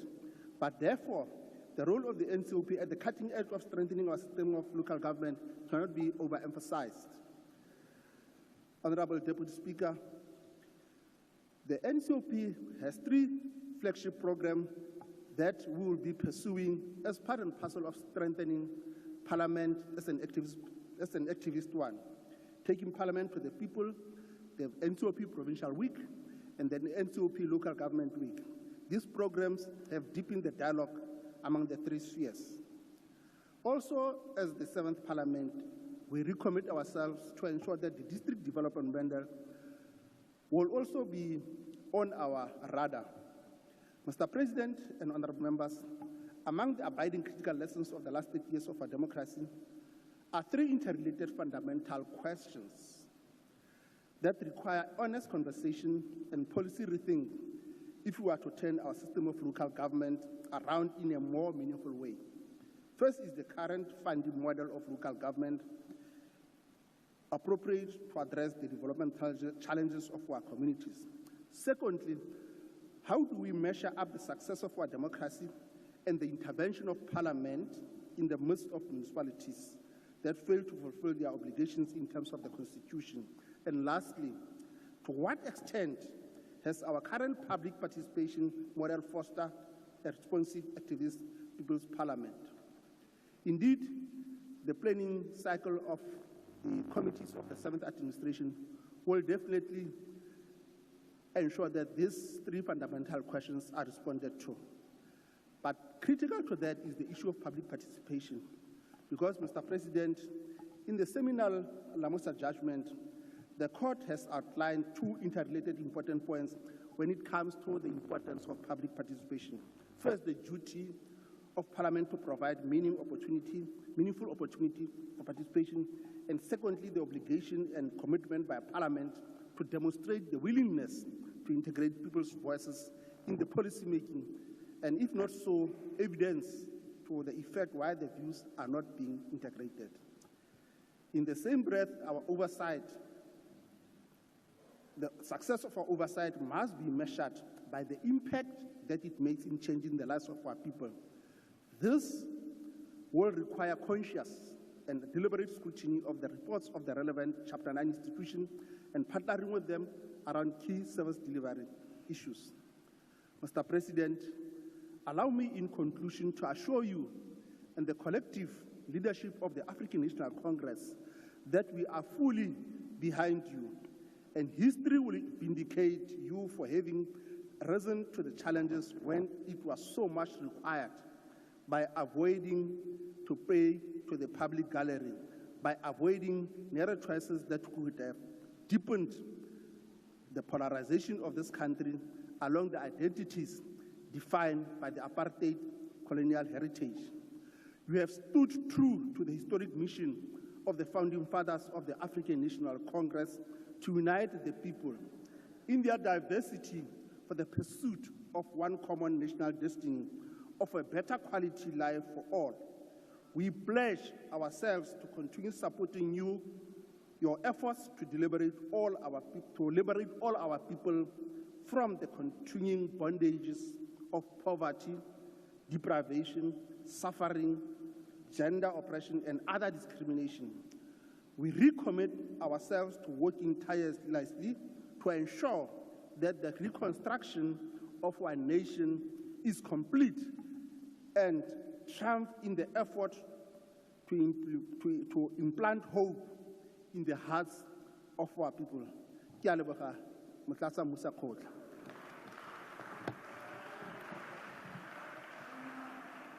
I now invite the Honourable Kwankwa. Thank you very much, Honourable Deputy Speaker. Mna ndizuthetha ngeendaba ndibene nazo apha endleleni.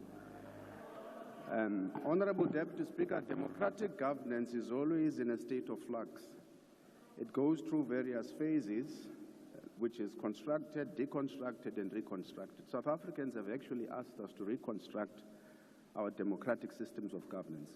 In so doing, I think what is important for us is the development of an overarching national narrative about what should be the priorities and development goals of our country as we go forward. And we do so in a manner that ensures that there's no contradiction between our founding principles or whatever program we are going to develop and the social realities on the ground.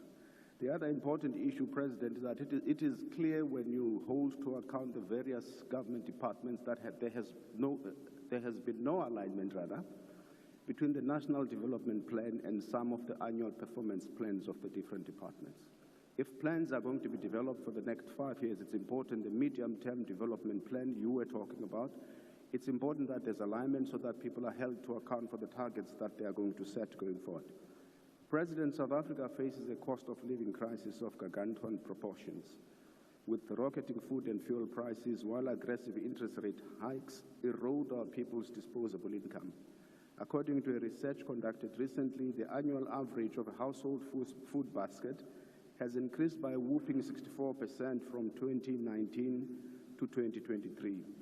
And Stats SA General Household Service showed an indication that in 2022, social grants became number 2 as the source of income for households in our country, which means our people are living in poverty. But what is even worse is that while the 350 rands, which provides our people with a much-needed relief, it falls short of the inflation-adjusted national food poverty line, which stands at about 760 per person per month, which means we require the introduction of a basic income grant. In light of the issues and the myriad of socio-economic challenges facing the country, such as the triple challenges of poverty, inequality, and unemployment, it is morally difficult to justify a minimum state that provides no social safety net or security net for the poor. However, a durable solution to our problem in our country centers around the issue you cited yesterday, which is reigniting the economic growth of our country and putting our economy back on track. One of the issues you cited was the importance or the need for the reindustrialization of the South African economy. We support that entirely. Why? Because economic literature is replete with empirical evidence about the relationship, especially the positive correlation that exists between reindustrialization or industrializing and development in the country. However, It means that when we implement the new reindustrialization strategy, it must be done in a non-conventional sense. One, for example, it cannot be the domain of one department. We have to ensure that it requires an intensive coordination across a range of government departments in order for it to work. The other issue is that we need to maintain intersectoral linkages that are important to enhance and inform the robustness of the industrial policy design and implementation across government, meaning it's a mindset, it's not a one-off issue. President, one of the issues which is important for us to consider is where we need to make sure that we maintain our energy independence as much as we're trying to move towards an energy mix, because without energy independence, you lose your sovereignty as a country. Crime intelligence is a challenge, and violent crime is a problem in South Africa, which requires the attention of South Africa and us to invest money, because our people in communities are living in fear. I've cited this in the budget on police. It's well worth repeating, because that is what is destroying our economies. Thank you. And I'll call on the Honourable Zibi.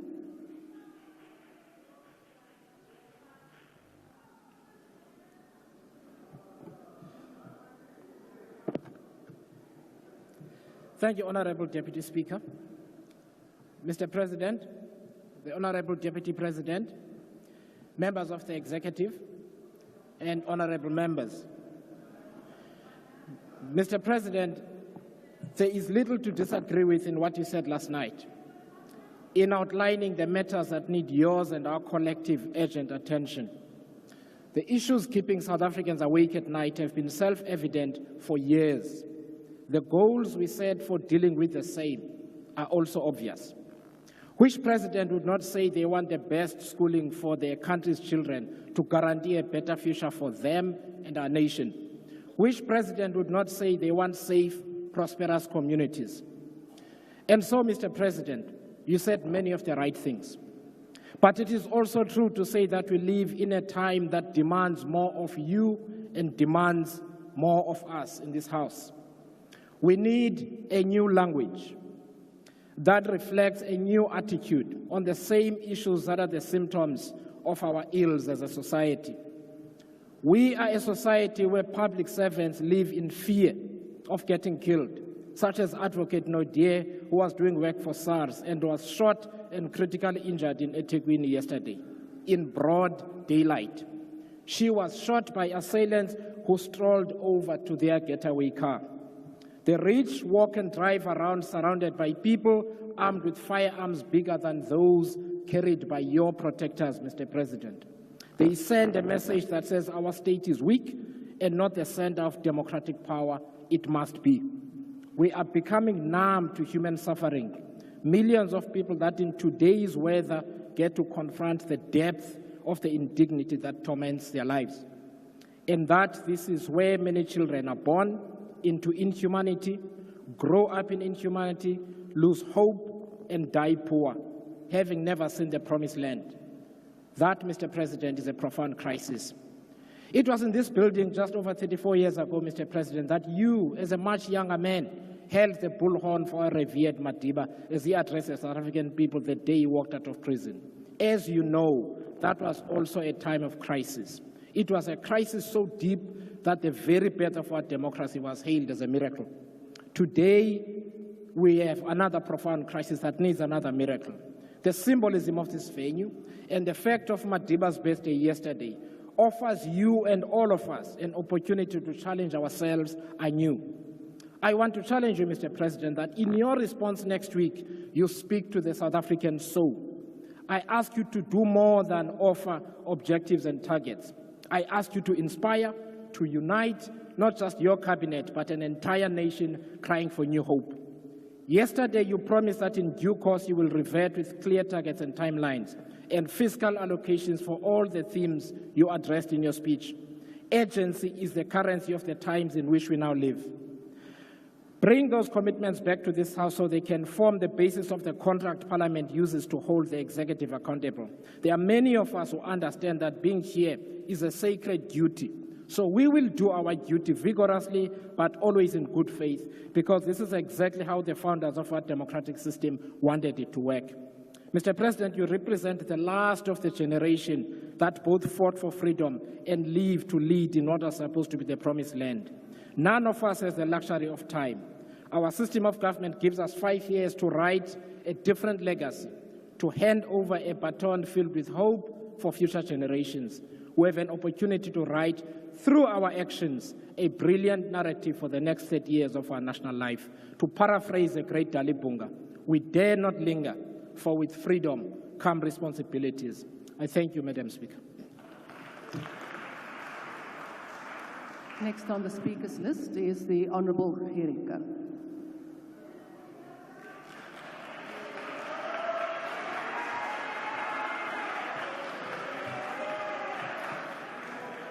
Thank you very much. Thank you, Deputy Speaker. In die belang van tyd gaan ek ook net sê alle protokol gaan af. Die opening toespraak van president Ramaphosa gisteraand sou mense wat vir die eerste keer na hom geluister het in ekstase en in opgewondenheid gehad het. Dit was gevul met goeie stories en vol beloftes. Ek het ook gehoor van klaarblyklike suksesse van werkskepping en ekonomiese groei. Ek is met eens herinner daaraan dat diezelfde storie van beloftes en 'n beter lewe vir almal ook voorgehou was by die president se Tumamina toespraak in die 2018 State of the Nation Address. Na sy joviale toespraak en beloftes het egter bitter min gebeur vir agtergeblewe Suid-Afrikaners. Inteendeel, onder die regering van president Ramaphosa het die werkloosheidssyfer die hoogte ingeskiet, informele nedersettings het vermeerder, meer besighede het al deure toegemaak, dienslewering protesoptogte het toegeneem en geweld en misdaad het deel geword van ons volk se daaglikse bestaan.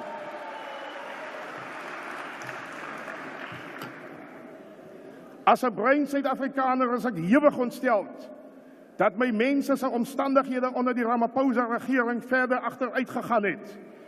Die bruin volk het 'n vergete volk geword onder u regering, meneer die president. Die bruin volk leef van die krummels van die basis se tafels af. Ons identiteit is vinnig besig om te verdwyn nadat die front van ons voorouers met alle mag onder ons uitverkoop word aan die ryk ontwikkelaars, wit ontwikkelaars. Onder u regering is daar bitter min gedoen om die grondregte van die Khoi en die San volk te herstel. Die sogenaamde proses van restitusie het 'n vaardroom geword vir miljoene breinmense. Breinmense leef in erger en groter verdrukking as voor 1994. Swart en breinkinders sit met kwalifikasies en grade sonder werk. Dit terwyl u roem daarin dat 2 miljoen werksgeleenthede deur u regering geskep is. Dit maak nie sin nie, ons kan dit nêrens sien nie. Breinmense in die Weskaap leef in haglike omstandighede.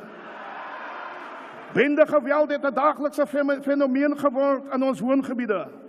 Bejaardes en vroue en kinders is gevangenes in hul eie huise en omgewing.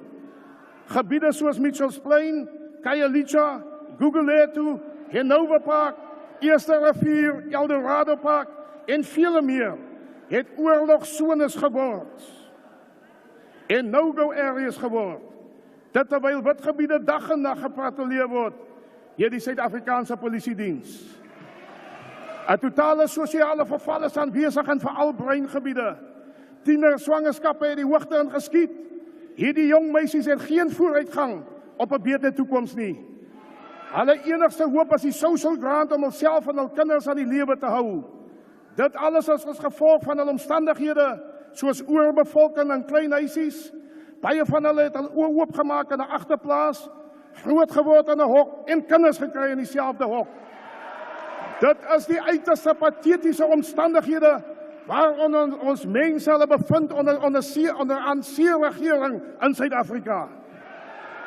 Daarom sukkel ek persoonlik om te verstaan waar dit so goed gaan in ons land as die arme massas in sulke omstandighede lewe.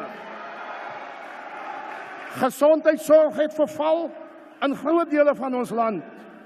Maar u regering wil die National Health Insurance Bill in ons volk se kele afdruk. Daar is baie gekwalifiseerde dokters wat werkloos is, maar tot 'n skande word meer geld gesteel onder u bewind as om dokters aan te stel. Die vlakke van korrupsie het groter toegeneem onder u regering en 'n voetesleepery om korrupsie te arresteer het 'n trademark van u regering geword. Diegene wat in die binnekring is onaantastbaar. Staatsmasjinerie word eerder ingespan om politieke opponente te elimineer. Hulle wie die duurste met hulle lewens betaal het om ons land te bevry van apartheid, diskriminasie en kolonialisme, het dit alles verniet gedoen. Die ideaal van 'n vrye en demokratiese samelewing is in die drein af. Die oomblik toe u die nasate van apartheid argitekte en beginsigtes opgeneem het in die sogenaamde regering van nasionale eenheid. Ironies genoeg is die grootste beginsigtes weer eens wit Suid-Afrika wat baat gevind het by die onderdrukking van bruin, Indiër en swart mense. Weer eens wit Suid-Afrika wat baat gevind het by mags- en menseregte vergrype, hulle vind nou baat. Hoe kan ons vrede maak met 'n regering van nasionale eenheid as die proses van versoening en vergifnis nog nie afgehandel is nie? En ons leef nie in die verlede nie, meneer Guyton McKenzie. We don't live in the past, we live in the current. Ons leef in die realiteit waarin ons onsself bevind in hedendaagse Suid-Afrika. I close. To the embarrassment and disgrace of all freedom fighters and peace-loving people in our country, some of your cabinet ministers, Mr. President, defend the inclusion of the stem in our national anthem. The stem is a racist, anti-transformation, filthy, apartheid song that has no place in our democratic dispensation. It is hurting. It is hurting the racist. It is hurting the millions of South Africans who suffered the evil of racist white South Africa. The stem is a cause of trauma to millions who were oppressed, discriminated against, subjugated, evicted, and forcefully removed and displaced. Today, Mr. President, I close. The EFF reminds you of the Arab Spring of 2010. The factors that led to this uprising were human rights violations, corruption, economic decline, unemployment, and extreme poverty, such as experienced in South Africa today. Your government of national unity, your time has expired. Your government of national unity will not be able to stop a similar event if you do not take decisive action and restore the dignity of the masses by doing justice to the marginalized, poor, and vulnerable section of our community. Forward.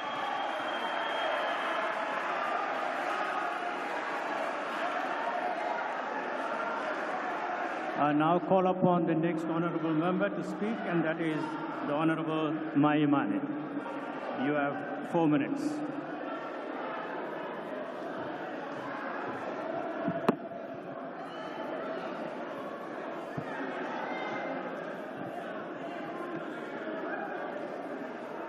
Honourable members, fellow South Africans, Mr. President, Mr. Deputy President, Bagaid Sudumelang. Sorry, Chairperson. Sorry. Let me begin by welcoming last night's address by the President on the opening of Parliament. I think none of us can deny that the ideals that the President put forward can be things that are not desirable to the people of this country. The speech in its entirety outlined 12 priorities to which I think none of us could deny the fact that we are in desperate need of those things, and many of them we've heard them before. But as Build One South Africa, I want to reaffirm that we want to play a constructive role in being able to hold the executive to account and speak about where we go in terms of this government of national unity.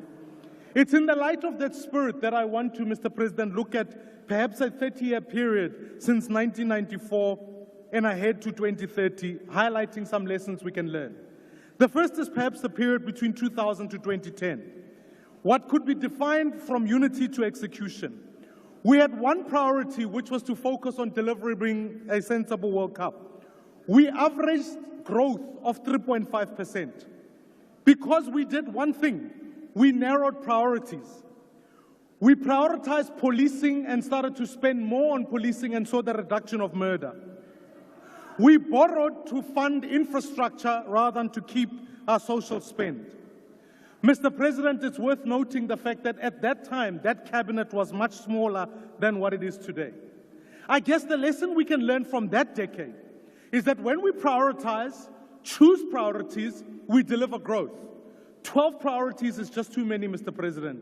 I would urge we narrow them down and give South Africans a singular focus we can achieve collectively as a people. Secondly, Mr. President, I would urge that in learning from that, let's not borrow to fund our social spend. Let's borrow to build infrastructure. That way we can deliver growth. The second decade to look at is a decade between 2010 to 2020. This was a decade of great interest to many South Africans because in many ways we moved from public finance becoming personal finance. The state became a tool for individuals. And so I urge, we can have a government of national unity, but we dare not forget that we've lived through a decade of VBS, of Steinhoff, of state capture, and I would urge, Mr. President, all acts of corruption must be arrested. Unity does not erase it. I ask. Sorry, Chairperson. Can you protect me? Order, honourable members. Let the Speaker on the podium have his say. So, Mr. President, let me ask, rather than funding VIP security, let us fund the NPA and the SIU and get after wrongdoers. I welcome your focus on local government, Mr. President, but again, I urge you, local government doesn't fail for lack of summits. It fails primarily because state capture is still occurring there still. Let me go to the third decade because that's going to be the most important, from 2020 to 2030. I cite this because 6 years from now will be 2030 and the NDP was meant to be done. Mr. President, this will be a period defined by geopolitics. Start rounding up.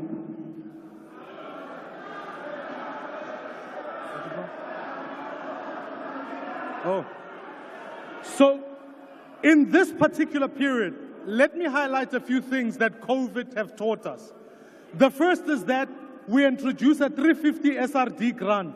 Mr. President, let me ask you, let's convert this to a basic income grant so that we can budget for it in the midterm. The second is, let's educate our young people. They're not competing with each other, they're competing with the world. So I would urge, Mr. President, let's ensure that we scrap the 30% pass mark.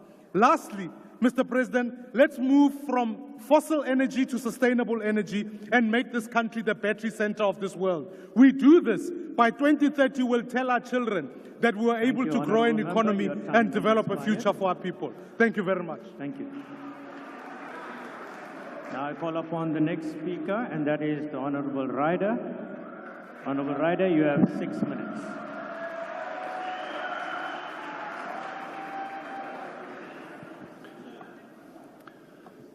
Thank you very much, Deputy Chairperson.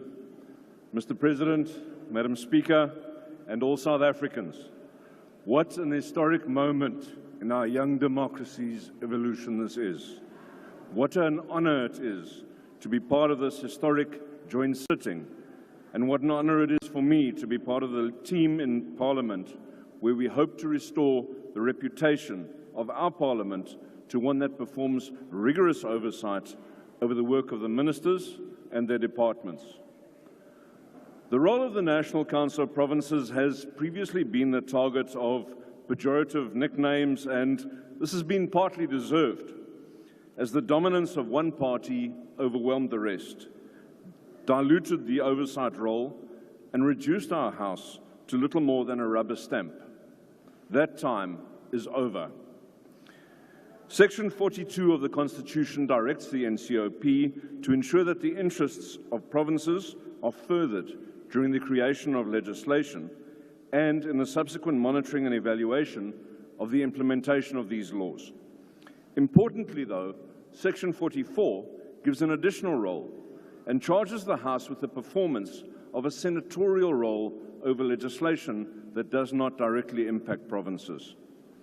What this means is that noting the new composition of the NCOP, money bills and Section 75 legislation will no longer be able to be rushed through the NCOP with a predetermined outcome.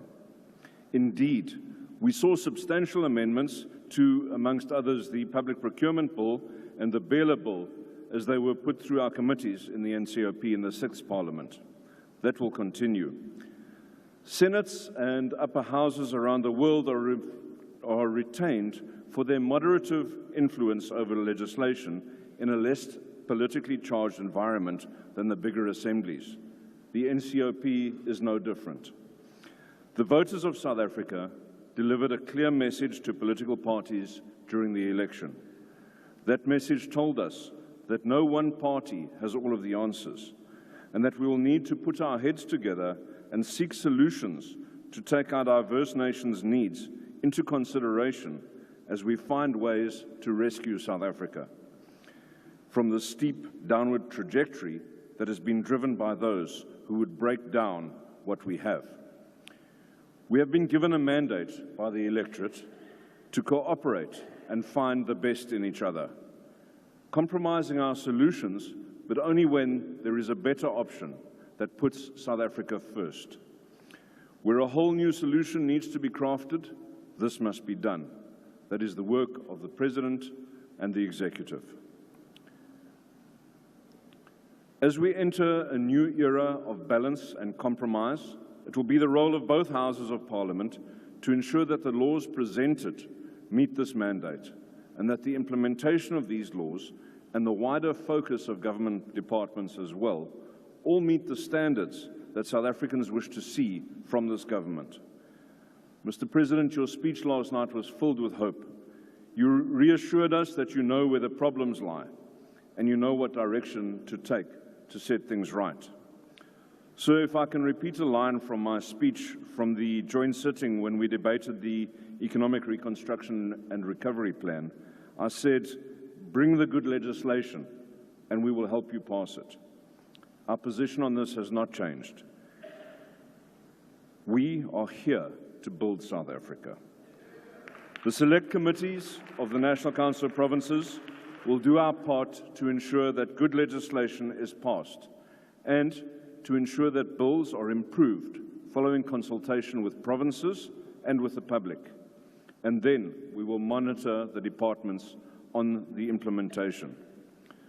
Mr. President, congratulations on your election. Congratulations on filling a cabinet that reflects the response to the mandate that the voters have given us. We look forward to hosting you in the NCOP and your deputy and the ministers. You will be called there to account for all of your decisions. If you have done your job as demanded by South Africans, it will be a comfortable affair. But where there are failures, expect to be called out and asked to explain what solutions you are proposing. For many years, Mr. President, I've ended my speeches with a Sesotho call to action because I am, after all, from Gauteng. That call to action has never been more apt. Re tswelopele, kaofela, ke a leboga.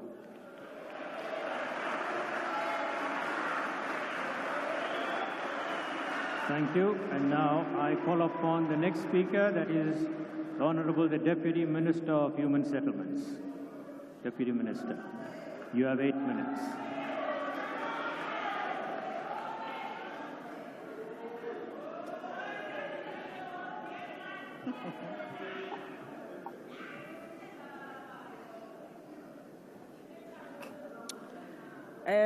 Thank you, House Chairperson. The Chief Whip of the Majority Party, Honorable Mdumiseni Ntuli, the President of the Republic of South Africa, Honorable Cyril Ramaphosa, the Deputy President, Honorable Paul Mashatile, honorable members, fellow South Africans, allow me to greet you. Today, I stand on this pedestal to reaffirm our commitment to the progressive policies that have guided our nation over the past 3 decades. As we address the critics raised by the doomsayers and the new political apprentice. It is crucial to highlight the consistent progress we've made and our unwavering dedication to transforming the lives of South Africans for the better. Our efforts in human settlements have played a pivotal role in the broader vision outlined by the President during his opening of Parliament address on contributing significantly to creating a capable state. In his address to Parliament, President Ramaphosa highlighted our nation's resilience and the unity in the face of adversity.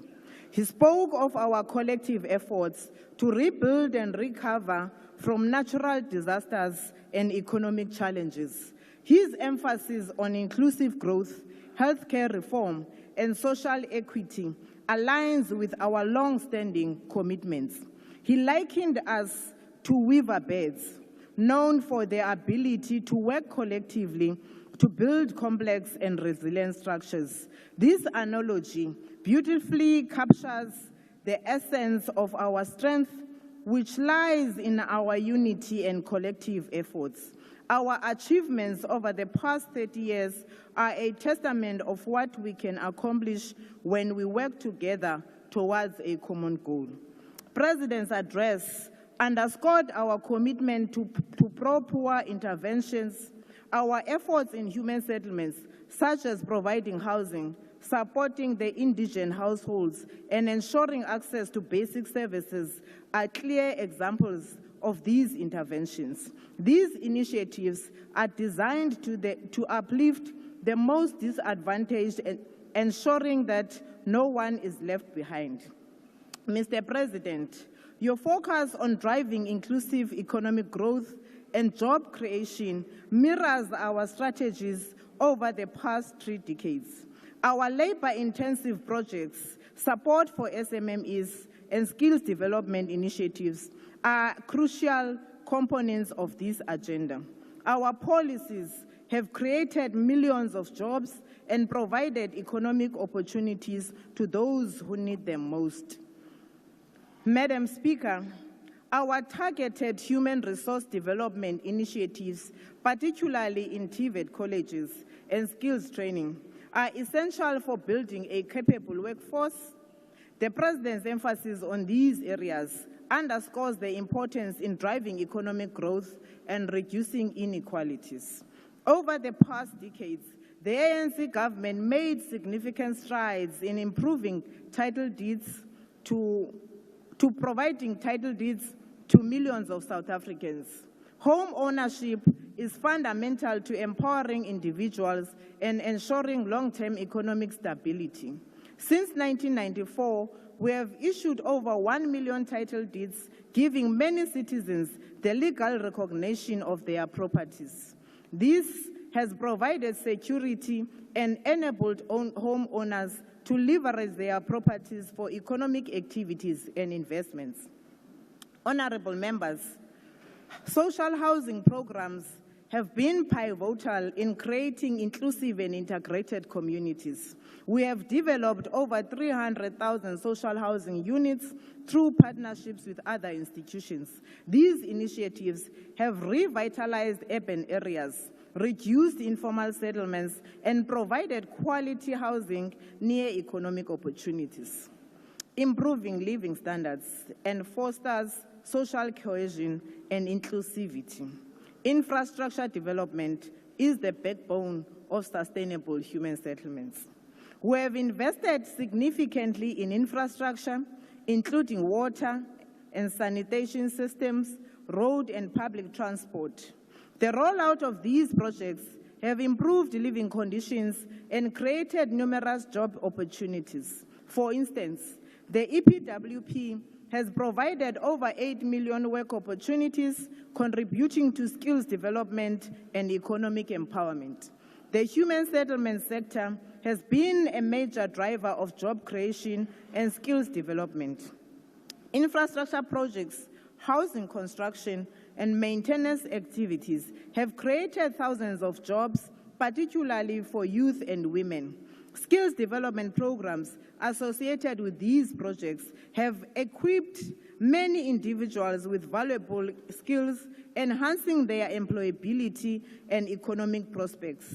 The sector's contribution to the GDP and economic growth cannot be overstated, as it stimulates various industries from construction to manufacturing and services. Mr. President, our government investment in the youth is evident through various programs aimed at education, skills development, and employment. Technical and vocational education and training colleges have played a crucial role in equipping young South Africans with practical skills. Youth-targeted initiatives such as Youth Employment Services, meaning the YES, have provided job opportunities and work experience, paving the way for their future careers. Over the past decade, these programs have benefited millions of young people, preparing them for active participation in the economy. Gender equality is at the core of our development agenda. We have implemented numerous programs to support women empowerment, including access to housing, finance and employment opportunities. Women-led housing projects and cooperatives have been established, providing both housing and economic opportunities for women. Our commitment to gender equality is further demonstrated by policies that ensure women benefit equitably from government programs and initiatives. Our progressive legislative framework has been instrumental in driving transformation and ensuring social justice. As we continue on this path, let us remain focused on our goals and committed to improving the lives of all South Africans. Our achievements are clear indication that we are on the right track, and with continued effort and dedication, we can achieve even greater success. Honorable Deputy Minister, your time has expired. Thank you very much, House Chairperson. And I call upon the Honorable M.M. Peter. Honorable Member, you have 6 minutes.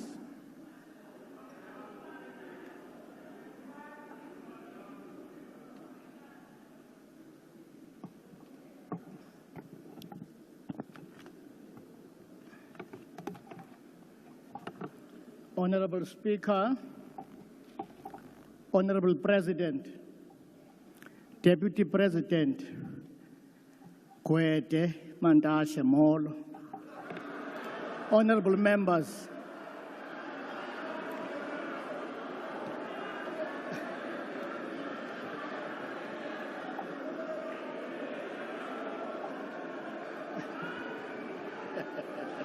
Honorable members, allow the speaker to continue. Honorable President,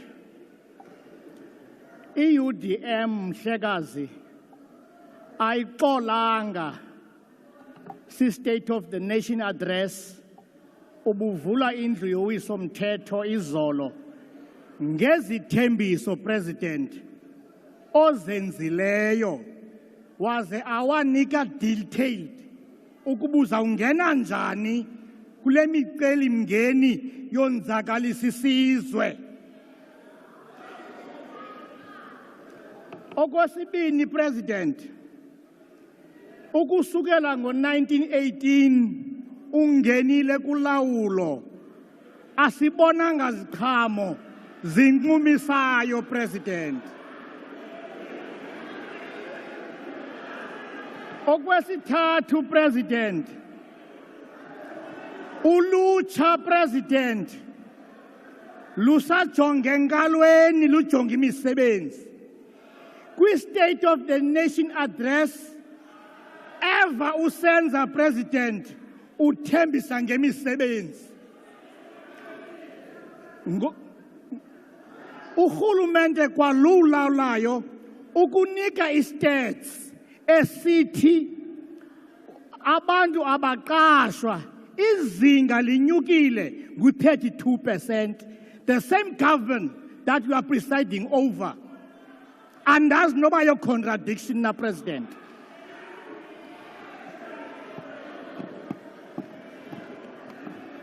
Okwesibini, President, isizwe, in South Africa, there is no water.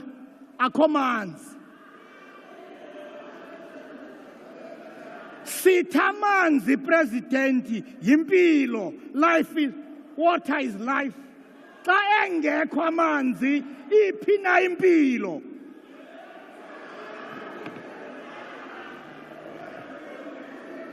Mandiyikhumtshele le ndawo mhlawumbi uzayiva kakuhle, President. Earlier this year, the former police minister, Becky Cele, released alarming crime statistics for the third quarter of the financial year 2023 and 2024, showing the communities across South Africa are under siege from violent criminals in major cities, President. Gqeberha is ranking at number 8 of the highest number of most dangerous cities in the world. Gqeberha lendi hlala kuyo, President, irate number 8 kwi-world nge-crime ekhoyo, President.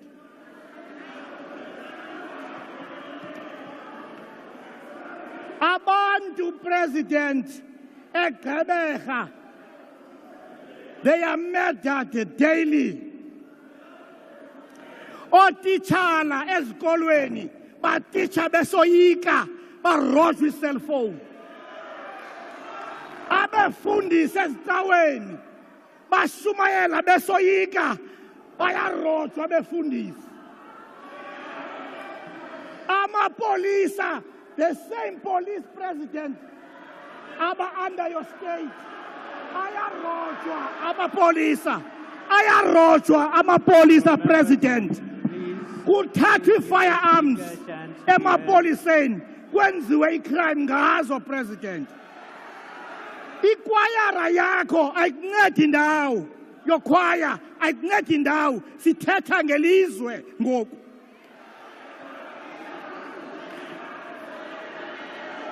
President Cyril Ramaphosa, my honorable President, you spoke about deploying modern technology to end the crime. Say, I appreciate Alondo Mhlekazi. And the city Mhlekazi ayonelanga. We need the visibility of the police in our rural areas.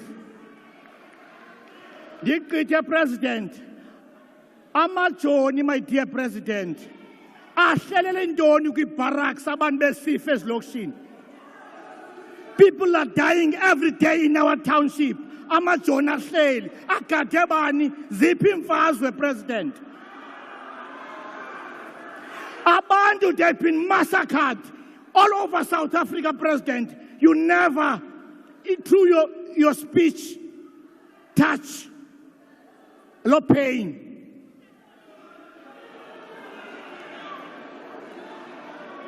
Okokugqibela, President, ngangendlela abantu ababulawa ngayo kwindawo esihlala kuzo, President, abantwana bethu boyika nokudlala phandle. We are traumatized. We are traumatized, President. Sinoloyiko, hijacking, high, President.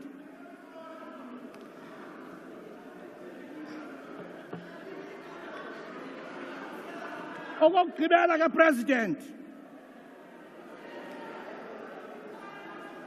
Paya Gqeberha, President, through your State of the Nation address. Honourable member, your time is expired. Masbayeke abaculi kwayara sakubuya ngabo enkosi, President.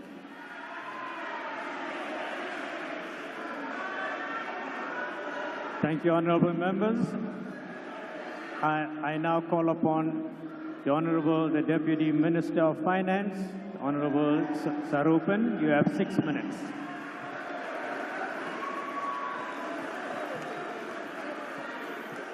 Thank you very much, Chairperson. I want to start my remarks today, Mr. President, by emphasizing that the Democratic Alliance commits itself absolutely to driving inclusive growth and creating job opportunities for all South Africans. And we believe that the GNU has rightly identified the apex priority of this administration to drive inclusive growth and job creation, because when you look at the data, it is the single most important thing that we can do over the next 5 years. Member, can you please take your seat? I see a hand up there.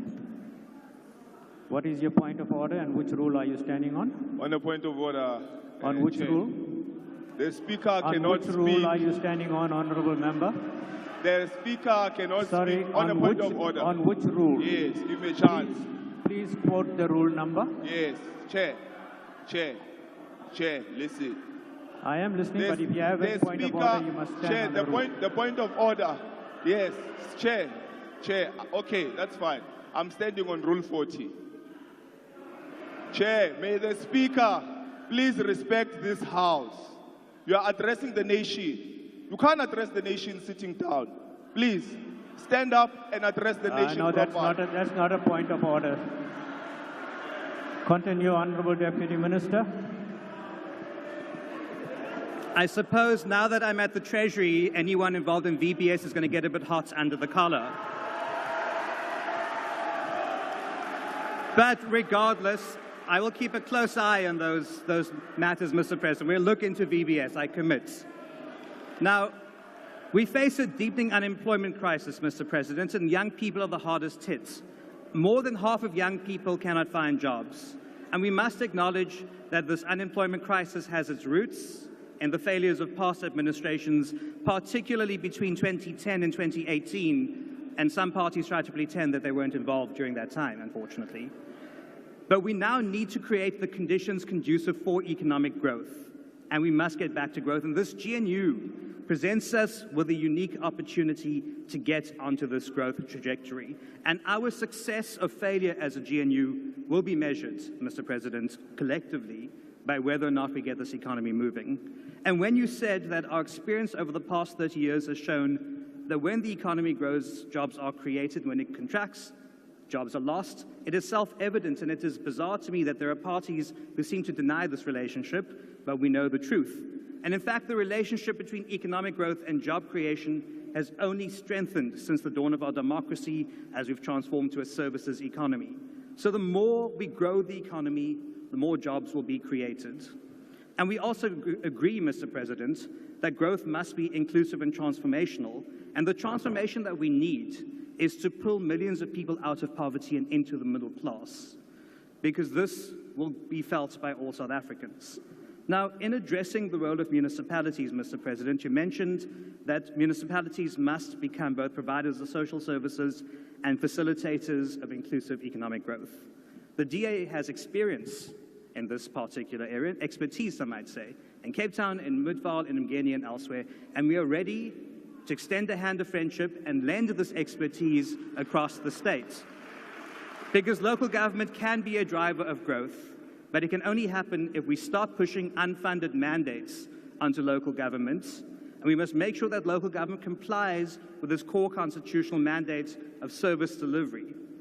We must also make sure that we inject capital into infrastructure at local government level to prevent a collapse of service delivery. It is both an economic and moral imperative. We also support, Mr. President, your call to simplify regulations on public-private partnerships to enable greater investment in social and economic infrastructure. And we must move with speed to invest in infrastructure that targets areas that both enable economic opportunity and to rescue them from collapse and failure, particularly in roads, in rail, in energy, and in ports. And Mr. President, I welcome, in particular, your commitment to stabilizing debt and reducing the cost of servicing our debt. And I've been very critical in the past of this factor, but Mr. President, I'll concede today that, again, certain parties that pretend to be new accumulated this debt when they corrupted and bailed out our SOEs to the tune of 500 billion rand between 2010 and 2018. And we must not let them get away with it and pretend that they didn't do it. We must acknowledge that the root cause of these bailouts and failures was state capture. And now, to meet our fiscal targets, Mr. President, we must make sure that we have the political will to not bail out these SOEs anymore. We need a paradigm shift from the 2010 to 2018 administration sitting over there. And we must invest in growth, not bail out failure. And, Mr. President, we fully endorse the proposal to expand the zero-rated VAT basket and the comprehensive review of administered prices. Administered prices have been a significant driver of inflation, and market-related prices, as opposed to administered prices, have actually had much lower levels of inflation. But we do have points of divergence, and of course it is around BEE. Every party included in the GNU agrees that we must get better economic outcomes for the poor and address historical imbalances. And I can say, Mr. President, proudly that the DA believes in redress, but we do not support creating new systems of exclusion. In the state, we do not use race to determine who gets a social grant or an RDP house, but these interventions have been very successful precisely because they use poverty as the marker of who to empower, not race. And it's moving to that system more broadly would end the rent-seeking and abuse by politicians who enrich themselves repeatedly at the expense of the state. We must also clean up public procurement, Mr. President, because we cannot continue as normal. The status quo is plagued with corruption, particularly at municipal level, and we need stronger mechanisms to prevent corruption in public procurement and get value for money. Now, Mr. President, we need one third area of reform, and you've mentioned this. It is on the master plans. It is not good when government tries to pick winners or losers. So we must move our industrial policy to interventions to those that grow exports and target activities such as investment in infrastructure and innovation rather than try to pick winners or losers. With that formula, Mr. President, there's much in your economic agenda to celebrate, and as the new Deputy Minister of Finance, you have my support. I thank you. Thank you, Honourable Deputy Minister. I now call upon the Honourable V. Zungula. Honourable Member, you have 4 minutes.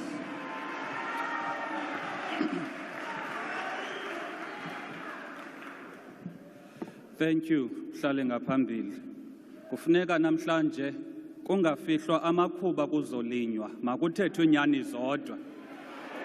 Inyani is that the country is in a crisis that is leading the country to be a failed state. At the core of the crisis is how the democratic project of 1994 did not address the systematic racial and economic structure of the country. The economy and wealth of the country is still in the hands of few white families, while the majority of black South Africans do not know where their next meal is coming from. The government can have many interventions, but if they don't address the structural design of the economy, none of those interventions are going to work. We are clear, as the ATM, that the unemployment, the poverty and inequality keep on increasing because we've got an economic system that is only benefiting a selected few. We know many political leaders, as Ikoyo Apa, have been co-opted by the system. They do not represent the aspirations of the poor. They are there to ensure ukuba the system keeps on eating and eating. Those leaders that are here proclaim to be servants of the people, but they are opposing a transformation that is going to benefit the citizens. 30 years into democracy, we must speak the truth. And the truth is that this system is not working, nor is it sustainable. We need a government that will drive fundamental changes to the economy, not cosmetic changes that won't systematically address the challenges of poverty, unemployment, and inequality. Land must be returned to its rightful owners. The mineral wealth of the country must belong to the people. And the commanding heights of the economy must reflect the racial demographics of our country. The government must embark on a local production drive to ensure that we produce what we consume and consume what we produce. The government spending must be more than 50% on SMMEs. There is a crisis here of illegal immigration that is a national security risk. Every week we hear of military-aged men arrested in other countries coming to South Africa. These men are not refugees, because there's no refugee that would flee war or persecution anoshiya abantwana nabafazi babo. It is very clear ukuba these men settle in our communities unvetted, and they've taken over the township economy. You, Mr. President, oti uzoba supporta ngayo. It's very clear, Mr. President, ukuba we need to deal with crime. We need to make sure ukuba criminals are the ones that are living in fear, not the other way around. Lastly, as the ATM, we're of the view that this grand coalition has got nothing to offer the people, because it is a partnership of hypocrites who were once opposed to a bloated cabinet, but now that they are being driven around in blue lights, a bloated cabinet is not a problem. Mr. President, your speeches as a head of state are not a public speaking contest. Your faves can applaud you because of your tone, your body language, or whether you said something new. But the most important thing is that for the people of our country, your people are going to judge you harshly in terms of your speeches. Because your presidency of the past 6 years has been characterized by the increase in crime, in corruption, in unemployment and poverty. Honorable Zungula, your time has expired. Mongameli, wohlulekile, hlala phansi, jula fatsi. Thank you.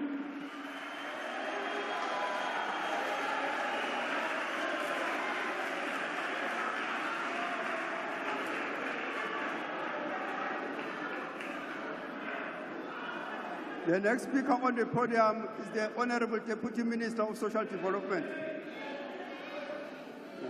Yeah? All right. Honorable Deputy Minister, I want to know the Honorable Joseph. Honorable House Chair. Sorry? Chairperson of the Women's League, my minister. Honorable Deputy, can you take your seat so that I can take the intervention of Honorable Joseph? Yeah. On what are you rising, Honorable Joseph? You are seated wrongly. Come this side. I agree you call orders. You are in a wrong chair. You sit this side, you.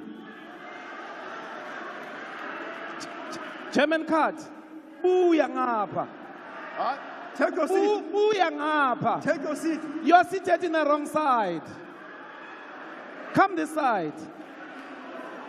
Because your job is those things of point of order. Buya ngapha. Ulahlekile. Honorable Joseph, take your seat. You can only rise on a point of order. Come here. this side. Take your seat. Woza. Ulahlekile phela. Asha, will you please take that mic? Take that mic.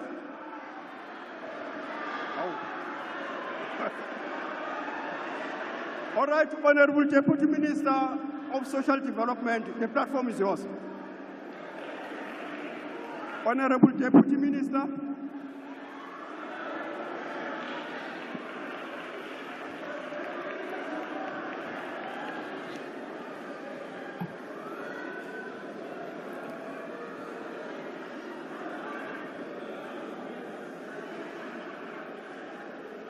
Honorable House Chair, Chairperson of the Women's League, my minister.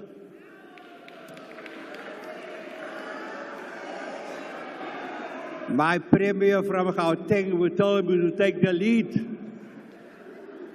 Honorable President, you phoned me and we fought about whether I must be a deputy minister or a deputy president. I'm very happy to be a deputy minister with such a wonderful minister to support me. The opening address by the President is commendable in that it confirms that government will not back down from its decade-long promises stipulated in the National Development Plan Vision 2030, as the President reiterated that it remains the defining blueprint for our country's growth and development. To reach its target to effectively address inequalities and poverty by 2030 is an ambitious task. I hope that it will be achieved. This informed the priorities we heard last night. The Minister of Agriculture gave it a 99% thumbs up. I gave, you remember, 10 out of 10. Yesterday we celebrated Mandela International Day, also known as 67 Minutes for Madiba, to reaffirm our commitment to human rights and dignity for all in Cape Town as part of its 67 Minutes to Madiba. Al-Jamal launched the renewed campaigns Boycott Genocide, Ban Apartheid Israel. President has, and rightly so, described Nelson Mandela as a global icon for peace, justice, and reconciliation. In honor of Mandela's memorable legacy, I appeal to the conscience of the world that we support the Boycott Genocide and a Ban Apartheid Israel campaigns to stop the Zionist state of Israel's genocide of Palestinians. They have not only ignored the ICJ's legal decisions, but the world's voice to stop their pathological acts of ethnic extermination and racial cleansing. As a South African and anti-Zionist, I and millions of South Africans cherish and rejoice our freedom. These expressions of joy all of us desire for our Palestinians too.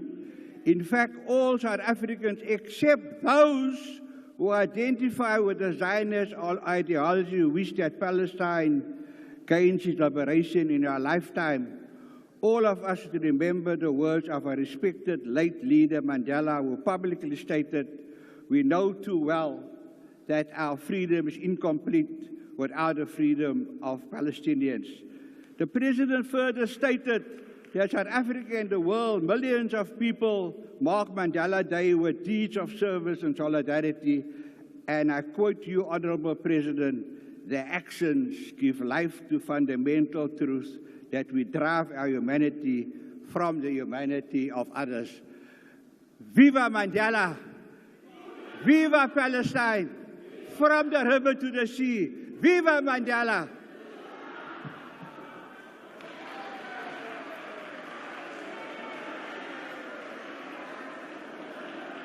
The next speaker on the podium is Honorable Mkwena.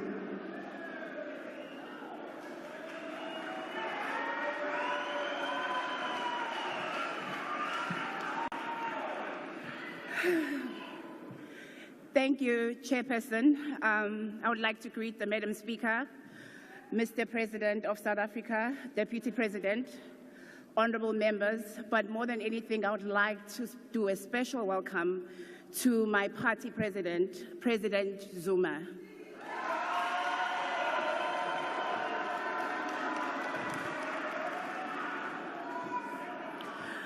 We thank you, President Zuma, that you were able to be confident enough to formulate Umkhonto weSizwe as a party for the people. Mr. President, your State of the Nation address was filled with promises, projections, self-congratulations, and visions and optimistic forecasts. Yet the only thing that was clear yesterday was that the MK, together with the Progressive Charter, will now be the only beacon of hope for the people of South Africa come 2026. If you were in touch with the average South African, you will realize that a bloated cabinet is actually a laughingstock in the face of corruption and great poorness in our country. People can barely put bread on the table. The average person is driving a car they can no longer afford because of the weakening rand. COVID-19 hit our families hard, And while it seems that the government has easily recovered, while it seems that our government has easily recovered, more than 60% of South Africans are listed in the Credit Bureau.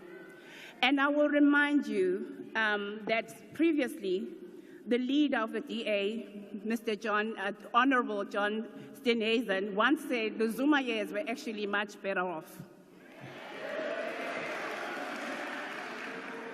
We sit here today listening to stories about South Africa becoming a construction site with yellow machines. Mr. President, our people are actually looking for solutions to reconstruct their very lives.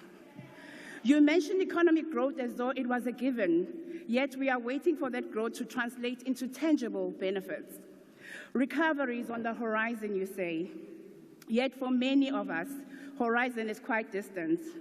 The past 2 weeks, we've seen EPWP contracts being cancelled left, right, and center, meaning that the youth is once again faced with the problem of hopelessness and unemployable situation. The gap between rich and poor continues to widen, and economic inequalities persist as a barrier to national unity and progress. The proposed economic policies of the GNU, Mr. President, lack clear implementable strategies. Ubuyiswa nini umhlaba wabantu wantshontsho?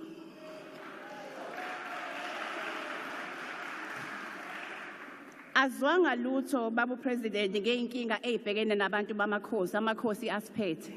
And as a delegate of the NCOP in the KZN, I was quite intrigued that none of the traditional leaders made it as part of your GNU government.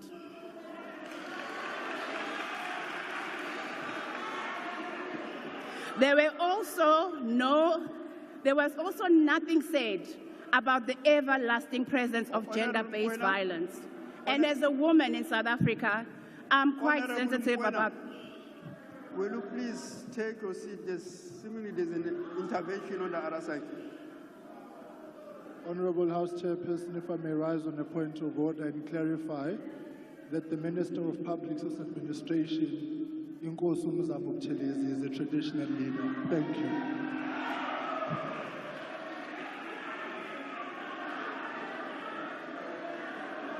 With due respect, Honorable Hlengwa, that was not a point of order. It was a point of debate.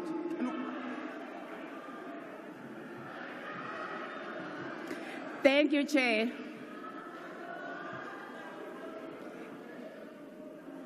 Furthermore, we must address the issue of informal economy closer. Omama bethu abadayisa emgaqweni, nithini ngabo njenge-GNU? Ithini iplan yokubanika amathuba omsebenzi nokuthi babe part and parcel of this economy? Nazo izinto ebesiyilindele kuwena babu President nethuma mina campaign yakho. Abantu bakithi deserve a government that not only acknowledges the challenges, but also delivers concrete and effective solutions. The GNU has left nothing but a vacuum for us. And it is our commitment as Umkhonto weSizwe, together with the Progressive Charter, to ensure that these issues are addressed at every step of the way. And the reason why, Mr. President, Soqhubeka Sicule revolutionary songs is because of our heroes like Chris Hani, or Hector Peterson, or Steve Biko. Abantu abayifela lenkululeko. Lenkululeko namhlanje okudayiswe ngayo. Siyabonga.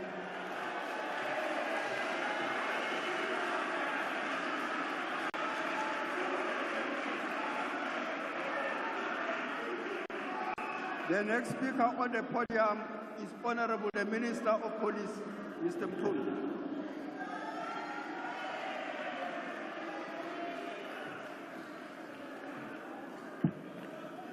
Thank you very much, Chair.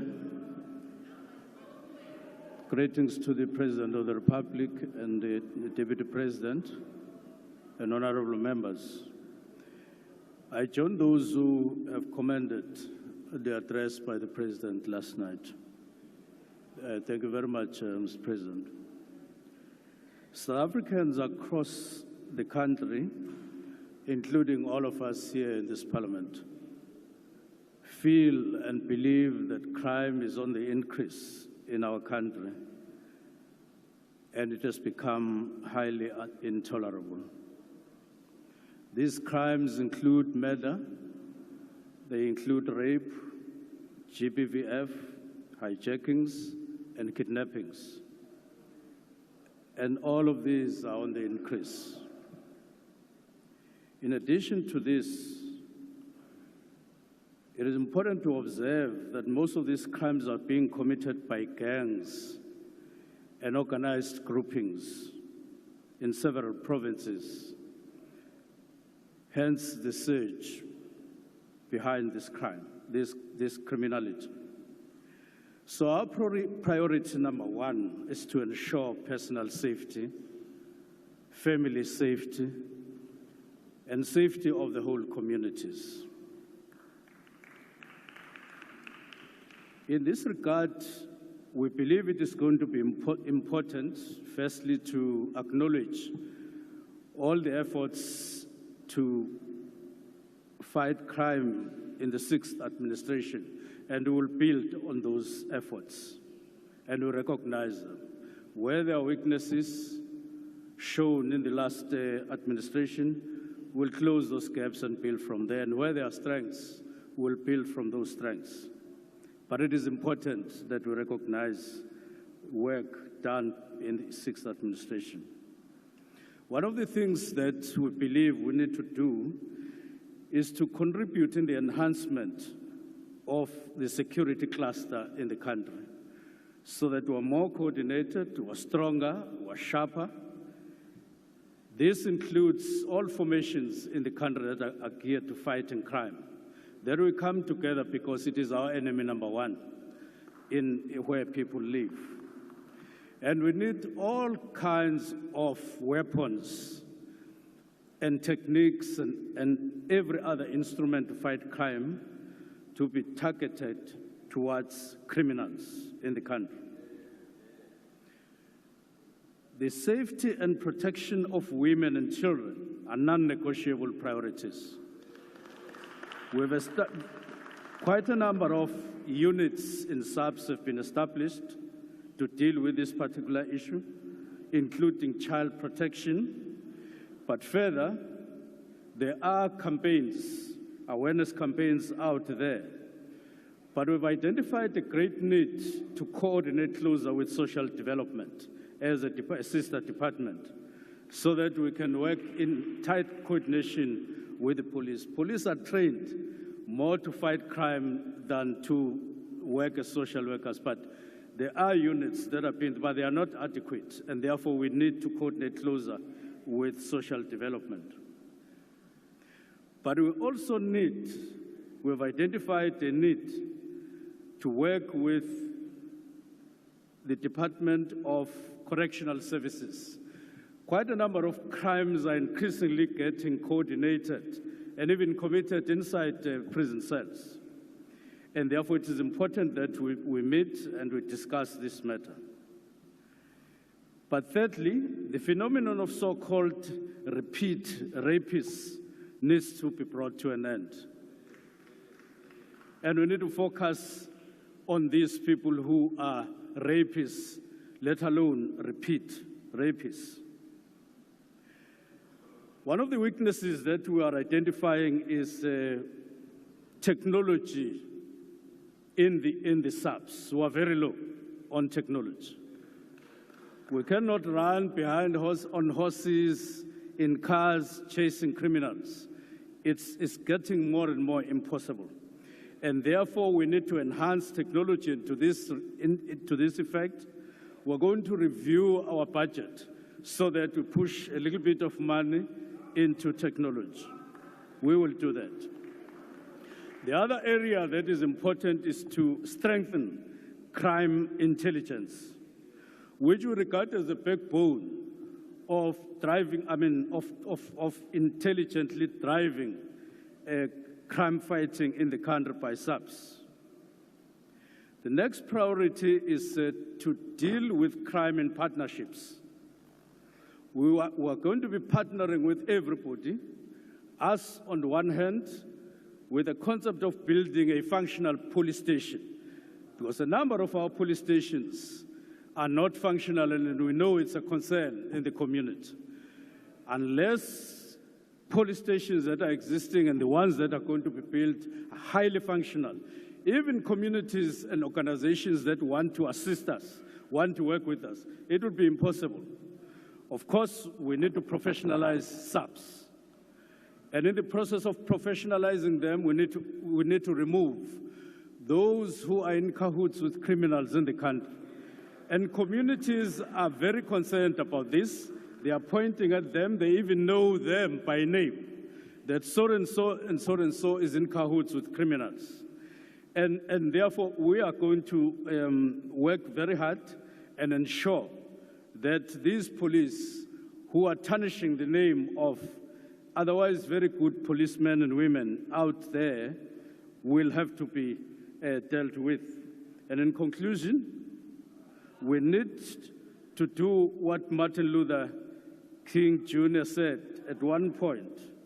He said, I quote, "We must combine toughness of the serpent and softness of the dove, a tough mind and a tender heart." And this is what we are going to do. We are going, on one hand, to be very tough, and on the other, where we need to be soft, we will be soft. And we're starting in the Western Cape tomorrow. We will be meeting stakeholders here with a view to gathering information and things that are worrying them. But that's not the only thing that we're going to do. This is the first step in a program that we are rolling out in the Western Cape to fight crime. And this includes drugs, because the usage of drugs is quite rife, and it leads to criminals. And I'm pleased that police are poised to pounce on some criminality in relation to crimes into drugs in Limpopo any minute from now. Now, we will proceed to the Eastern Cape. Ubaba where you DM lapho bekhala ukuthi ayibafile crime in Gqeberha. That is where we're landing on Sunday morning, to do what will start in the Western Cape and do in the Eastern Cape. And we'll leave no stone unturned in both provinces. And it's not a one-day or a one-week program. It's going to last until we're able to overcome these criminals. We know that there are very few criminals compared to people who are law-abiding, and we'll overcome and defeat them. Thank you very much. I'm afraid your time is expired. The next speaker on the podium is Honorable Mpiti.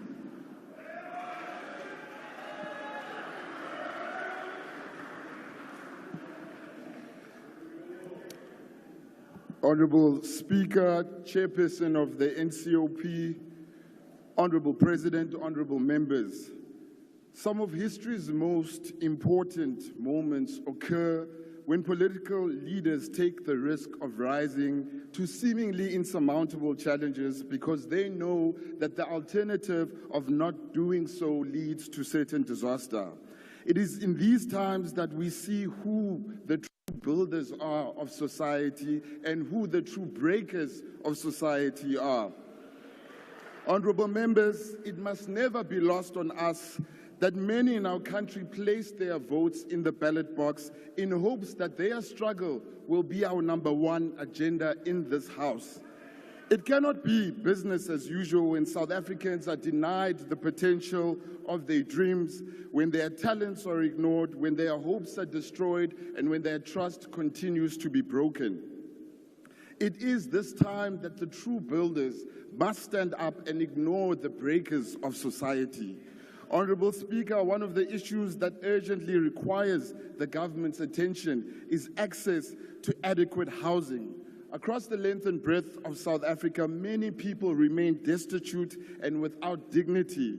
The promise of our Constitution under Section 26 remains unfulfilled. We need to urgently focus the attention on fast-tracking and rolling out of title deeds to give people security. In doing so, we give the people the opportunity to leverage property as capital, to enable property owners to pass down formal title to their families, and to improve access to credit, and so much more. We need to focus on fast tracking of the digitization of the housing list, because with each passing moment, this omission continues to strip the people of South Africa of the dignity that they deserve. There are 2.5 million households on the National Housing Needs Registers as of February 2023. This indicates that the need for housing is urgent and deeply material for South Africans in our country. Housing should be a means of numerous ends, not an end within itself. We do not own or occupy or rent houses merely to do so. Instead, a house provides security, shelter, and supports the good health of families. It is a space for livelihoods, a place from which we grow food or we operate home-based enterprises, and therefore its denial is a denial of a constitutional imperative. The environment and the climate, Mr. President, require the machinery of our government to move much faster than it has. The recent heavy rains across our country have caused chaos and have left many people displaced, as much as 15,000 people who remain without homes as we speak. The expansion of social housing for people who earn between 1,500 and 15,000 per month, particularly individuals who do not qualify for housing bonds and do not qualify for breaking new ground housing, is vitally important. We want to suggest that there should be an increase in rental housing stocks, specifically formulated to address targeted sections of the population for which the demand for rental housing is particularly high. This includes, but not limited to, students, young professionals, single-headed households, and the elderly. It is also important to ensure that we revise the income thresholds annually in line with inflation. We strongly suggest that there is a firm focus on the low spending of provincial and municipal grants, as this is important that people are able to receive the funds that government has set aside. It is deeply unfair and unjust that funds are simply not being spent whilst millions of South Africans remain outside of formal housing in this country. We further ask that government pay attention to blocked projects across our country, where projects are entering the third, fourth, and fifth year without completion, which leads to the delay of the dignity for many millions of South Africans in our country. Many of us will leave here today and go back to our homes, but the people that we represent don't have homes to go to. The people of South Africa need us to be builders in this house, because there is so much at stake. There's too much on the line. We have to succeed. The breakers believe that when other people succeed, they themselves are somehow diminished. They try to take down everyone else who is trying to build so that they can stand out. In church, they say there are two kinds of people, those that are born again and those that are born against. We know who those individuals are in this house. South Africa has called us to make their struggle the #1 agenda in this house, and the DA will and has answered that call. We repeat to say, hope and help is on the way. Thank you.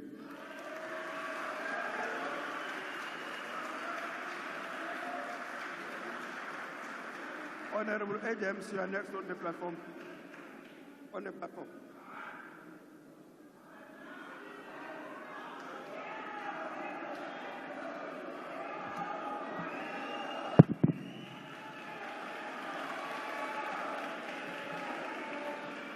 Honorable Speaker, House Chair, Mr. President, Honorable Deputy President, honorable members. House Chair, I just need to put it on the record that I find it deplorable that this House cannot recognize a former president of this country, but it was willing to recognize an apartheid president in F.W. de Klerk.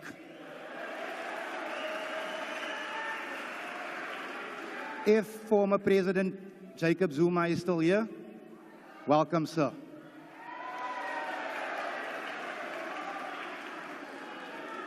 House Chair, I want to ask that you listen. You might just learn something. You know, Mr. President, I listened to your speech last night, and it wasn't a terrible speech. But I've heard 6 of them before, and the outcome has always been the same. Another year of nothingness. Mr. President, as I speak to you now, it is raining in Cape Town, and it is raining bullets on the Cape Flats, and no plan has been put forward to save the long-suffering colored child. Mr. President, I'm going to say to you today that when you were speaking last night, the cheer from the right wing was so loud, I could have sworn Verwoerd was standing in the front here. But, Mr. President, listen when I tell you, Graça Machel says, the day my oppressor applauds me, know that I've betrayed you. Mr. President, the NCC is here to ask a question. Has Solomon Mahlangu been betrayed by you and what purports to be an ANC?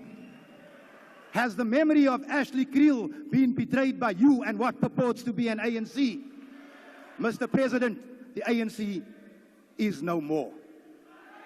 Mr. President, it is interesting to hear the white supremacists raise the issue of VBS as if Pala Pala never happened. It is interesting, Mr. President, that Pala Pala is being swept under the rug by the same people who brought it up. Mr. President, the NCC has the national question. It is not the colored question. Was Pala Pala's money the deposit for the sale of the poor's rights in South Africa? Minister Mackenzie, my brother, my brew, you have lauded the president for bringing the colored question. Why has it taken this man 6 years? Why are our people still dying? Mr. President, your fine speech, it offers no warmth to those feeling cold today. Your fine speech, it does not put away the pains of hunger suffered by millions of our people, induced by the Democratic Alliance and their predecessor, the National Party. To the government of national unity, let me give you a message. We shall overcome. In spite of what you do, we shall overcome. Thank you.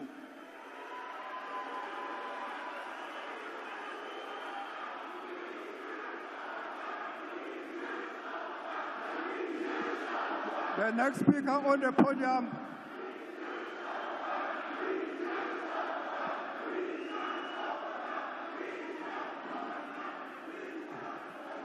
The next speaker on the podium is Honorable Bishop.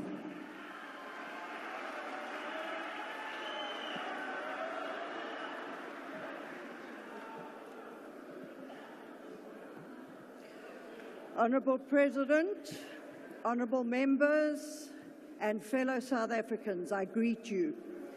Agbare President, ek staan vandag voor u as 'n trotse lid van die nuut gestigte regering van nasionale eenheid. Hierdie regering verteenwoordig 'n betekenisvolle draaipunt in die Suid-Afrikaanse geskiedenis.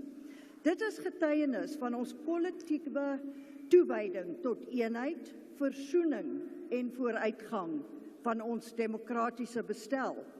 Soos almal bewus is daar nie 'n verkiesingsuitslag gewees in die onlangse verkiesing nie en geen party het die meerderheid gekry nie. Dit is 'n klinkklare bewys dat Suid-Afrikaners oor die spektrum heen 'n regering begeer wat samewerking en verantwoordelikheid omhels.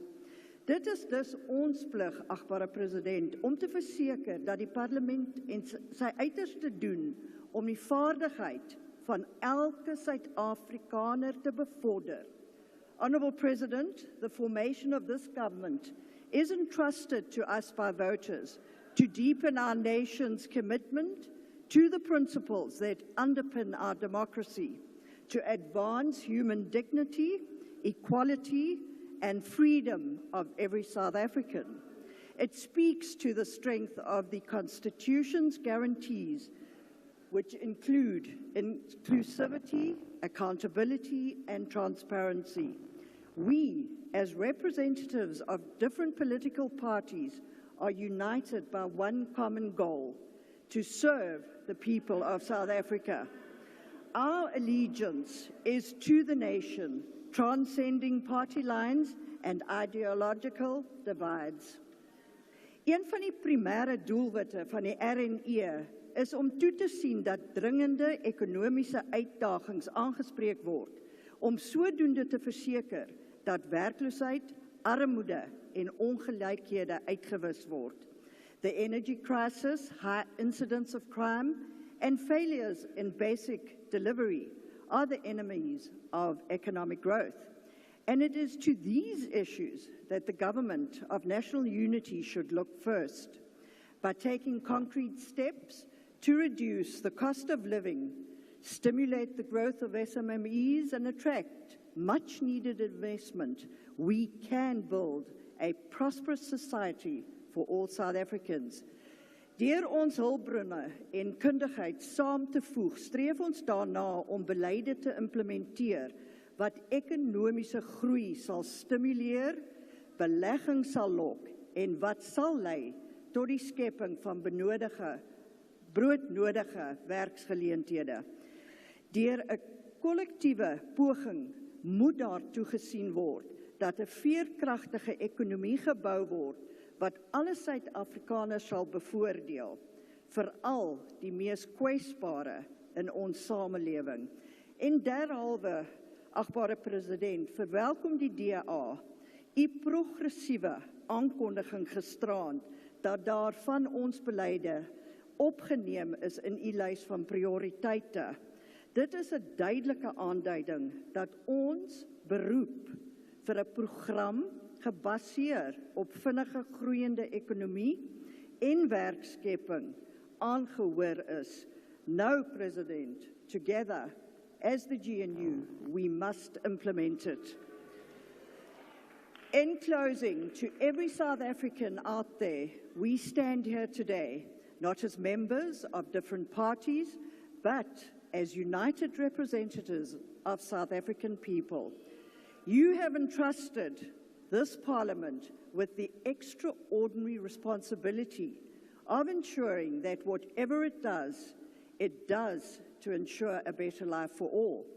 And I'm sure that my colleagues will agree with me when I say that we intend to do just that. Together, we will strive to fulfill the promises of our vibrant democracy, ensuring that South Africa remains a beacon of hope, unity, and progress. Agbare president en Suid-Afrikaners daar buite, die DA het 'n verkiesingsbelofte aan die kiesers gemaak om ons wonderlike land te led. En daarom sê ons onomwonde, die RNE is u regering, nie ons sinne nie. Saam sal ons dit maak werk. Ons gaan dit laat maak werk. En ons nooi u uit om saam met ons hierdie pad te stap na 'n beter toekoms. Ek dank u.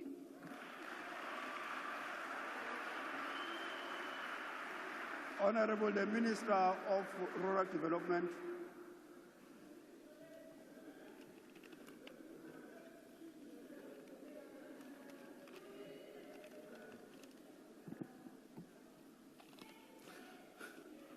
Honorable Chair, Honorable President, and Honorable Deputy President.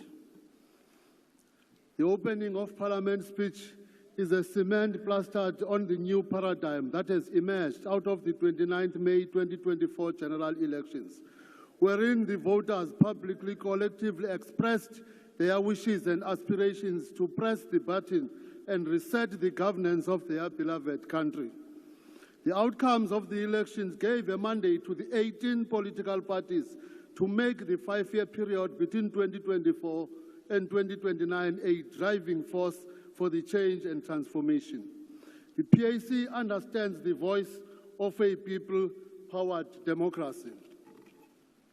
We have dutifully responded to the people whom we have declared to serve with our hearts and minds in what Robert Mangaliso Sobukwe described as an undying love of the African people. We are ideologically clear about the unity of the opposites, the negation of the negation, and the eventually transformation of quantity into quality. The citizens of a country are decisive. We have heard them and will act on their behalf, doing what they are calling for. We are guided by the idea of establishing African nationhood, as understood by Kwame Nkrumah, Kwame Ture, Zafania Mutupeng, A.P. Mda, and others in that League of Patriots and Struggle Heroes. The opening of Parliament speech is focused on what needs to be addressed and attended urgently. The influence of the GNU is most certainly reflected in the speech. We are particularly agreed with the focus to highlight the land reform and rural development. We are committed to spatial justice and equitable land use. With more resolve, with more resources, and with more emphasis, we are intent on implementing deliverables that are aimed at relieving the people from systematic injustice on access to land and the right to improve their quality of life. We are, President, committed to improve the quality of lives of our society through building sustainable rural infrastructure to curb urban-rural migration. We will build rural enterprises that are based on area-specific comparative advantages.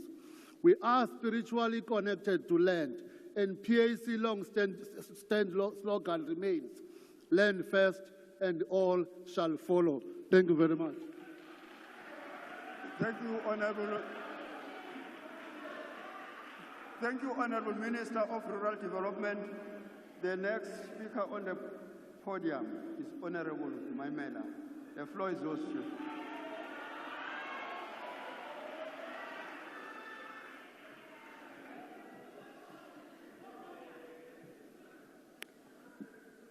Honorable Speaker, Chairperson, Your Excellency the President and the Deputy President, honorable members, as we welcome the opening of Parliament address, we take a reflection, honorable members and President, on the background of the state of basic education in our country. On the 26th of June, 1955, South Africans striving for the liberation of their country from the yoke of apartheid gathered in Kliptown to adopt the historic Freedom Charter, which outlined the country we desired to live in and forms the basis of the ANC policy today. That festival of the oppressed and justice-loving people of South Africa unequivocally pronounced that the doors of learning and culture shall be open to all who live in the country, which was an affirmation of the demand on education Africans had made in 1943 through the ANC's African Claims document. Acutely aware of the reality that education is not class neutral, nor is it free from the chains of the dominant ideology of an epoch. The Freedom Charter articulated the education required to take South Africa forward by making the point that the aim of education, amongst others, shall be to teach the youth to love their people and their culture, to honor human brotherhood, liberty, and peace. This point was succinctly put by Comrade Zwelakhe Sisulu when he explained the concept of people's education for people's power to the National Education Crisis Committee in 1986, when he said, and I quote, "We are no longer demanding the same education as whites. Since this is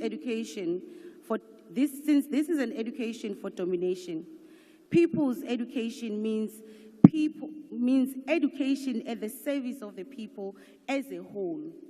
Education that liberates, education that puts the people in command of their lives."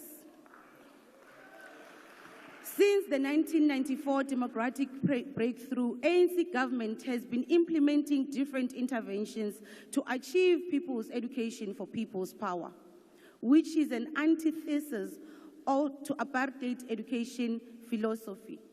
The investment in education the ANC government has made since 1994 and through the passing of the seminal 1997 South African Schools Act and the 2024 Bill produce an education system which seeks to redefine the place of Africans in South Africa.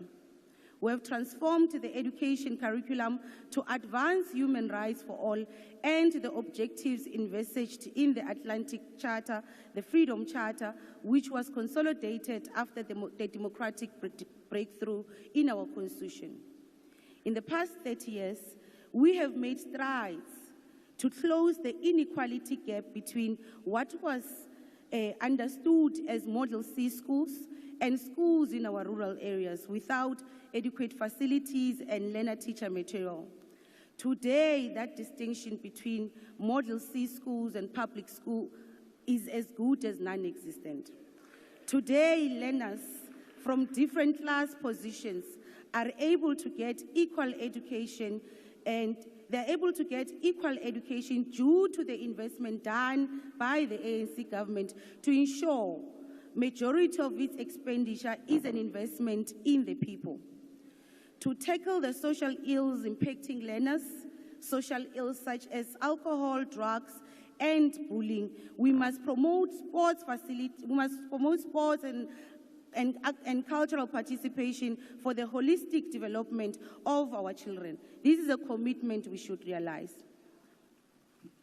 The education system is driven by learning outcomes and various factors which contribute to learners' ability to succeed. In the 7th administration, the ANC prioritized a focus on early childhood development and the foundation phase to improve learning outcomes and indicators such as reading with meaning and numeracy rates. We must strengthen the relationship between higher education and basic education. This will ensure an unexciting pathway for learners in the rural areas and township, and it will enhance access and success in the learning progression. We are prepared to support the 7th administration, and in our true nature, we will undermine big and steep mountains as we clap side by side with all learners, all teachers and parents. Thank you.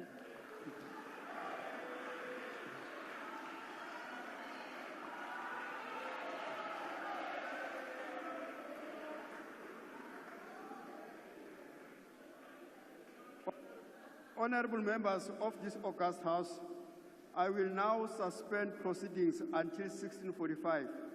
The bells will be rung to alert the members to the resumption of business. The business of the House is now suspended. Thank you.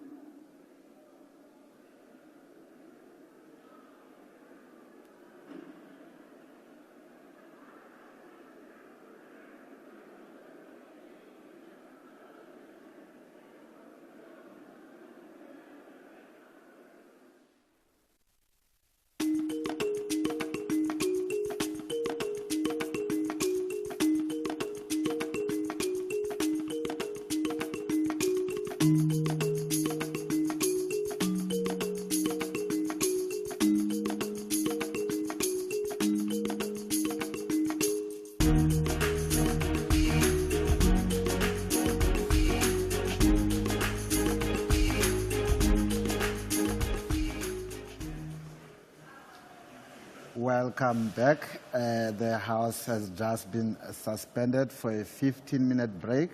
And to those who've just joined us at home, this is a live broadcast of Parliament TV.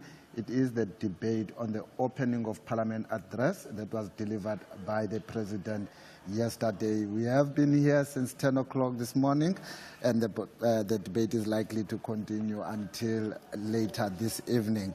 Quite a number of speakers. Different views, robust. We've had the member of the National Colored Congress speaking strongly on issues of crime that are affecting the townships in particular. Mitchell's Plain even went as far as saying, as we are here in Cape Town, it's raining, but in Mitchell's Plain, it's raining bullets. So he was speaking strongly on the issue of crime because the president had made that one of the priorities. The fight against crime has been one of the priorities of this administration. So we wait to see how they're going to deal with that matter. I've also had other speakers, like the one that spoke just a few minutes ago, the Minister of Land and Rural Development, Mr. Mzwanele Nyotso from the Pan-Africanist Congress, is a member of the GNU, which also forms part of the GNU. But it's been a long day, but we're still waiting for more to come. And the Minister as well, I think viewers will appreciate that this was the Minister of Land Reform and Rural Development. We should remember that when the President announced his cabinet, there are some of the portfolios that he separated, and that's why today we have the portfolio of agriculture that is headed by Minister John Steenhuisen, and then we have the portfolio of land reform and rural development, which at first was one portfolio and now has been separated. And obviously, this is to accommodate the members of the GNU and to ensure that there's diversity within the President's cabinet in ensuring that service delivery and the needs of the people, social ills, crime, as the member of the NCC spoke so passionately about, and issues of unemployment and quality education, that all those issues that we talk daily about and that are a reality in South Africa get attended to and get attended to immediately. And as you rightfully say, Tsepo, these are the issues that we talk about every day, and also these are the issues that have been on the State of the Nation address, as some of the members have been raising a concern that for the past 6 State of the Nation address, President has highlighted these as key priorities, but really they have not seen anything that is being done. We had one member there that brought in the crime statistics dating back from 2019, comparing them to where we stand now in terms of crime. But we hope that the President is sitting there. He is listening. He will be providing responses on Monday to all those concerns that are raised in the debate in the National Assembly, and we can only wait to hear how he is going to respond to some of the challenges that have been raised by the members. Of course, viewers can also appreciate them. I'm just going to remind them the strategic objectives of this 7th government. The President said it's to drive inclusive growth and job creation. Secondly, to reduce poverty and tackle the high cost of living.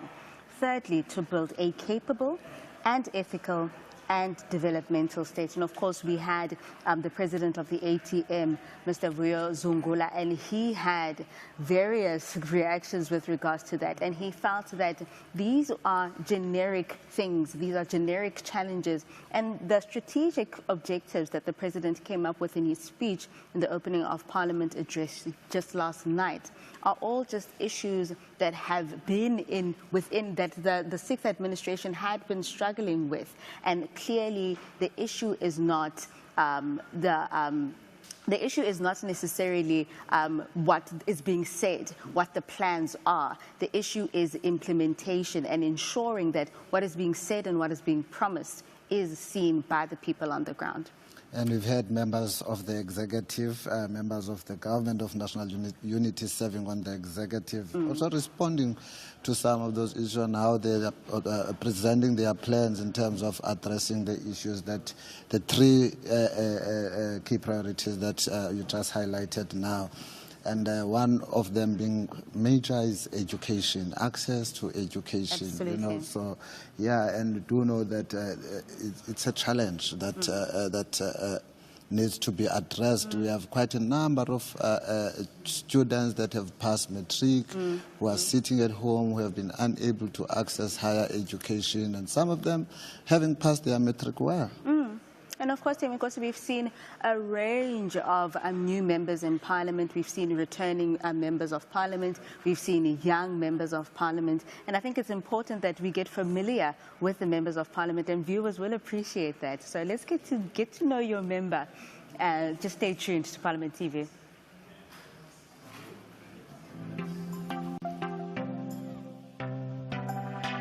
Good day, my name is Natasha Ndlangwini. I'm a member of parliament, a returning member for the EFF. This is my third term. Of course, I'm very excited to be back again and within the interesting dynamics that our country is facing us. And of course, we will be, as the EFF, always hold the executive to account, and that is why we're here for. Thank you so much.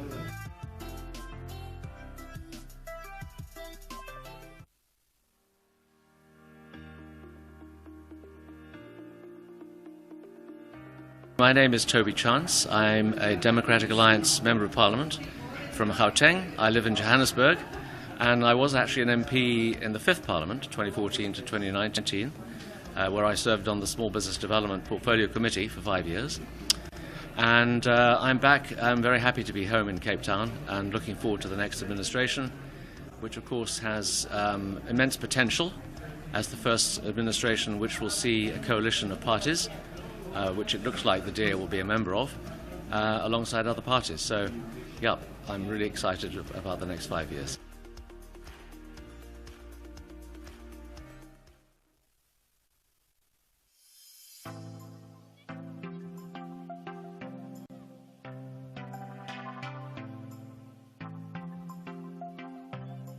Good day, my name is Sello Sitlolo. I am from the Northwest Province. I originate from the municipality of JB Marks, but represent the constituency of Greater Taung. This is my second term coming back as a Member of Parliament. I look forward to continuing to do the hard work in terms of representing my constituency, making sure that they're able to receive the basic services that they need and that Parliament represents their interests. Thank you.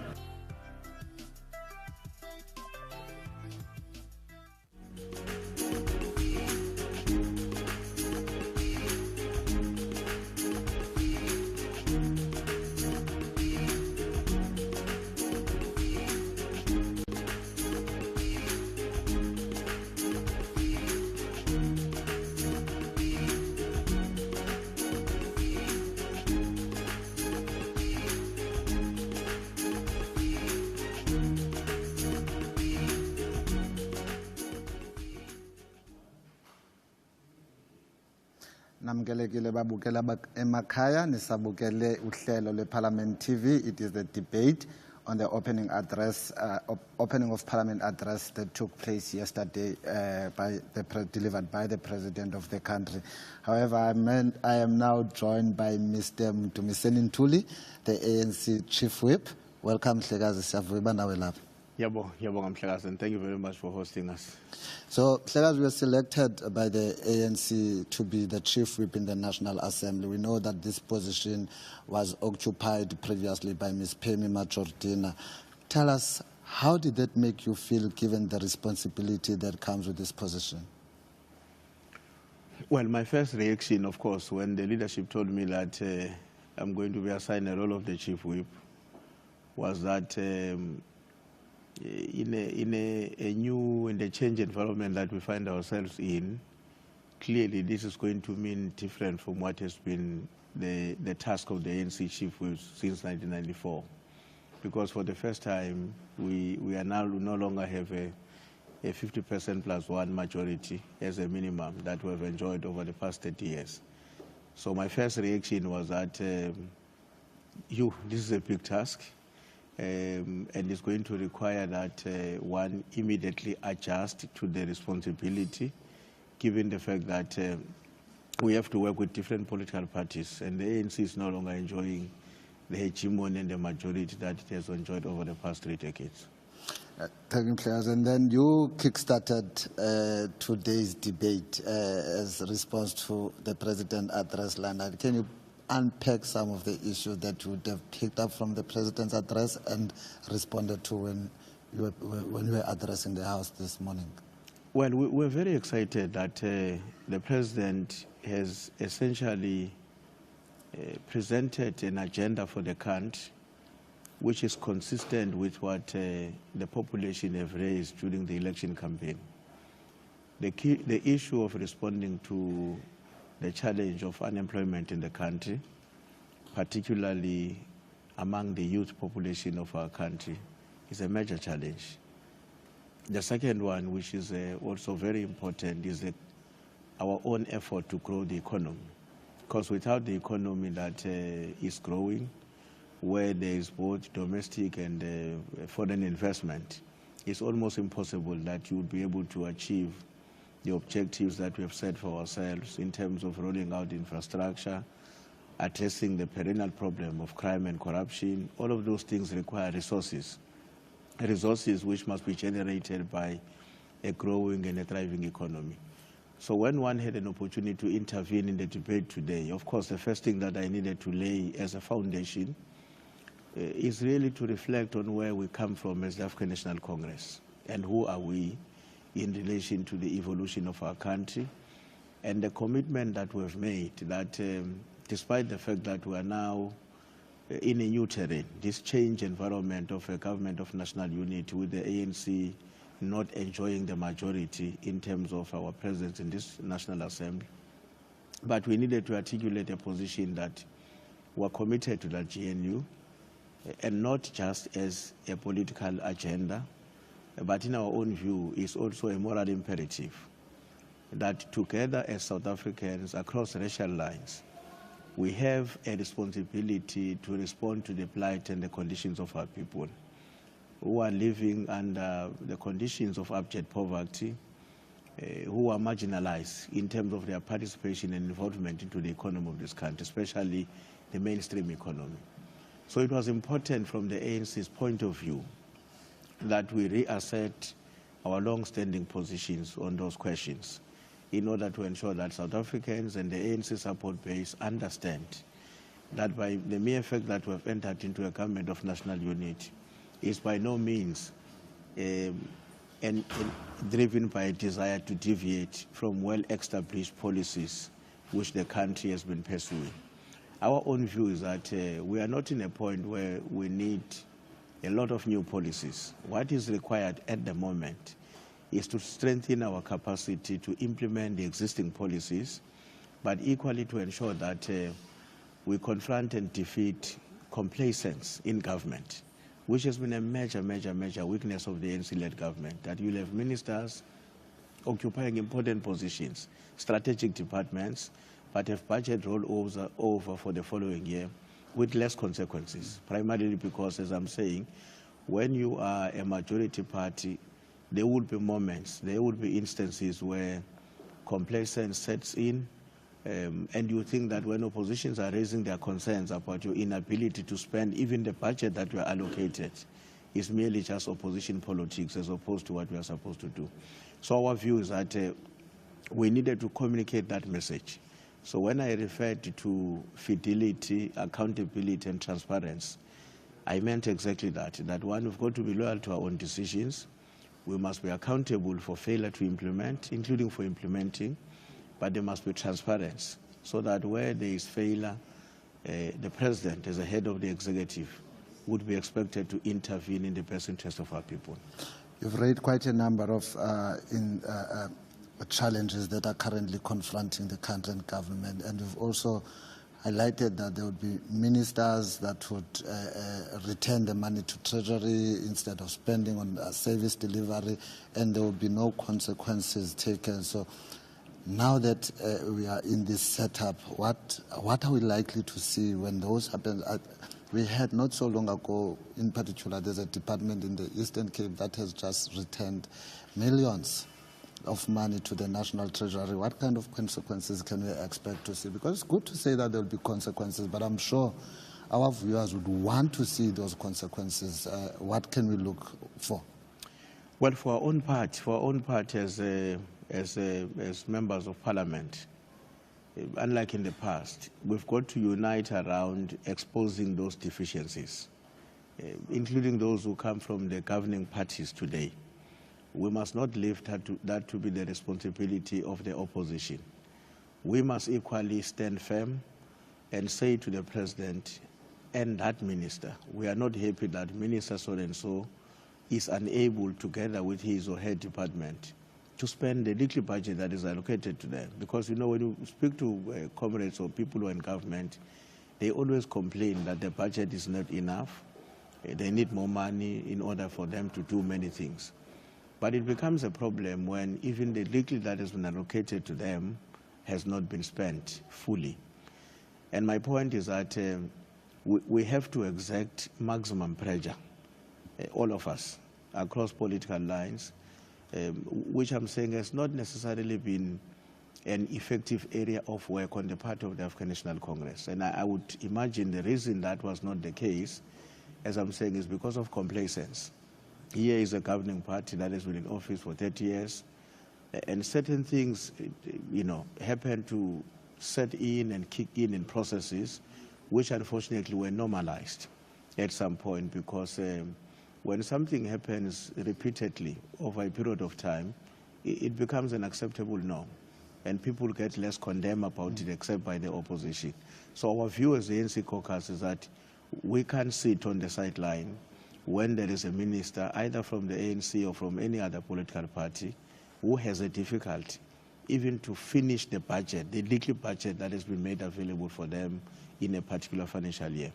And of course, we'll have to exert pressure to the president to say, if there is no justification why this has happened, we would like you to act on this matter, because this is a betrayal of what the population has voted us. And that leads me to my next question, because I would like to know what mechanisms then do you have in place to ensure that there's accountability and there's transparency within the GNU government? Well, it's going to be, firstly, everybody who's in government is accountable to the population of this country. Secondly, all of them are accountable to Parliament. And through the portfolio committees in Parliament, we have to ensure that we exercise our oversight role effectively, without any favor, and ensure that we are more open about what is going wrong and what is happening, which is good, that must be applauded, and together as members in various portfolio committees condemn that which is not working. But I also think that at the political level, the ANC in caucus and the ANC in the headquarters in Luthuli House will have to find a way, because this change environment necessitates that we also organize ourselves differently. We're going to have to find a way to ensure that we build an internal capacity through which we can ascertain within a reasonable period of time, or on quarterly basis, or as the case may be, to see if departments are really performing their tasks in accordance with the adopted annual plan and the budget of that particular year. Mr. Nduli, I must thank you very much, and I don't want to keep you long as the House is about to resume its work. Thank you so much for joining us, and we wish you all the best in your position. Thank you very much. Much appreciated. The next speaker is the Honourable the Premier of Gauteng.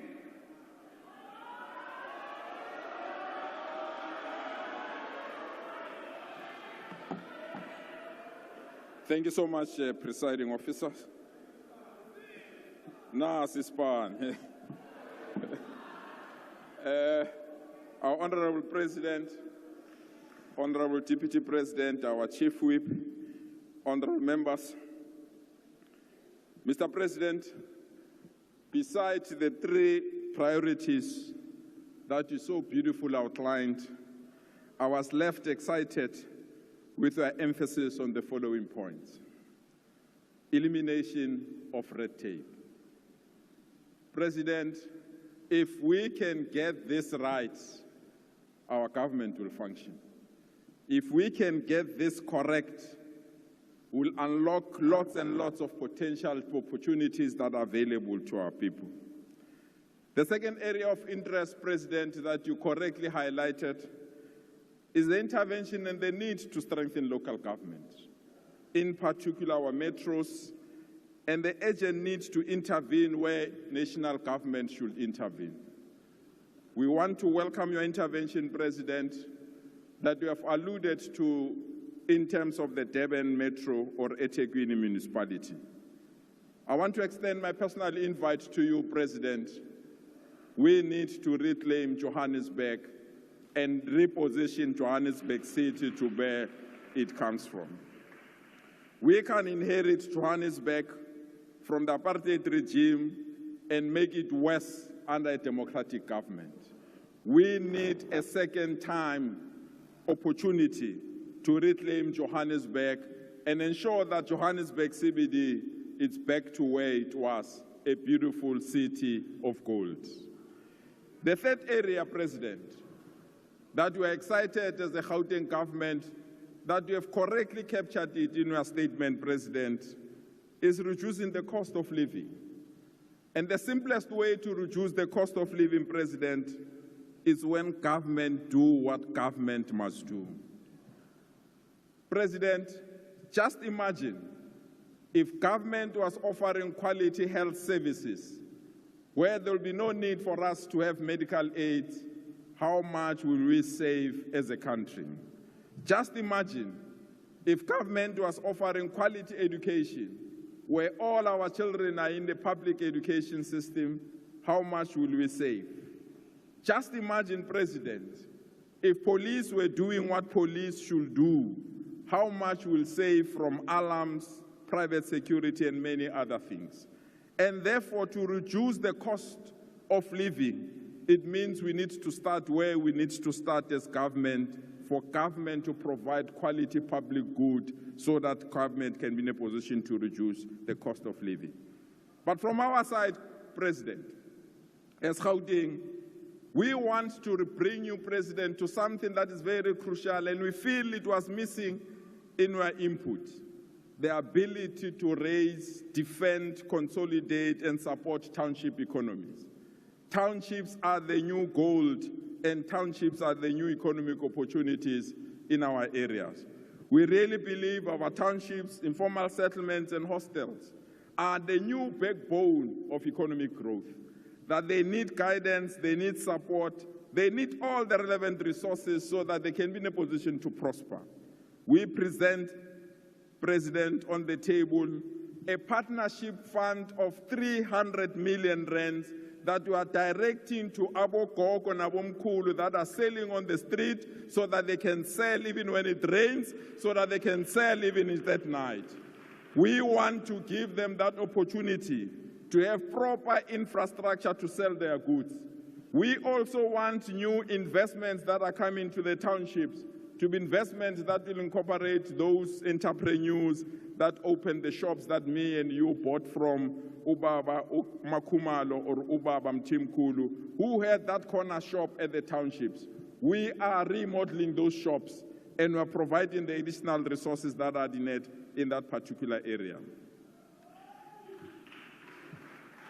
Comrade President, we've identified 10 high-growth areas in Gauteng, and your speech provides that opportunity for us to integrate some of our provinces so that we can be in a position to have economic opportunities for all in our areas.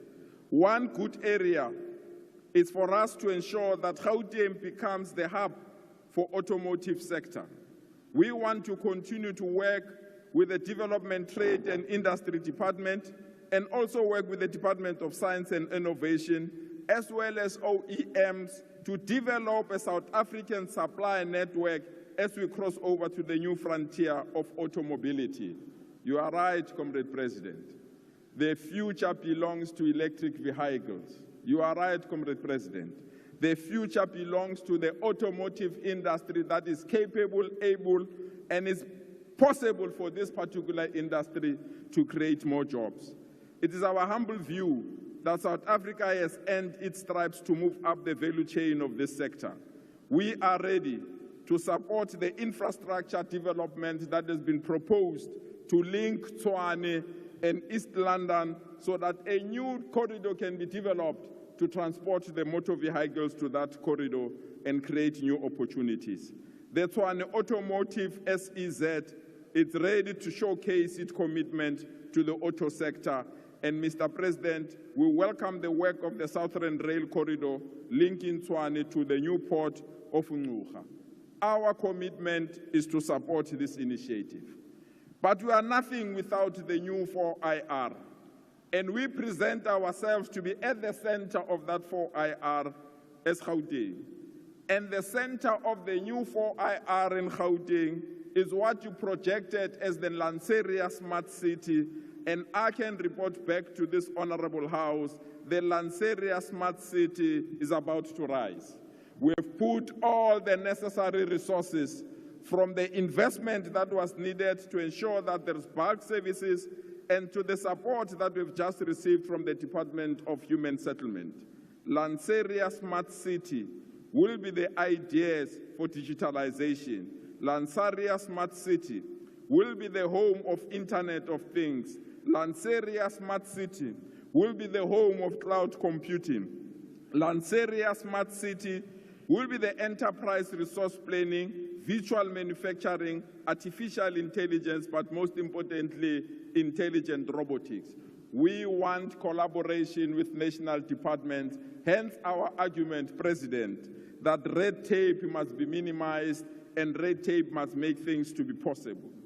We are also excited, together with the Premier of Limpopo, President, Limpopo and Gauteng are interlinked and organically unified.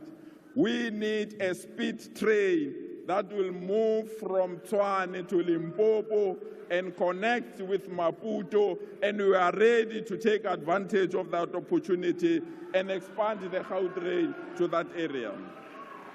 We are excited about this idea, President. We are only requesting one thing and one thing from you, President. Red tape must fall and allow this opportunity to rise so that we can have the train between the two provinces. We are also excited that we have finalized discussions with AXA. President, the new economy is cargo. We need to move cargo from one point of our province to another point of our province, and we've entered into an important agreement with OR Tambo International Airport, where they're expanding a new cargo section that is going to increase the opportunity of transporting cargo in our province. We are excited with this opportunity, and we really believe it's a very important opportunity for all of us. President, we have started to revitalize one of South Africa's oldest industrial hubs called the Vaal region. The Vaal Mega City program got a capital injection from Citibank from the UK to establish a hydrogen valley that will create almost 30,000 new opportunities in our 30,000 opportunities in our province. This is another confirmation that if we work together with the private sector, we can create opportunities for all. Comrade President, there are some people in this House questioned your commitment when you said there were 2 million opportunities that were created in the last 18 months of our government. I want to confirm the almost 1 million opportunities that came from our Nasi Spani program in Gauteng. We agree, President, that we need tangible jobs. We agree, President, that we need firm jobs. But while you are still developing your industrial policies, while you are still developing quality jobs, the poor and the unemployed must eat every day without failure. And our opportunities, therefore, can fill the entire FNB stadium, can be filled by people who from today, President, they are not asking money for Vaseline or any other thing. They can go to the shop and buy on their own because they've earned those particular opportunities. Comrade President, I want to close on this score, and my apologies to those that are partners in the government of national unity.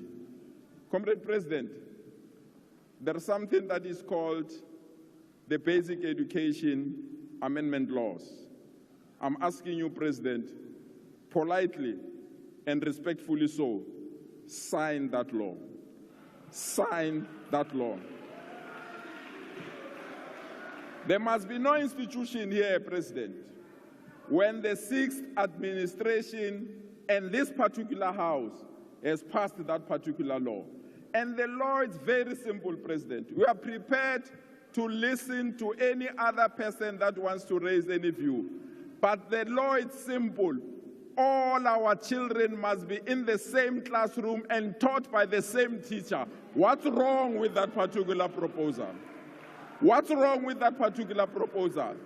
That the language of teaching must incorporate all 12 languages, that there must be no language that is excluded. What's wrong with that particular proposal? that every child that is in ECD must be a formal education system starting from ECD. What's wrong with that particular proposal? And therefore, President, sign that particular law. We'll debate later with all other people. Thank you so much.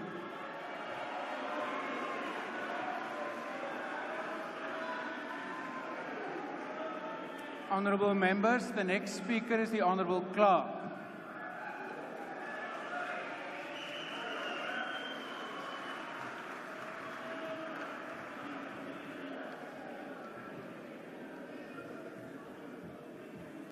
Thank you, Chairperson. Good afternoon to the House Chairperson, to the Honourable Speaker, the Honourable Deputy Speaker, and Honourable President. Today, we stand at a critical juncture as we discuss the National Health Insurance. While the Democratic Alliance has always championed universal health care and access to health care, we must ensure that our solutions are both practical and sustainable. As part of the National Government of Unity, it is our duty to uphold our principles while offering constructive recommendations.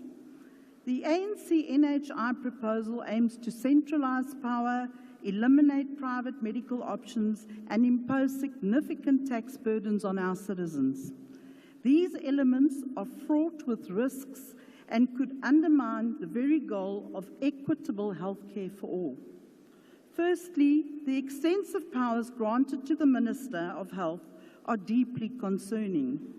The Minister will essentially control the fund from setting prices to having the ability to determine which service providers would be entitled to provide services over another. The concentration of power invites corruption and inefficiency, as we have seen with the state-owned entities.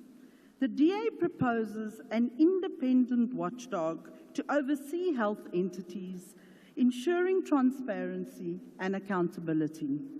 Secondly, the elimination of the two-tier healthcare system will overwhelm our already strained public healthcare sector. Forcing citizens into a single, overburdened system will degrade the quality of care for everyone. Instead, we should enhance private healthcare, access through social reinsurance system, lowering costs and improving benefits while cross-subsidising care for the poor. Thirdly, the financial viability of the NHI is questionable.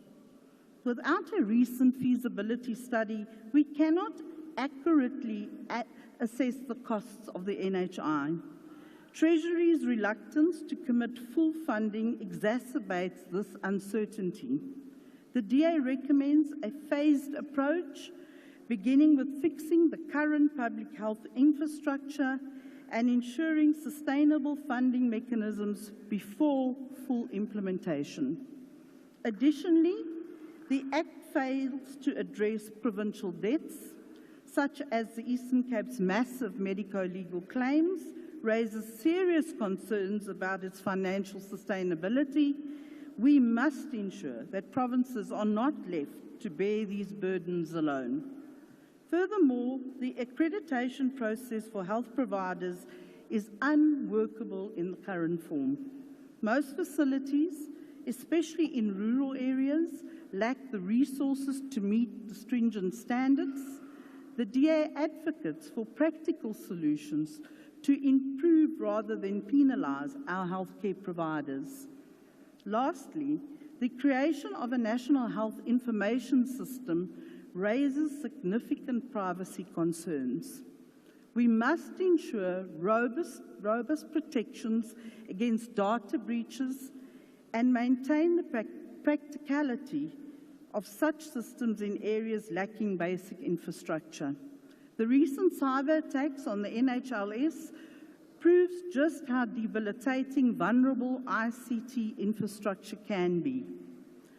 Last night in your speech, Mr. President, you said, and I quote, "There's a broad agreement that we must draw on the resources and capabilities of both the private and the public sectors to meet the healthcare needs of all South Africans equally. We also stated in implementing NHI, we are confident that we will be able to bring stakeholders together and that we will be able to resolve differences, clarities, and misunderstandings. As a Democratic Alliance, we welcome these discussions and will be watching this space closely. In conclusion, while we support the goal of universal healthcare, the NHI Act as it stands is not the answer. The DA's recommendations offer a balanced approach that addresses corruption, enhances accountability, and improves access to quality healthcare for all South Africans. Let's work together to build a healthcare system that truly serves the needs of our people. Mr. President, the DA is committed to work with your team of weavers, tabling recommendations, ensuring that we achieve the necessary outcomes enshrined within Section 27 of our Constitution in terms of quality healthcare. I look forward in working with my colleagues of the GNU within the Health Committee, achieving the best possible outcomes for every South African in this country. I thank you.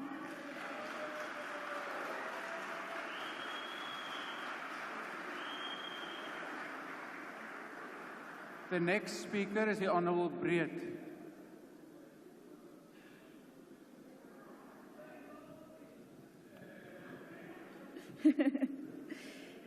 Dankie, Huisvoorsitter. I was full of hope yesterday when we had an opening of Parliament that didn't have the usual chaos from our colleagues in the red. And I thought that we might get to the job at hand this year and that we would really be able to restore and build South Africa together. But I was wrong. Order. Honourable members, please allow the speaker at the podium. Honourable Breed, will you take your seat for a moment, please? Honourable Manye. Thank you, Chair. I'm rising in terms of Rule 92, read with Rule 85, subsection 1. In terms of that rule, a member may not cast aspersions. The member is casting aspersions on our organization. Thank you, Honourable Member. Aspersions is to be cast on individual members, and the Honourable Breed, I believe, actually appreciated your behaviour of last night. Honourable Breed, please continue.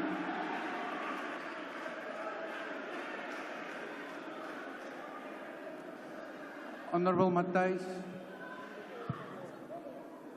I stand on the same point of order. You're also just out of order, so I'm calling order on you, House Chair.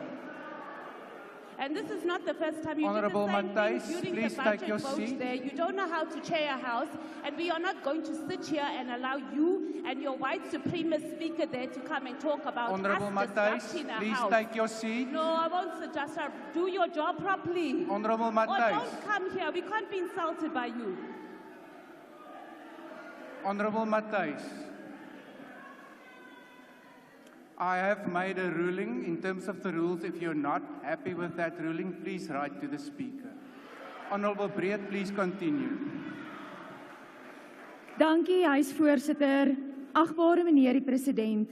Ek voel vir die eerste keer sedert ek die politieke arena as 'n student betree het, dat Suid-Afrika op die pad nog groter en beter dinge is. Die planne was vir eens realisties. Ons moet fokus op ekonomiese groei en werkskepping, armoede asook lewenskoste moet verlaag word en ons moet 'n bekwame en etiese staat van ontwikkeling daarstel. Ek dink wel dat hierdie planne ons kan oorweldig en moet ons eens wees en vir mekaar sê dat hierdie goeie planne gaan misluk as daar nie werklike dienslewering op voetsoolvlak geskied nie. En dit beteken dat ons op ons munisipaliteite gaan moet fokus.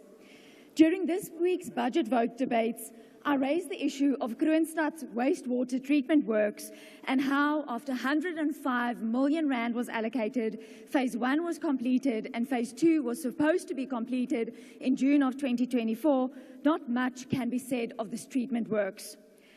The Deputy Minister, however, expressed his concern, and I cannot wait for our oversight at this treatment works because this is how we will restore South Africa. Similarly, sticking to Mokaka, die Hielstraat kliniek val uitmekaar uit. Die plafonne het gate in, die toilette en wasbakke is gebreek. Daar is sekuriteitsprobleme, daar is 'n tekort aan personeel en dan nog is die personeel wat daar is, se kontrakte nie hernie nie. Die fotostaatmasjien werk nie en die rekenaars is gesteel. Daarom is daar telefone wat hulle moet leen aan die Bier Boitumelo Hospitaal, want hulle telefone werk al sedert Januarie nie. Basiese dienslewering wat daar nie is nie.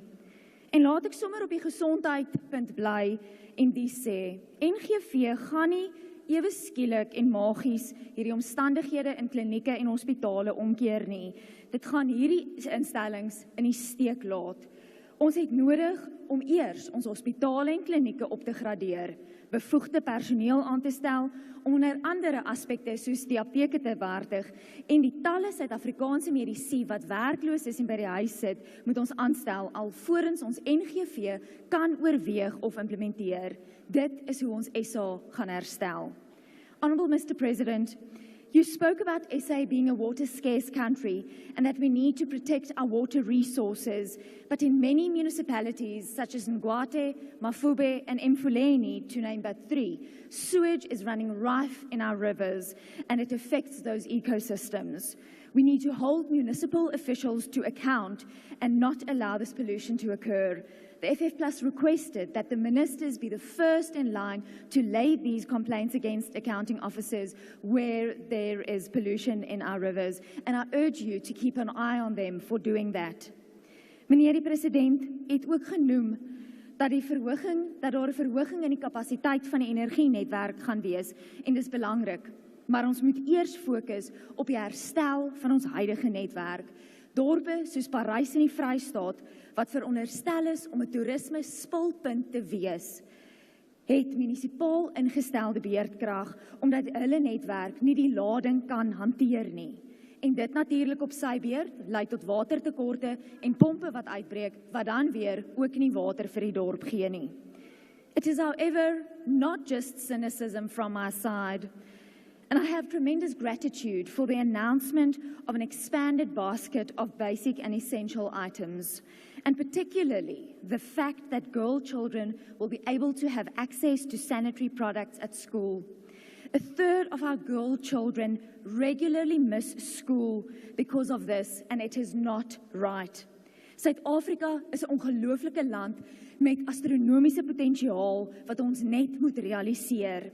Die RNE bied vir Suid-Afrika die geleentheid om te herstel en bou. Ek dank u, voorsitter. Honourable members, the next speaker is the Honourable Sangoni of the ANC.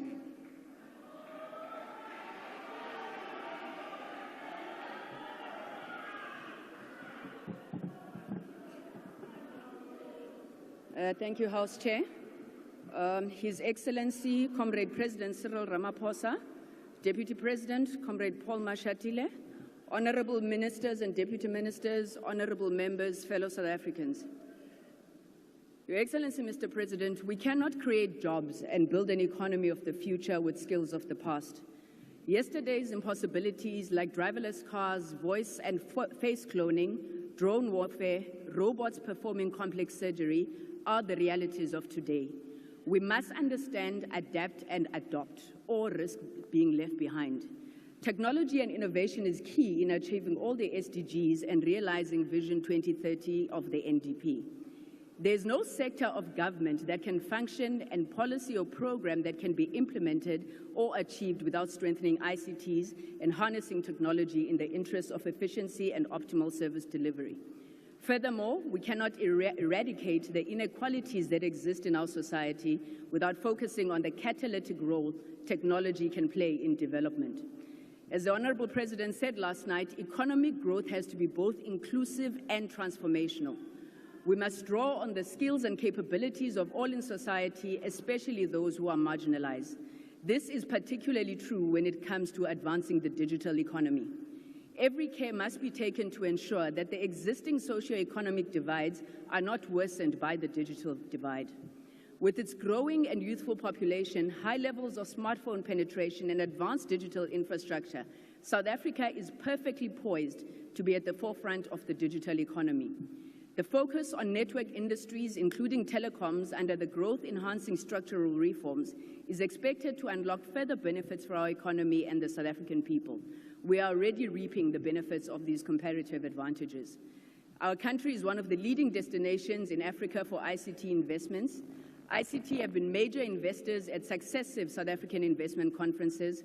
We have a thriving startup culture. So we welcome the 7th administration's focus on the digital economy and creating jobs in digital services. We are building a country and an economy of the future, and we're already hard at work. But we must do more, we must do better, and we must do it faster together.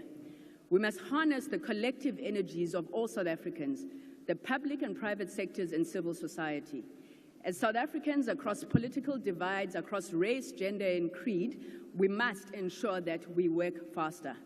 For our part, as the African National Congress, we will never cower from the need to build a cooperative approach where all South Africans work together to realize, as the President called it, our shared destiny. We will never be blackmailed by those who wish to pigeonhole us into a black party. The ANC is a non-racial party, not a black party. We do not now, nor have we ever hated white people. Please take your seat for a moment. Honourable Manye, why are you rising? Thank you, Chair.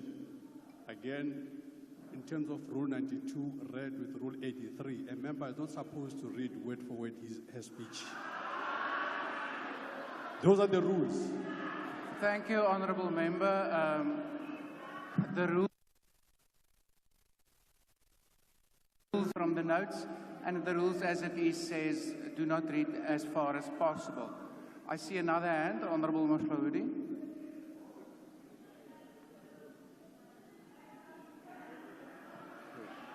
Thank you very much, House Chairperson.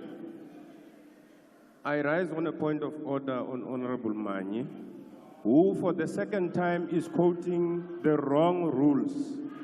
We are using the joint rules of the joint rules, not the National Assembly rules. Honourable Shivambu, you have a responsibility to educate your member there. Thank you very much. Thank you, Honourable Member. Honourable Members, yesterday when we came here for the opening of Parliament address, all of us were supplied with a joint roll book. Please use them. Honourable Member, please continue. My apologies for the interruption. Thank you, House Chair. I repeat, the ANC is a non-racial party, not a black party. We do not now and never have we hated white people. We hate white supremacy and the system that perpetuates it.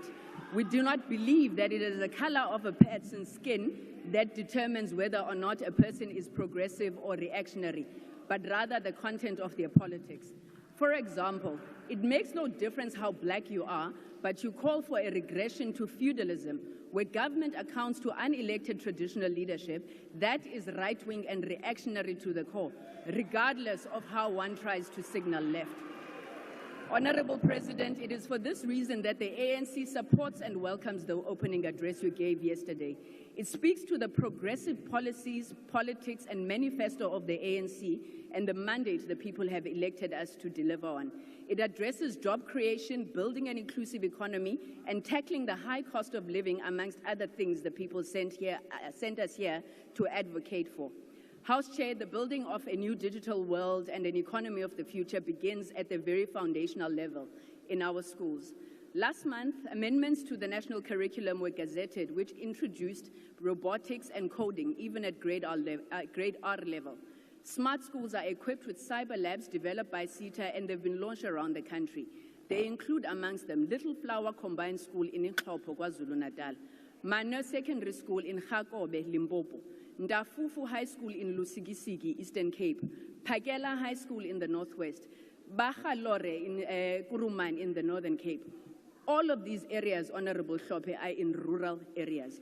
Those with eyes to see and ears to hear will affirm that it is a lie to say this government does nothing in rural areas. In these schools, they all have 40 computers, desks, and interactive board. We are working with traditional leaders, and we have also facilitated connectivity to 937 traditional authority offices in Nela Namakomkhulu. Through this initiative, our communities in rural areas get access to broadband connectivity, helping them to access the endless opportunities that exist in the digital world. Honorable members, with this razor-sharp focus on skilling our population and building an economy of the future, with a focus on inclusivity that ensures that technology narrows inequality and does not deepen it, and with the necessary political will, we can and we will build the economy of the future together. I thank you.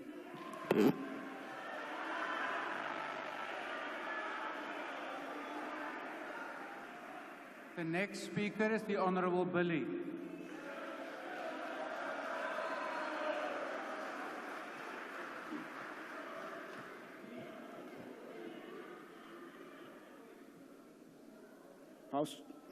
House Chairperson, honorable members, Speaker of the National Assembly, President, Deputy President.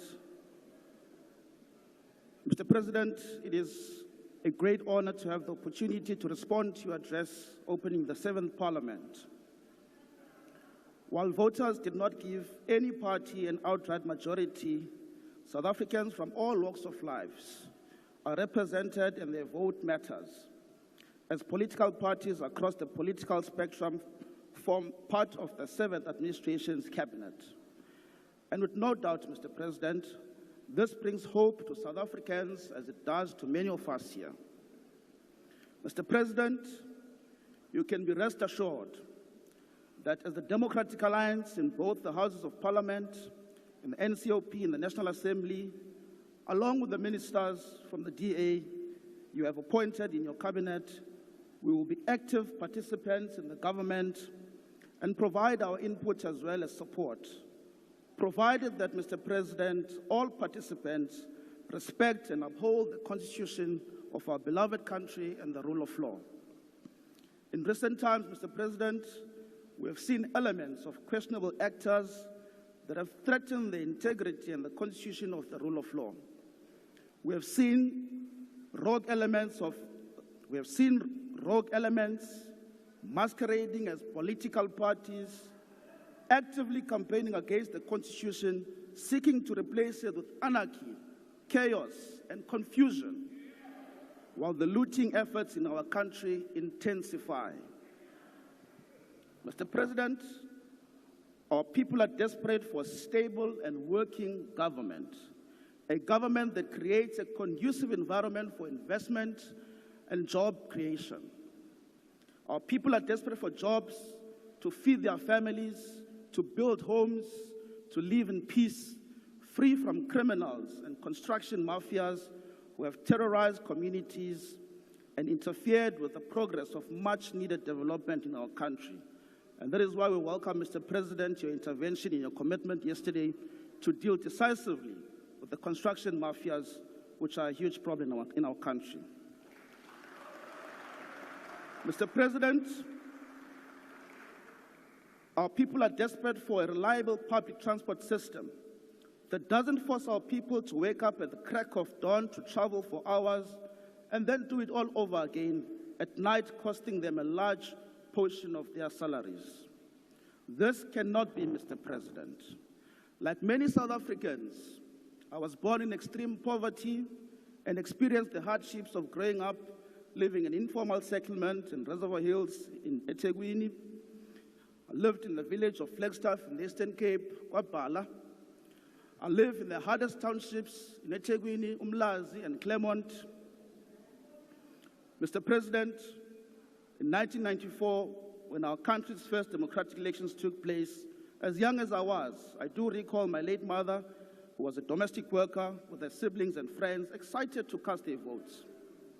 To them, it was a momentous occasion and the beginning of a new era, an era of jobs, of houses, of the introduction of electricity and running water, the building of schools and hospitals, providing free quality education for many of them. Mr. President, to date, those communities remain in informal settlements in Reservoir Hills. My village in the Eastern Cape, Kwabala, they still don't have running water. Crime is at its worst in Claremont and in Umlazi, eThekwini. Mr. President, as the government of national unity, we must change that. We must do things differently. We must bring hope to all our people. It is true that progress has been made, Mr. President, in our democracy, but many continue to live without quality access to water, sanitation, and electricity. So, Mr. President, more must be done, and more will be done under the National Government of Unity. In conclusion, Mr. President, the Democratic Alliance is committed to the National Government of Unity. Ministers from the DA will work diligently in their respective departments. You would have seen, Mr. President, as you did highlight yesterday, that there was some excitement. Indeed, there is excitement. Our ministers have started working quite hard. You would have seen that. And that is why we continue to commit to what you have initiated and what we are part of. And that is why we'll never be part of Honourable Member, your time has expired. President, let us stand for South Africans. The strength of our nation lies in our collective commitment to justice, equality, and the rule of law.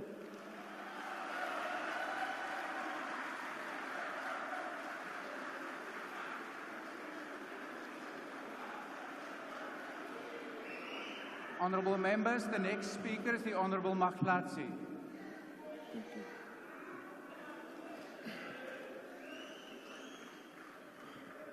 Greeting House Chair, to President of Africa, Jacob Zuma, to President of the Republic, Khotsontat, the Deputy President of the Republic, Khotsontat, Khotsom Africa. President, yesterday you started your speech with the concept of Ubuntu, using the aphorism of Mutuki Mutukabatu, one of my favorites. But the concept is meaningless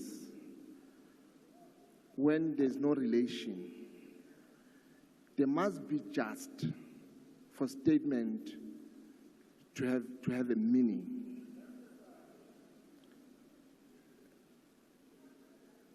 If I say I am because of you, it's difficult to be I am because of you when you have something that belongs to me.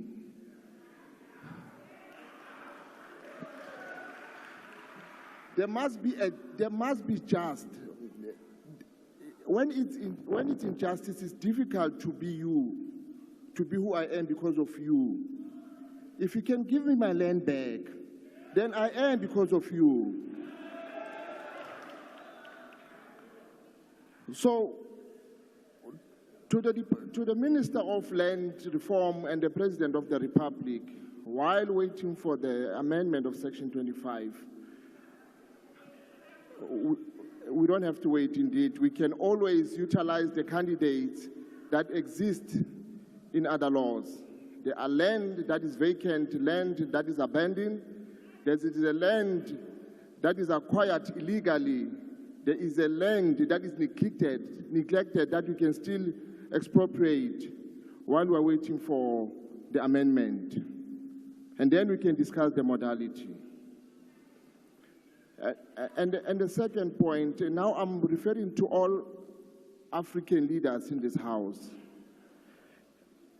It's okay, I'm talking about leaders, not you, ma'am.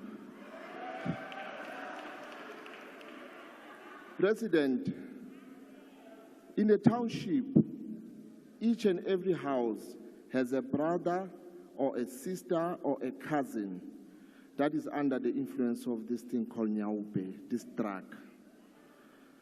I appeal to you, even if you look at me as a rival in a way, but I appeal to you that let's put money and investment in saving these kids.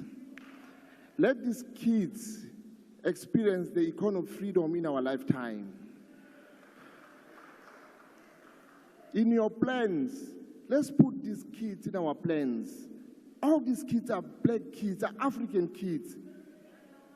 So I appeal to you, leadership, that while we are talking all these beautiful things, excluding the policies, because there was no policy yesterday in the speech,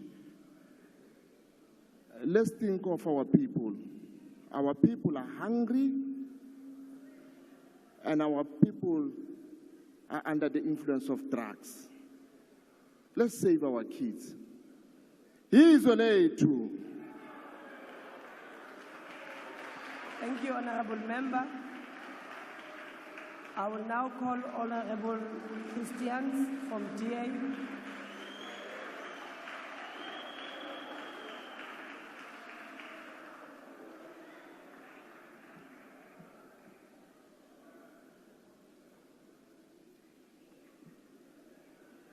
Honorable President, honorable members, fellow South Africans,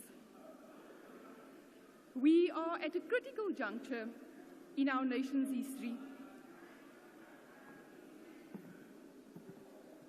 Apologies.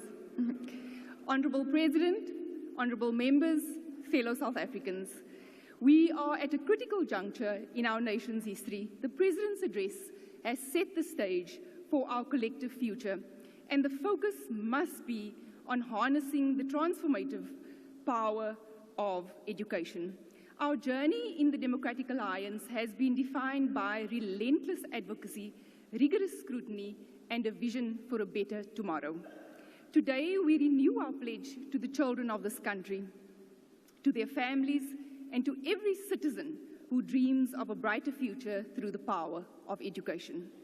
While South African learners cannot read for meaning, while they attend schools in unsafe environments, and while they sit in overcrowded classrooms with overworked and underqualified teachers, forced to teach an overloaded curriculum, the department continues to face immense challenges in implementing effective plans to turn the situation around and save this generation.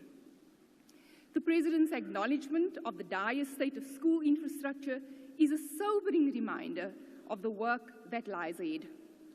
Dit is 'n skande dat daar in 2024 steeds talle skole is wat ontbreek aan noodsaaklike fasiliteite soos lopende water en behoorlike sanitasie.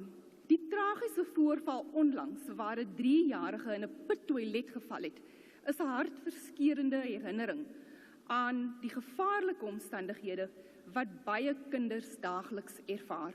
Hierdie tragedie, asook die katastrofiese ongeluk wat die lewens van 11 jong leerders in Carletonville geëis het, beklemtoon die dringende behoefte aan veiliger skoolomgewings en betroubare vervoerstelsels. Pittoilette en onveilige strukture moet binne die volgende regeringsperiode verwyder word. Elke kind verdien 'n veilige omgewing om in te leer. Honorable President, we cannot ignore the critical shortfall in funding allocated to key areas such as infrastructure development, teacher training, and learner support services. The shortfall to these critical areas are deeply concerning and threaten the safety and quality of our learning environments. The importance of early childhood education cannot be overstated. The childhood education lays the foundation for lifelong learning. The DA supports the President's call for high-quality early childhood education and safe spaces for children in all ECD centres. We urge the Department to expedite plans for educational programs for 3 to 5-year-olds and provide systematic support to home-based care and learning initiatives. As the Basic Education Laws Amendment Bill awaits the President's sign-off, we must remain vigilant about its implications. While efforts to streamline educational administrations are necessary, The Democratic Alliance has consistently raised concerns about clauses that could excessively centralize power away from provinces to the minister and undermine the critical role that parents play in their children's education.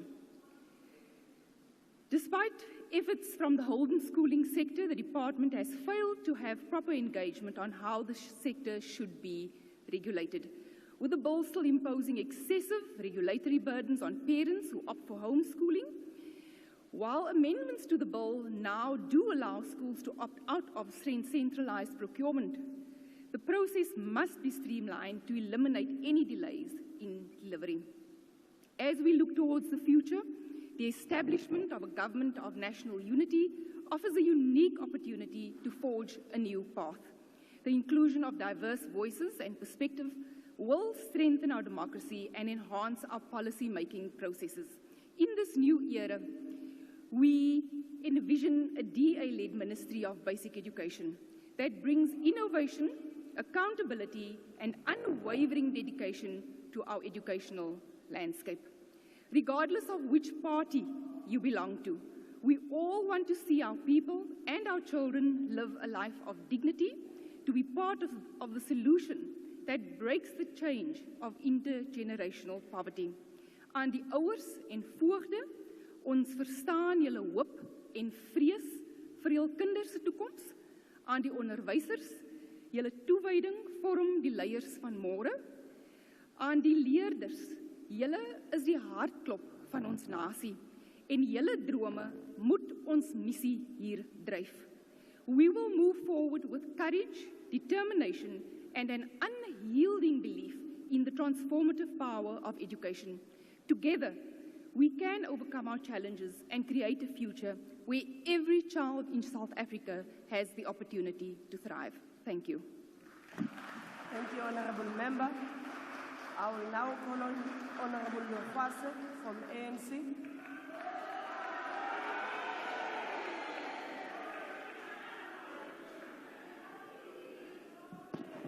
Honourable House Chair, His Excellency, the President of the Republic of South Africa, His Excellency, the President, Honourable Members, Kialidumedis. I want to agree with you, President, when you said yesterday, open quote, in recent days we have witnessed runaway fires in the KwaZulu-Natal, in which 14 people, including 6 firefighters, lost their lives. The fire is caused the destruction of homes, livestock, and grazing lands due to climate change. Therefore, Honourable President, I would like to send our deepest condolences to the families. The impact of climate change is no longer a distant idea, but a lived reality globally. Climate change has social, economic, and environmental implications that pose a risk to the sustainability and livelihoods of life itself. As a nation, we have an obligation to join global efforts to reduce greenhouse emissions and move towards a low-carbon economy that protects our national interests. As we speak today, the floods in the Western Cape are impacting the most vulnerable in informal settlements and the homeless. Floods do not only have a social impact, but also an economic impact, as they lead to damage the infrastructure. In 2022, the floods impacted KZN, Gauteng, and Northwest, and we experienced a high death rate and a displacement in our communities. This tragic experience has taught us several lessons, including the need to build resilient systems and capabilities to respond to the disaster management with low casualties and low impact.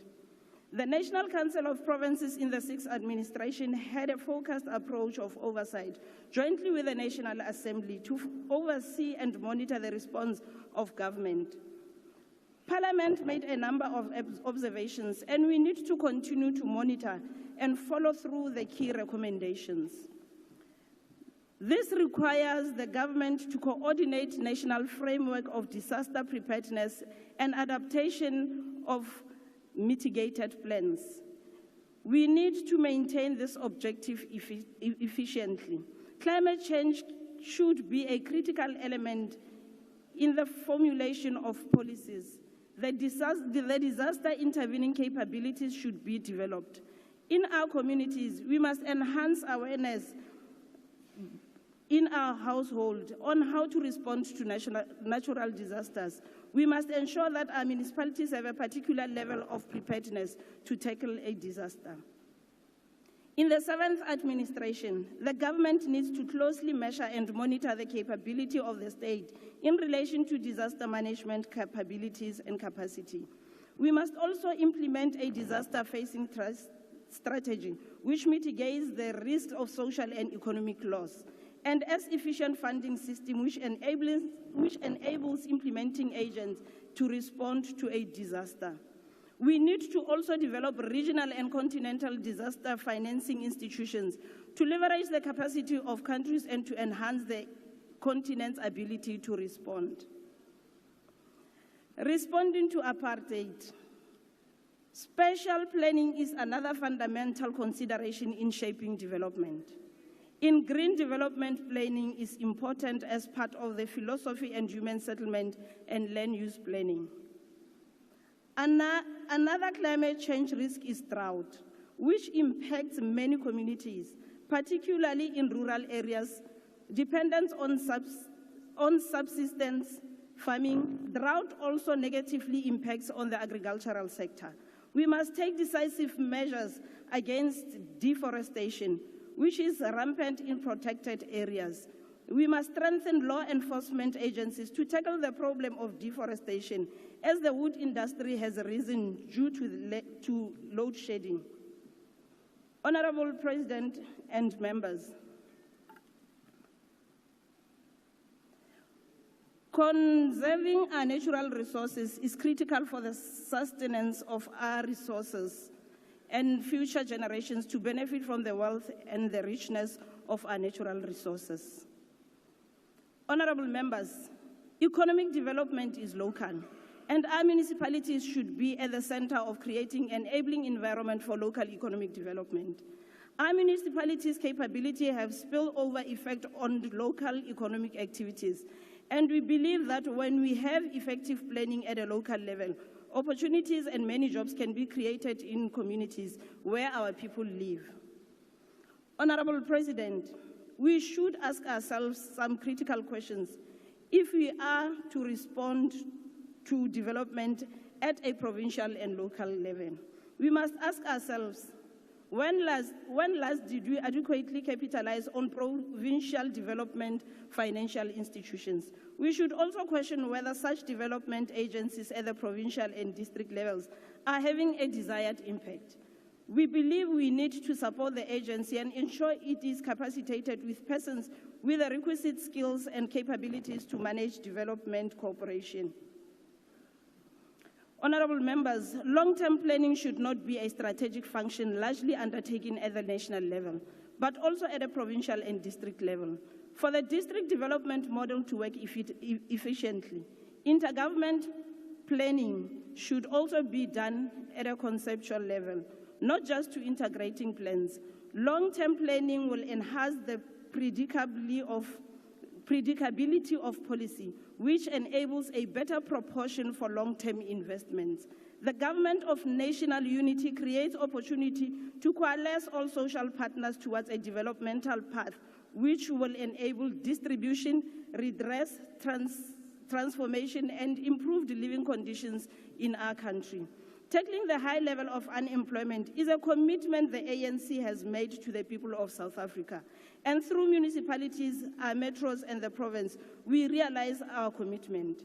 We welcome the focus on addressing the financial structural factors impacting municipalities, mainly in rural areas and those revenue challenges. The bulk of challenges impacting South Africans on a daily basis is service provision to our communities.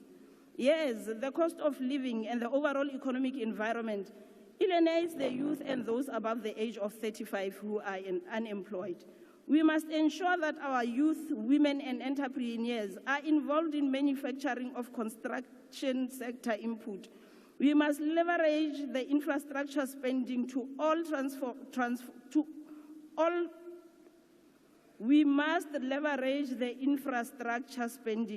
to also transform the linked value chain. We must be intentional with industrial development and localization.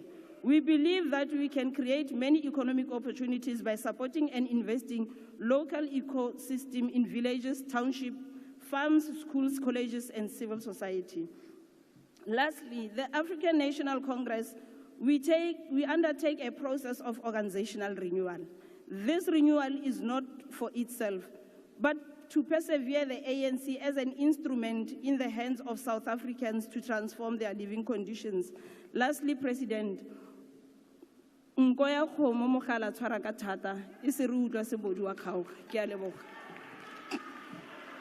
you, Honourable Member.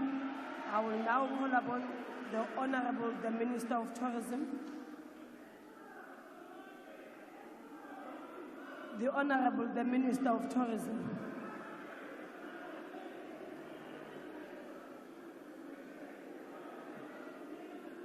Honourable House Chair, Honourable President and Deputy President, the May election was a major step in the realignment of South Africa's political landscape. The GNU is not the final destination. It's an important junction in the road. It has the ability to implement policies and programs that will strongly influence where our country heads next. The Good Party joined the GNU for two reasons. One, to contribute positively to the realignment process, and two, because the statement of intent was closely aligned to our policy pillars of social, economic, spatial, and environmental justice. When we enter cabinet meetings these days, we don't just leave our phones outside, but our party hats. We have a mandate rooted in the Constitution, directed by the approved policies and legislation, and led by the President.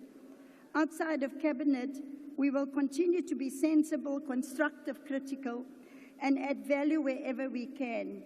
We want to be part of defining a better, more inclusive country. The GNU means putting politics aside and not wasting the opportunity. As the GNU, we must be careful not to structure our message as if nothing has been done in the past. We must not send out a message that the GNU had now discovered all the mistakes. The GNU ministers must know that when you inherit a department, you inherit it with the good and the bad, and you must fix it. When you are called to serve in the executive, you serve the people of the country, because the needs and the pain of our people knows no political affiliation. Madam Speaker, the fiscus is not in a good space. Therefore, all departments must introduce zero-based budgeting as we agreed in the 6th administration. We must do more with less.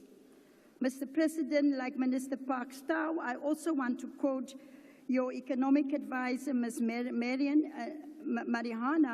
in a book called Mission Economy, and I quote, "Government has bought into the ideology that their role is simply to fix problems, not achieve bold objectives. Government cannot limit itself to reactively fixing markets, but must explicitly co-shape the markets to deliver the outcomes society needs," close quote. Tourism is one of these bold objectives, to co-shape markets and ensure inclusive growth that create jobs for our people. And we are already busy with it. In 2023, the tourism sector grew by 49% compared to the previous year. Like Mr. President said, a demand-led approach to skills development will empower our people. I see tourism as an enabler that will absorb many unskilled and semi-skilled citizens in a growing and thriving tourism industry. Madam Speaker, we must not take the patience of our people for granted. Like weaver birds, what is left for the GNU now is to implement, implement, and implement. Lastly, I've been waiting long to say this. Honourable Minister Steenhuisen always accused Minister McKenzie of myself of working with the ANC. He can no longer accuse us of that. You are part of the ANC. Thank you. Thank you, Honorable Minister. I will now call Honorable Chirwa from EFF.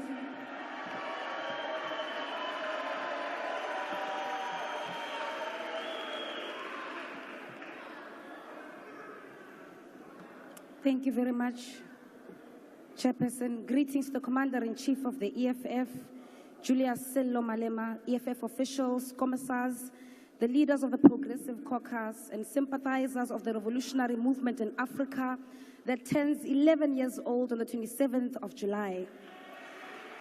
To be young is to be in a stage of becoming, of working towards your goals and aspirations to transition from being dependent to independent. However, the youth of this country are perpetual children, and some will never know independence until their old age. At the realization of how doomed we are under your leadership, Mr. President, thousands continue to give in to Nyaupe, and young women and girls amount to bottle girls for you and your friends at the peak of their vibrancy and zeal for life and prosperity. We live with our parents, and finding a 40-year-old man asking his mother for bread is more common than otherwise. This phenomenon is known as the Ramaphosa economy. Joblessness, poverty, and constantly questioning if we are truly the young adults of today. In 2018, Mr. President, you launched a jobs summit and promised the youth of this country 275,000 jobs per year. You failed. In 2019, you promised 2 million jobs and an end to hunger, halving of crime, and empowering the school curriculum where a 10-year-old will be able to read for comprehension. You failed. In 2020, you unveiled a 100 billion rand fund to create jobs in the public sector for the youth. You failed. You launched the NSP against GBV and femicide, and 4 years later, on the eve of elections 2024, the murderer of Kidisaletse Elsin Donje was granted bail of 2,000 rands. You failed. In 2021, you spoke about building new cities, and the National Youth Development Agency would fund 1,000 young entrepreneurs in 100 days. You failed. In 2022, plagued by your own failures over the years, you promised the National Youth Service would create a modest 50,000 jobs in its first phase. You failed. In 2023, you came here and praised yourself for the Youth Employment Service that placed 100,000 youth in peace jobs that lasted nothing more than 12 months. Once again, you failed. Yesterday, you came to this house and promised 2 million jobs to the youth of South Africa. It is thus fair and deliberate to then say that this time next year, the result will once again be not achieved and failed. When you became president in 2018, youth unemployment was sitting at 43%. And nearly 7 years into your presidency, youth unemployment currently sits at 45% for individuals aged 15 to 34, and a whopping 59% for young people aged 15 to 24. Your presidency is characterized by many promises and many failures. It is now apparent that as the youth of today, we must ready ourselves psychologically like the youth of 1976 for the biggest fight against the establishment.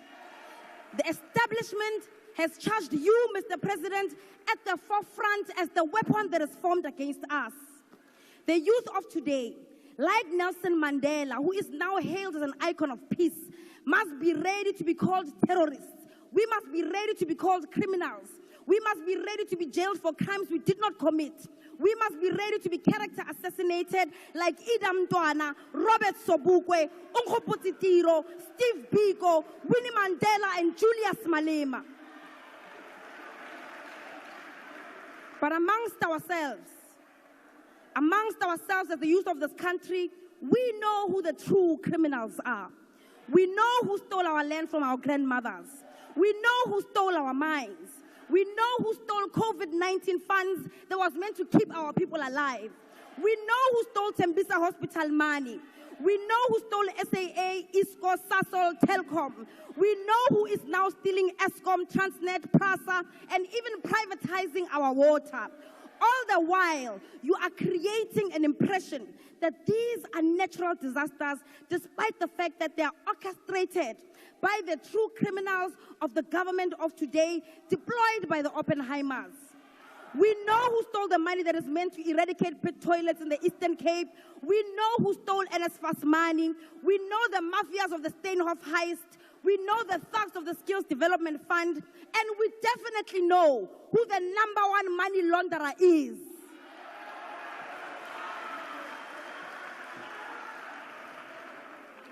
There is absolutely nothing that the establishment, masquerading as a government of national unity, can do to deter us, the youth of today, from seeking out our generational mission. The government of the ANC has not fooled all of us. It is under the ANC that we saw privatization of state-owned entities at a large scale, much higher than that of the apartheid government. A trail of privatization that is so aggressive that even our healthcare isn't spared through the NHI. The rise of the establishment and the collapse of the state takes shape under the government of the ANC. That is the legacy of the ANC today. The positive outcomes of all of this neoliberal facade of the government of the day is that we now rightly characterize the neoliberal agenda encompassing of all its participants who are part of the GNU coalition. We now know who the enemy of economic freedom is. Even if in the past they pretended to be a part of us and spoke like the forefathers of the emancipation movement. The battle lines have been drawn. It is the subject of the Oppenheimer, the GNU coalition, versus the people of South Africa. The youth of this country will continue to chant economic freedom in our lifetime. We will continue to present bills in this house that call for expropriation of land without compensation. We will continue to call for nationalization of mines, banks, and other strategic sectors. We will push back against your corruption and hold the captains of the ruling class accountable. We will fight for the scrapping of student debt and continue to call for quality, free, and decolonized education in our lifetime. We will continue to call for free healthcare, housing, water, and sanitation. We will continue to remind you that the young people in this country deserve real jobs. It's 6 months. We want industrial development, insourcing of security guards and cleaners, free pads, Mr. President, and all those rent manipulators to be arrested and to rot in jail. The people's power is rising in Africa, and we will not be left behind. Thank you, Honorable Member. I will now call upon the Minister of Communication and Digital Technologies.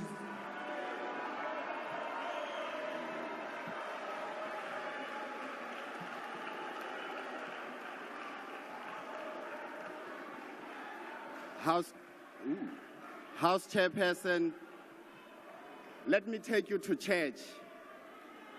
The scripture reminds us that there is a time for everything and a season for every activity under the sun. This is the time for all patriotic South Africans to rise beyond the borders of our partisan, to join hands in working towards what is in the best interest of our country.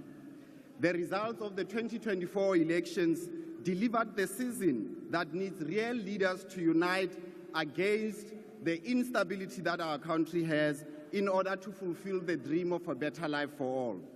So I speak on behalf of my colleagues that my party, the DA, is proud to be part of the government of national unity. We would rather be part of the solution that spurs South Africa towards prosperity rather than perpetuate the problems that deny millions of South Africans to live in a stable and thriving country. Unlike some Johnny-come-latelys who are masquerading as wannabe red and camouflage socialists, having no shame while they are exhibitors of opulence gained through the proceeds of crime and corruption, we would rather find solutions to uplift poor South Africans out of poverty.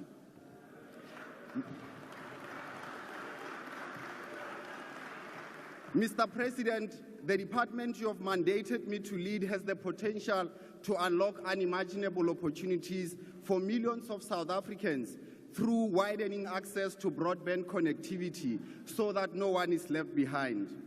And by the end of this financial year, we will be able to connect approximately 2 million households through the public Wi-Fi hotspots program. And as part of our efforts to building a digitally inclusive society, we will be in a position to connect over 20,000 government facilities. These include over 4,000 health facilities, 16,000 schools, 900 traditional authorities from those of us who live under traditional leaders, and 570 libraries over the next 36 months. And notwithstanding this, there are major obstacles that are imposed by the overregulation that exists in the information and communication technology sector, which make it impossible to reliably connect millions of South Africans to the digital world. Smartphones and smart devices should be a basic essential for learning, doing business, and even for personal entertainment. Yet one of the most obvious inhibitors to connectivity is the cost of smartphones and devices.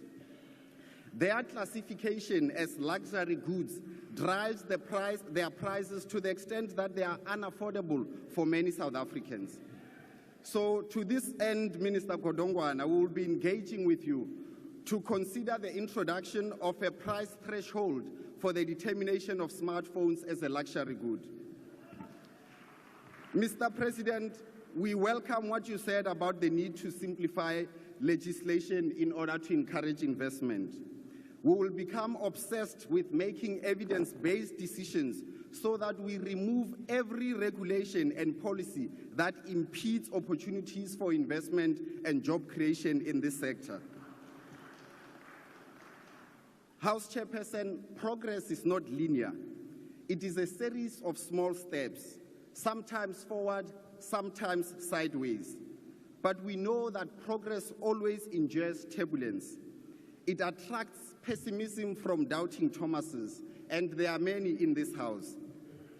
But with every persistent effort towards prosperity, making progress is possible.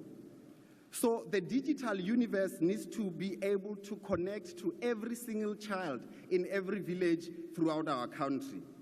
If we do this, we'll be able to discover a generation of geniuses that will spur innovation in the digital world. So I would like to challenge all the mobile network operators and telecommunications companies to work together with government to put devices in children's hands. And before I end with the scripture, Honorable Ndlozi and Honorable Bambo, have you really relegated your intelligence to trolling other members because of their wardrobe or height? Please do justice to your own intellect. But to end with the scripture, many are called, but few are chosen. Honourable Minister, the GNU has been chosen by people. Thank you.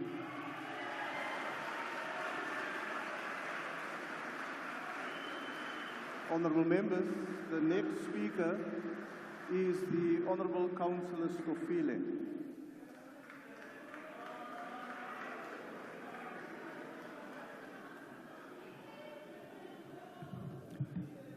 House Chairperson, the Speaker of National Assembly, the Deputy Speaker, the Chairperson of the NCOP, the President of the Republic, Umhlaba Uhlangene, Mzansi Afrika, Sekela Mongameli welizwe lakwethu. Indeed, it is my honor and humbling privilege on behalf of the South African Local Government Association and the sector as a whole to welcome the opportunity given to us and also to be the first person to congratulate you on your elections. As a seventh administration that will take this country to the new heights. President of the Republic, South African Local Government Association and the entire 257 municipalities in the country feel so happy to hear the news that you announced yesterday that there will be a focus in changing the funding model of municipal system in the Republic of South Africa. And these news are news that comes after 24 years of struggle, led by Fathers Mangaliso Mkhatshwa, Amos Masondo, Thabo Manyoni, Parks Tau, Thembi Nkadimeng, Sebenzile Ngangelizwe, divorce, whom waged a struggle that ultimately there should be a different way that municipal system in South Africa is funded. And that made us to be very happy, to be quite honest, that ultimately that debate you have managed to close it. So I'm trying to say, at least as South African Local Government Association and the entire municipal system in the country, we feel proud about that and we are looking forward to the implementation. The second issue that, President, we wish to bring to your attention is our appreciation that ultimately there is a recognition in South Africa, and you've made it very clear in your opening statement yesterday, that the government must stop to operate in silos. And you said it is important that the government to ignite the cooperative nature that the government was betrothed to in South Africa. And this, it must be appreciated to us as South African local government, because it is indeed a problem that when the government operates in silos, it creates problems of lack of service delivery. Thereby, your call to us, it means we must understand that we are a government that are elected, that's supposed to act as a single unit in responding to challenges of our people. I think, President, you then spoke directly to the words that were uttered by Dr. Nelson Mandela, the founder of our democracy, in 1996 when he addressed us as councillors. He said, we have the task of doing whatever is necessary to ensure that our new local government system serves the needs of our communities. You have the responsibility to make their voice heard and to provide an effective instrument for them to improve their lives, close quote. It is against this backdrop that we proudly join the President in calling on the Seven Administration to ensure that all spheres of government supports local government as the sphere closest to the people. Implementing this request, it is in line with our belief that in order to achieve a state that is capable of playing a developmental and transformative role, if we are serious about reversing the legacy of apartheid, local government is strategically positioned and a key pillar to play a fundamental role in building a capable state. We agree with the President that the role of municipalities, and in particular our cities, given their importance as engine for economic growth and job creation and dealing with the spatial transformation and legacy of spatial transformation is key. We do want to do this work. However, it adds that this should come with a particular focus and reflection on the powers and functions necessary to execute that mandate and why devolution and assignment is critical to the management of the integrated spaces. However, President, in respect of exploring opportunities for stimulating rural development, as detailed in your address, local government can play a meaningful role in the implementation of the effective and innovative development program.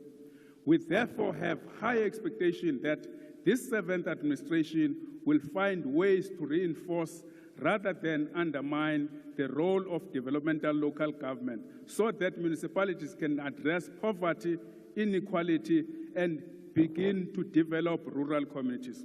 Having said this, while focusing our discussions on necessary ingredients for building a capable and developmental state, we should not and cannot ignore the current topical issues confronting the local government. Madam Speaker, whilst admirable progress has been made, substantial work remains to be done. During this 7th administration, frustration with the continuing lack of fundamental economic transformation and inequality are real. And the President has spoken to this when he was talking about economic growth. The 7th administration must therefore address the stubborn challenges that continue to bedevil the local government progress. These include governance and oversight challenges, including strengthening community involvement and ownership of development in municipalities, integrated development and safe, inclusive human settlement, in particular dealing with the key levers required to enable local government to effectively transform our municipal spaces and direct development, confronting our energy and infrastructure challenges, and making long-term sustainable choices. And that is why we appreciate Professor K. Ramokgopa and the department for interacting with us on issues of energy transition.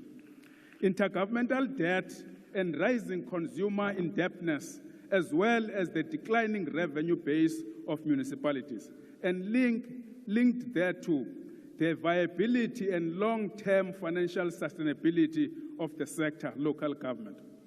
Safety and security of councillors, municipal officials, traditional leaders, and people that are representing the interest of our communities. I think, President, I've heard the Minister of Police, and I think it's a plan that we need to support in trying to fight the challenges. I think in this afternoon, he raised some issues. We support the President's emphasis on cooperative governance. It is our respective submission as SALGA that the promulgation of the Intergovernmental Monitoring Support and Intervention Bill, which is currently at subject consultation, will create a standardized framework of the support to municipal system and thereby make municipalities to operate as a single unit in responding to our challenges. As I conclude, noting the details unpacked by the President in his address, the journey of local government in South Africa has been an impactful transition. We stand proud to support the commitment made by President and his cabinet. We must, however, say the course on policy is still long. It requires the unity, because united we can prosper. And the last issue to us, we must be careful of what I term it auto-deficiency syndrome, where systems begin to contest and destroy each other with no progress and prosper of our communities. Thank you very much. Thank you, Honourable Member. The next speaker is the Honourable Deputy Chairperson of the Council.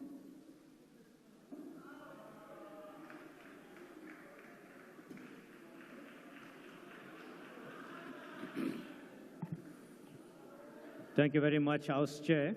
Honourable Deputy Chairperson, will you just take a seat, please? I want to recognize the Honourable Ndlozi. Honourable Ndlozi. House Chair, you are amending the program, ambushing us. We don't have this program of this speaker. And I think it would have been prudent either to share or explain rather than just ambush us. We have agreed times as to how long this debate must take place. Speakers have been released, and now there's someone here. Yes, no, thank you, Honourable Ndlozi. The speakers list has been updated, and it's incumbent on the table staff to ensure that all the chief whips of party get the speakers list. The Honourable Deputy Chairperson of the Council is the next speaker. Honourable Deputy Chairperson, you may proceed. How long does he have? The Honourable Deputy Chairperson, will you proceed? Please get the speakers list to the Honourable members. We didn't get, I started by saying we haven't received it. Yes, they will ensure that you get it. How long does he have? Honourable Member, the Deputy Chairperson of the NCOP will now proceed. Please ensure that the speakers list is provided to the whippery of the EFF. Thank you very much once again, House Chair. The President of the Republic of South Africa, His Excellency President Cyril Ramaphosa, the Deputy President, National Speaker of the National Assembly, Deputy Speaker, House Chairpersons, the President of the Inkatha Freedom Party, the Honorable B.F. Slavisa, Ministers and Deputy Ministers, Honorable Members of Parliament, distinguished guests, ladies and gentlemen. At the outset, Mr. President, we want to extend our heartfelt condolences to the families of the 6 firefighters who tragically lost their lives in the KZN Midlands whilst bravely battling the R617 Boston Road fire. These were first respondents, Mr. President and colleagues. These are first respondents that risked their lives to save the lives of other citizens in our province. Our thoughts and prayers are with them and their families and the survivors, and we wish them a swift and speedy recovery. Yesterday, the Honourable Minister of Cooperative Governance and Traditional Affairs and the President of the Inkatha Freedom Party, the Honourable B.F. Slavisa, made statements in this House which have resonance with this joint sitting in starting a new chapter in our country's history. Undeniably, the title of this chapter is the Government of National Unity. From this chapter, our pages will be filled by one common theme of reshaping and the political landscape of our nation and leading to the molding of a coalition government that reflects the collective will of the South African electorate.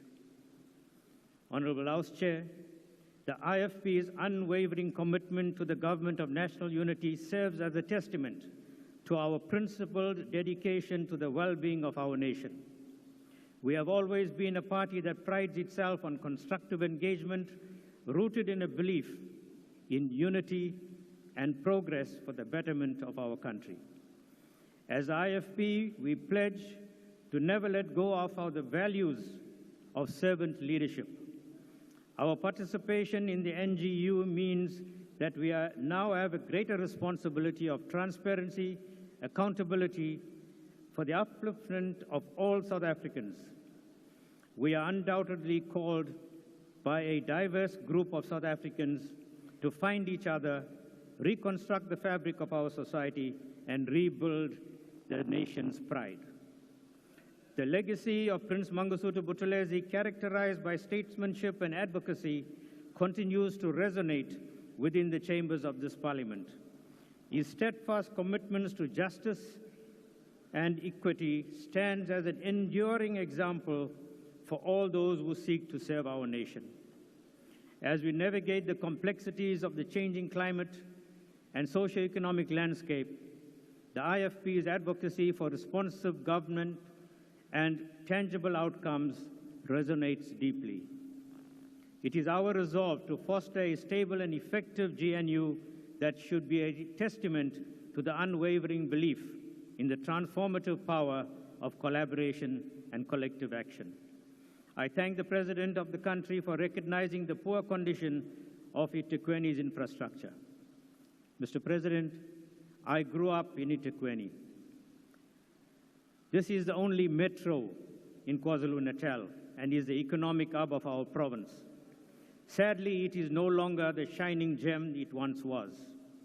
But I feel encouraged by the Government of National Unity that has found traction in the province, and the commitment by the President in his address last night to restore eThekwini to his former glory. Mr. President, I will hold you to that. Emphasis must be placed on the continued and far-reaching impact of natural disasters on the lives of the vulnerable communities in KwaZulu-Natal, which requires better intergovernmental coordination to effectively address prevailing challenges. The National Disaster Management Center should strive to ensure that all provinces meet a minimum set of requirements in disaster response readiness, addressing the current unevenness in provincial capabilities. The sets of standards are not a one-shoe-fits-all, but must rather be a response to the individual needs of each province. And whilst reference has been made to KwaZulu-Natal, in this instance, we must not forget other provinces who have been through climate change and natural disasters. It is imperative that all stakeholders in the disaster response chain act urgently, align with the gravity of the national disasters, and be able to respond to those communities who have been affected. While we acknowledge the recent commencement of the 7th dispensation, we express gratitude to the KwaZulu-Natal Premier, the Honorable A.T. Ntuli, and his cabinet for their commendable response to disasters in the region. Honorable members, the NGU will face judgment by the people of this country in providing services, and this is the essence of why we are in this type of government. We must not fail our people. And as the government of national unity, we must commit to ensure that the needs of the people come first. Servant leadership must be the cornerstone of everything that we do. And I thank you, Honorable President, honorable members. Thank you. Next speaker is the Honorable Shavambu.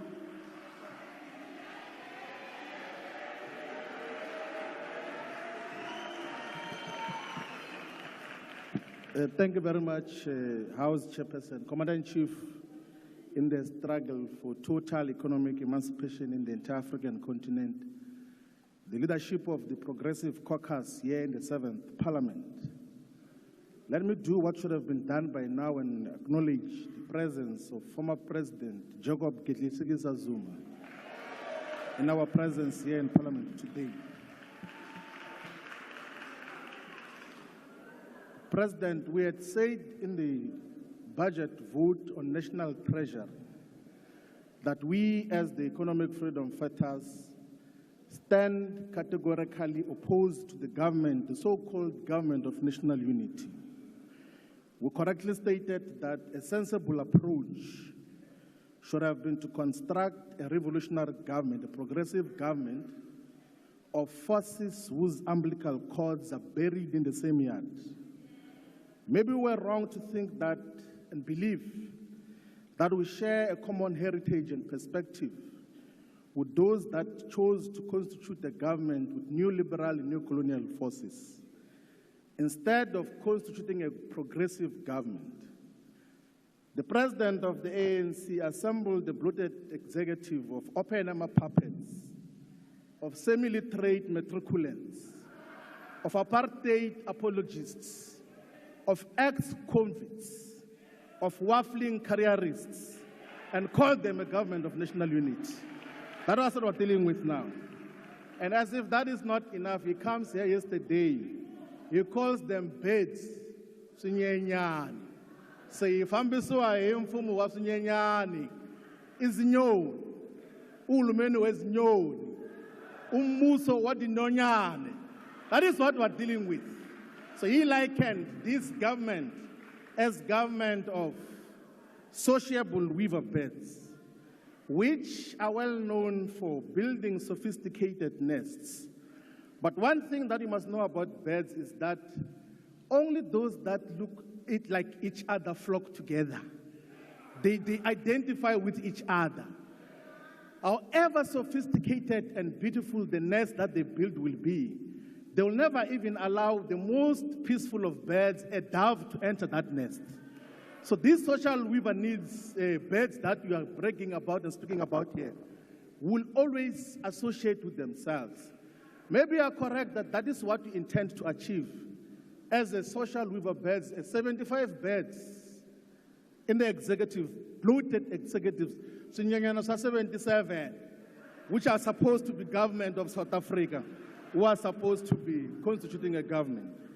Now, on the 15th of July 2024, the National Film and Video Foundation, the NFVF, issued a call for South Africans to nominate people who must receive the awards for the South African Film and Television Awards. I want to propose here, House Chairperson, that we should nominate Mr. Cyril Matamela Ramaphosa for the SAFTAS Awards for Best Fiction. If there is no such a category, we must introduce a category of even a Lifetime Achiever Award on fiction. because everything else that it represents is just fictions.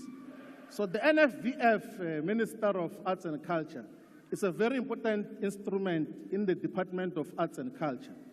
So before you introduce the sporting code of spinning mostly stolen cars, you should pay attention to the NFVF so that you can deal with all of these issues clearly. That is what we're dealing with. Now, the nomination is based on the following fact. In 2018, after the coup d'etat, which we regrettably supported as the EFF, what Mr. Cyril Ramaphosa said, he said, we are determined that expropriation without compensation should be implemented in a way that increases agricultural production, improves food security, and ensures that the land is returned to those from whom it was taken under colonialism and apartheid. Did that happen? No. He said again that starting this year, free higher education and training will be available to first-year students from households with a combined gross income of 350,000. Is that happening? There's no free education in South Africa. He said that we're going to forge ahead with the localization program through which products like textile, clothing, furniture, rail rolling stock, and water meters are designated for local procurement. Do we have got local procurement in South Africa out of those products? No. He further said that we're going to improve our capacity to support black professionals, deal decisively with companies that resist transformation. Is it dealing with that? No. He further said that moving forward, young South Africans will be moved to be at the center of the economic agenda. Are young people at the center of our economic agenda? No. He even further said that government will honor its undertaking to set aside at least 30% of public procurement to small, medium, and macro enterprises, cooperatives, and township and rural enterprises. Is such happening? No. He even said that it's going to accelerate the land redistribution program, not only to redress the grave historical injustice, but also to bring more producers into the agricultural sector and to make more land available for cultivation. Is that happening? No. So this person deserves a lot of awards. The closing date of that nomination for SAFTA's Awards for Best Fiction is the 9th of August. Let's make sure we nominate him so that he is awarded for all these fictions. Yesterday he came here to even add to a lot of fictional imaginations, claiming 2 million jobs that are not there. Leave the 2 million jobs whom we said you have created yourself. There are no 2 million jobs that were created since you took over as a president yourself in South Africa. Where does the 2 million come from? It only comes from the figments of your imagination. It comes from your creative writing skills, which you must be awarded for in terms of what is expected. Now, even if these fictions were possible, there is no money to finance such. Currently, we've got debt obligations of upward of 5 trillion rands. We expend 384 billion rands on debt service costs. That is the biggest expenditure item on the budget of South Africa. And that debt is rising. From your cabinet, the cabinet of Bays, you came, the only thing that you changed was to say from medium-term strategic framework to medium-term development programs. But the content and the essence of what your government stands for has not changed. You have not even made a commitment that are going to move away from the debt obligations that characterizes the state. Now let's call in Thomas Isidore and Noel Sankara. He says that debt is neocolonialism, in which the colonizers have transformed themselves into technical assistants. We should rather say technical assassins. Under its current form, control dominated by imperialism. That is skillfully managed reconquest of Africa, intended to subjugate its growth and development through foreign rules. That is what is the trajectory of this government, the continuation of debt obligations that are not sustainable.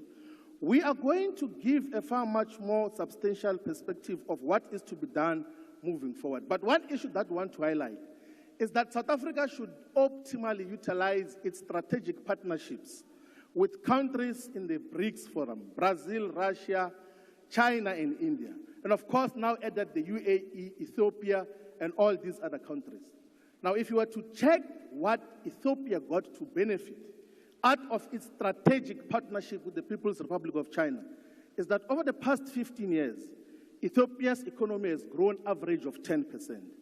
They built a railway from Addis Ababa to Djibouti, which is a neighboring country, which is coastal, of 759 kilometers, to lead an export-led industrial development manufacturing plan, which is reducing poverty, is giving jobs to our people.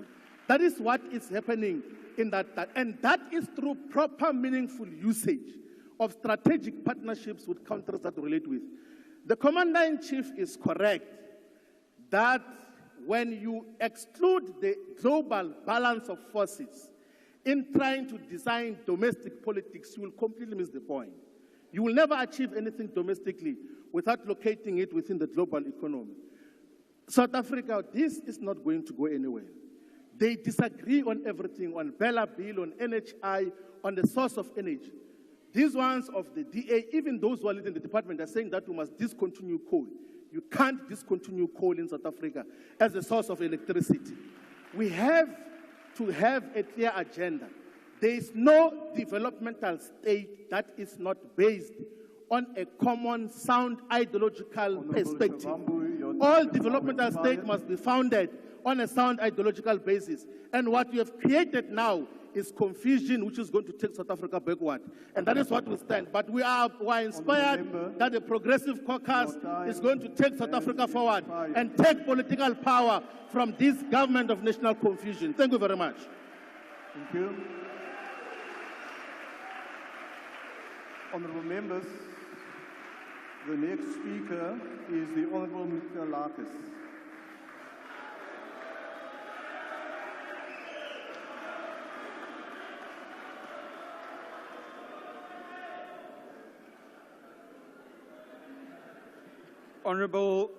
Honourable House Chair, even though some in this House are still in denial, the fact remains that South Africa now has a government of national unity in place.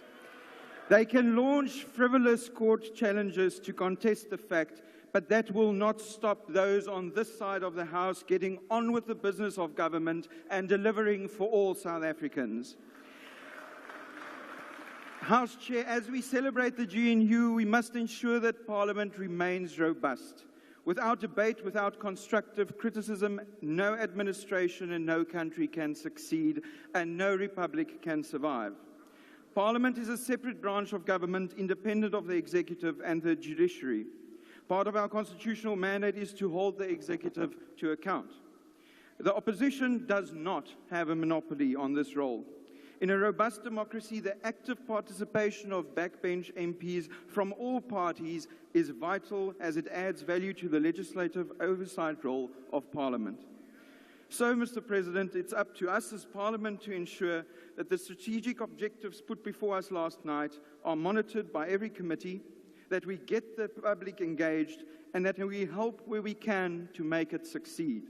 And we will do the same to ensure that laws passed in this House create the freedom and the jobs we need. We will help your executive to deliver on this by holding them to account and monitoring their progress every step of the way. We must make this Parliament and this government of national unity work, because there is no real alternative. House Chairperson, when the Honourable Bonlema in 2014 started taking all the EFF speaking time for himself, I thought I would never hear anything more boring. I was proven wrong this morning when we all lost 30 minutes of our lives that we will never get back. Because for something to be a meaningful contribution, it has to not only be constructive but also intelligent and entertaining. What we have heard this morning from the Leader of the Opposition meets none of these three criteria. If there's one contribution that the official opposition does make, it is to serve as a visible and audible reminder of the trouble we will find ourselves in if we don't succeed.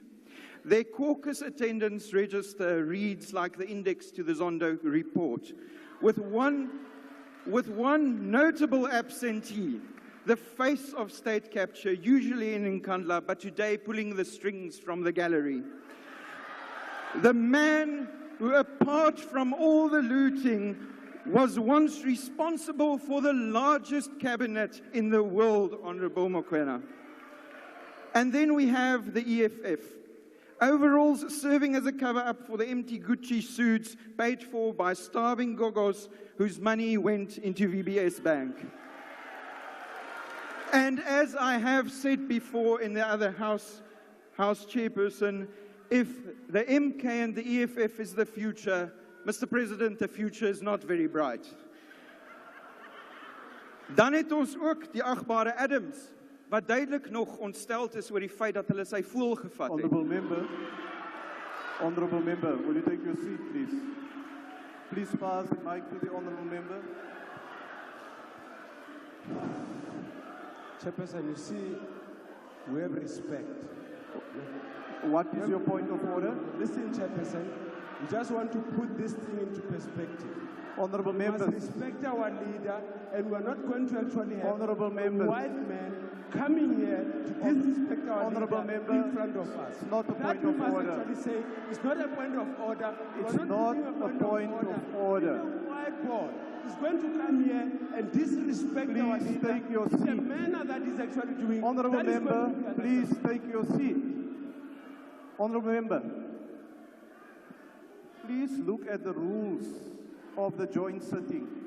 You cannot get up and just start a speech.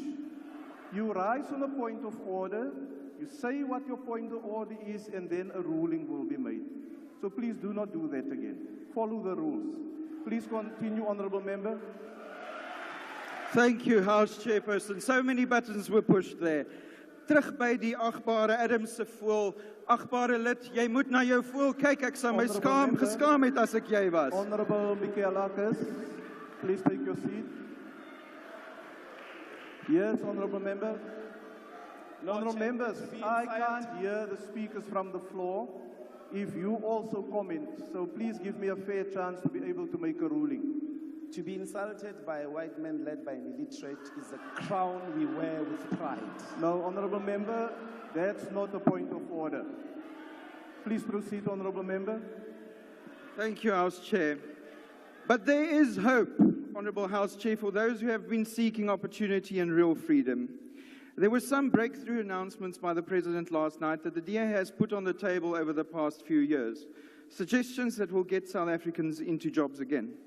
Mr. President, thank you for including these constructive suggestions that we agree on, and thank you to the millions of South Africans who backed these initiatives, such as the review of the fuel price model, the increased basket of VAT-excluded food items, to abolish cadre deployment and end political interference in the public service, and the release of state land as a priority for meaningful land reform, to mention a few. House Chairperson, we have to make the GNU, in defense of our Constitution, work, because the alternative is simply too ghastly to contemplate. We wish the President and his executive well in this mammoth task. We do so with one message, Mr. President. Where you should be held accountable, you will find a Parliament that stands ready to do its oversight duty as required by the people of this country. And where you act in their interest, you will find us standing behind you in support. We wish you and this government well. Thank you. The next speaker is the Honorable Bobane.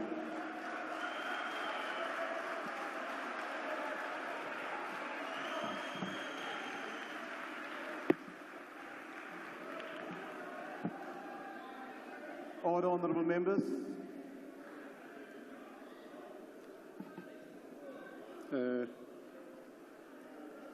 Honorable Chair,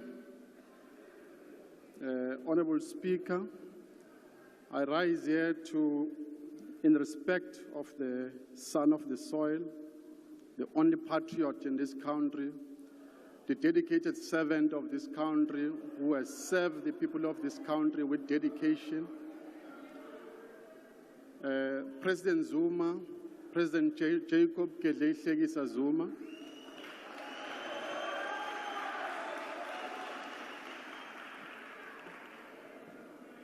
so we'd like to thank you for coming and then to see your team performing today, President. Thank you very much for coming.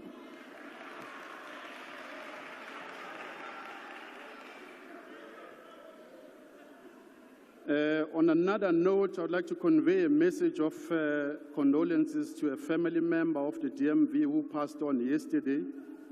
A lot of military veterans in this country are not treated as the veterans of the other color. So we pay convenience. The member passed on yesterday at the on the 18th of July. Antonio Gramsci, in his prison writings, Cultural Hegemony, describes how the state and the ruling capitalist class used their power in state machinery to suppress the same people they claim to be representing. This is evident with the former ruling party, ANC, and Gramsci calls it a pitfall of national consciousness. History has taught us that liberation movement in Africa becomes irrelevant to the society after 30 years in power. Typical examples is Chama Chama Mapinzo, a party that was led by late Julius Mwalimu Nyerere in Tanzania, Frelimo in Mozambique, led by late Samora Machel, SWAPO in Namibia, led by the late Semnu Joma and Andimbo, Toivo ya Toivo, and the last one to be rejected is the ANC of Ramaphosa on the 29th of May. The people of South Africa said it loud and clear to the ANC. They say, hamba ANC, asisakufuni. They gave you below 50%, which means you fail the society of South Africa.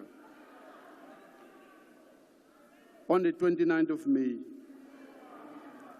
It was the people of South Africa that decided their fate, not the market, as usually you used to say, that it's a market that you respect more than the people who voted for you. And as usual, Mr. President, you started to use Chapter 9 institution, IEC, which is not independent anymore, but rather became the subcommittee of the ANC to do your dirty job. What happened to the ANC, to the IEC? We were there, we were watching. The IEC is riddled with loophole. It needs to either be reformed, revamped, and be redone from scratch. That institution, all political parties are only able to monitor it on the voting day and on the counting day only. Anything else from there, on capturing of the slip, on auditing, you need to know this because you don't know about the IEC institution that you are running. It's riddled with loopholes, and from there onwards, the officials, they do as they please. They capture numbers that do not tally with the slip, and they are not monitored. That's why, as the MK, we do not recognize this president, because the election was stolen.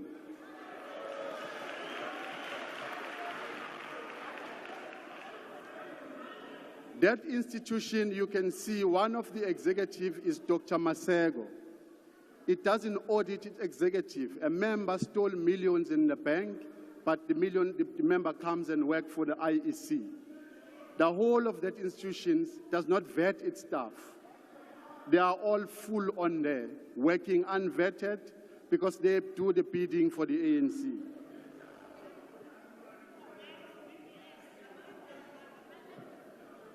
With all the evidence we provided to the IEC, we did everything in our power. We provided every evidence, and then we're still going to challenge that in court through and through. We're not going to give up on that.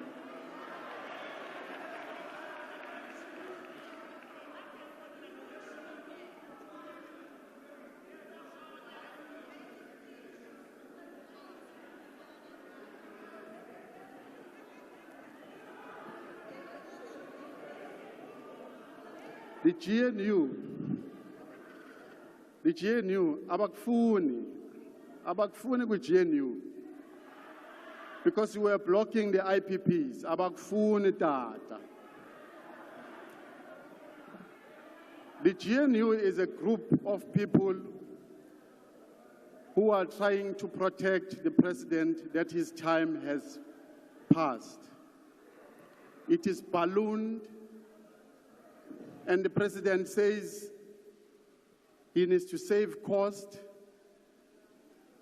and there is no money in the country, but you are busy ballooning the executive.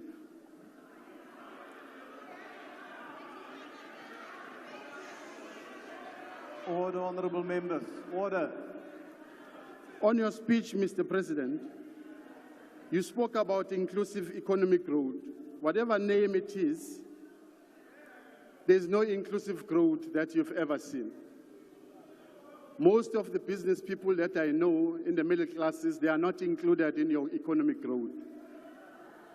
You are busy assisting the monopolies to grow in their economies, but our SMMEs and our middle class business people are at poverty. You've neglected the poorest of the poor.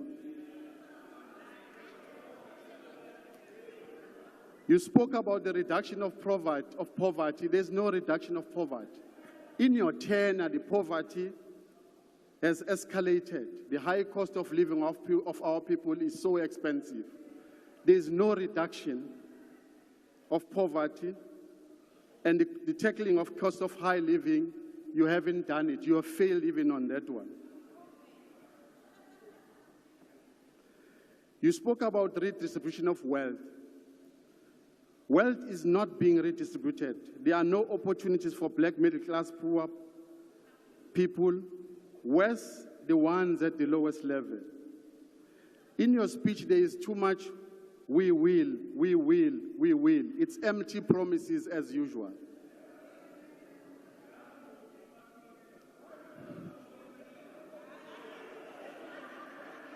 The will stands for promises, as people say in politics, but yours are empty promises.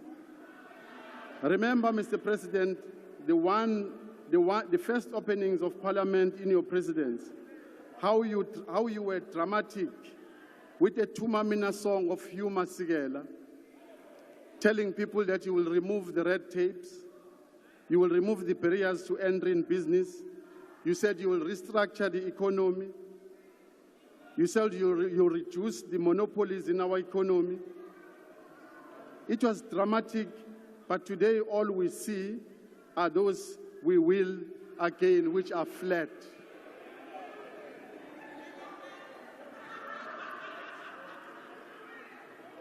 You said we are simplifying the regulations on public-private partnerships to enable greater investment in both social and economic infrastructure development. You must explain it, how is this going to be done to us as people? As the government of national unity, your government of national unity,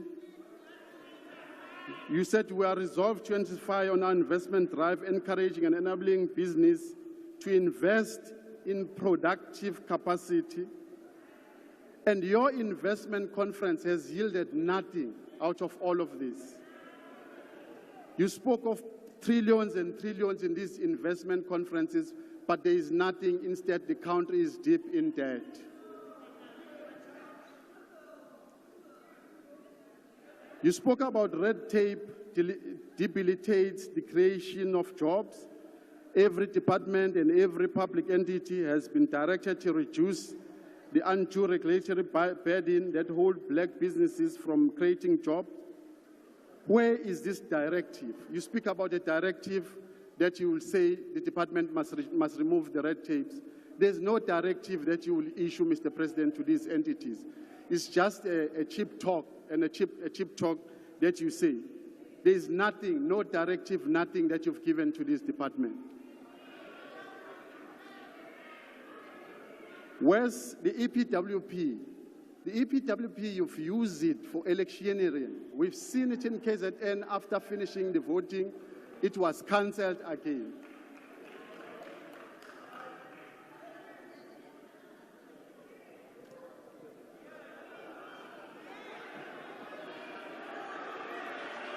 Order, honorable members.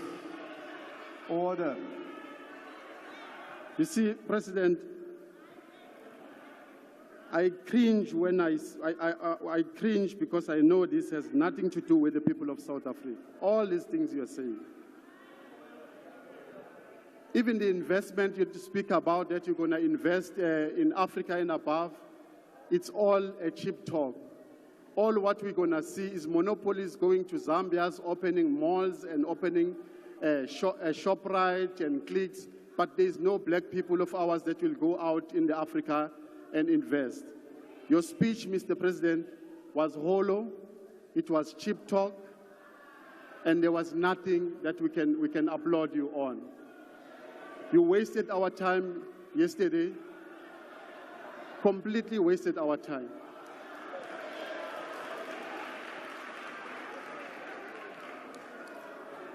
Instead, Mr. President, if you wanted our black people that you want to push to the African country, you must push the trip, business people that are selling shoes. You must push the Batu to Africa to open the market for them. You must push the Xhosa clothing brand, the gentlemen that sell Xhosa clothing. You must push the brand, the Zulu clothing brand. You must push the Tsonga shoes. There's a gentleman who sells the Tsonga shoes. Those are the people you must push when you go and invest in the brands in Africa. But you are failing again to do that. You only push the monopolies, the ShopRite, the Pick and Pays, all the Stellenbosch. They've opened all the businesses in Africa and abroad, and you leave our people here, and you don't push them to go open the business in the African countries. So your speech was hollow. It's not bringing hopes to our people, and it doesn't give us anything to benefit from. Thank you, Mr. President.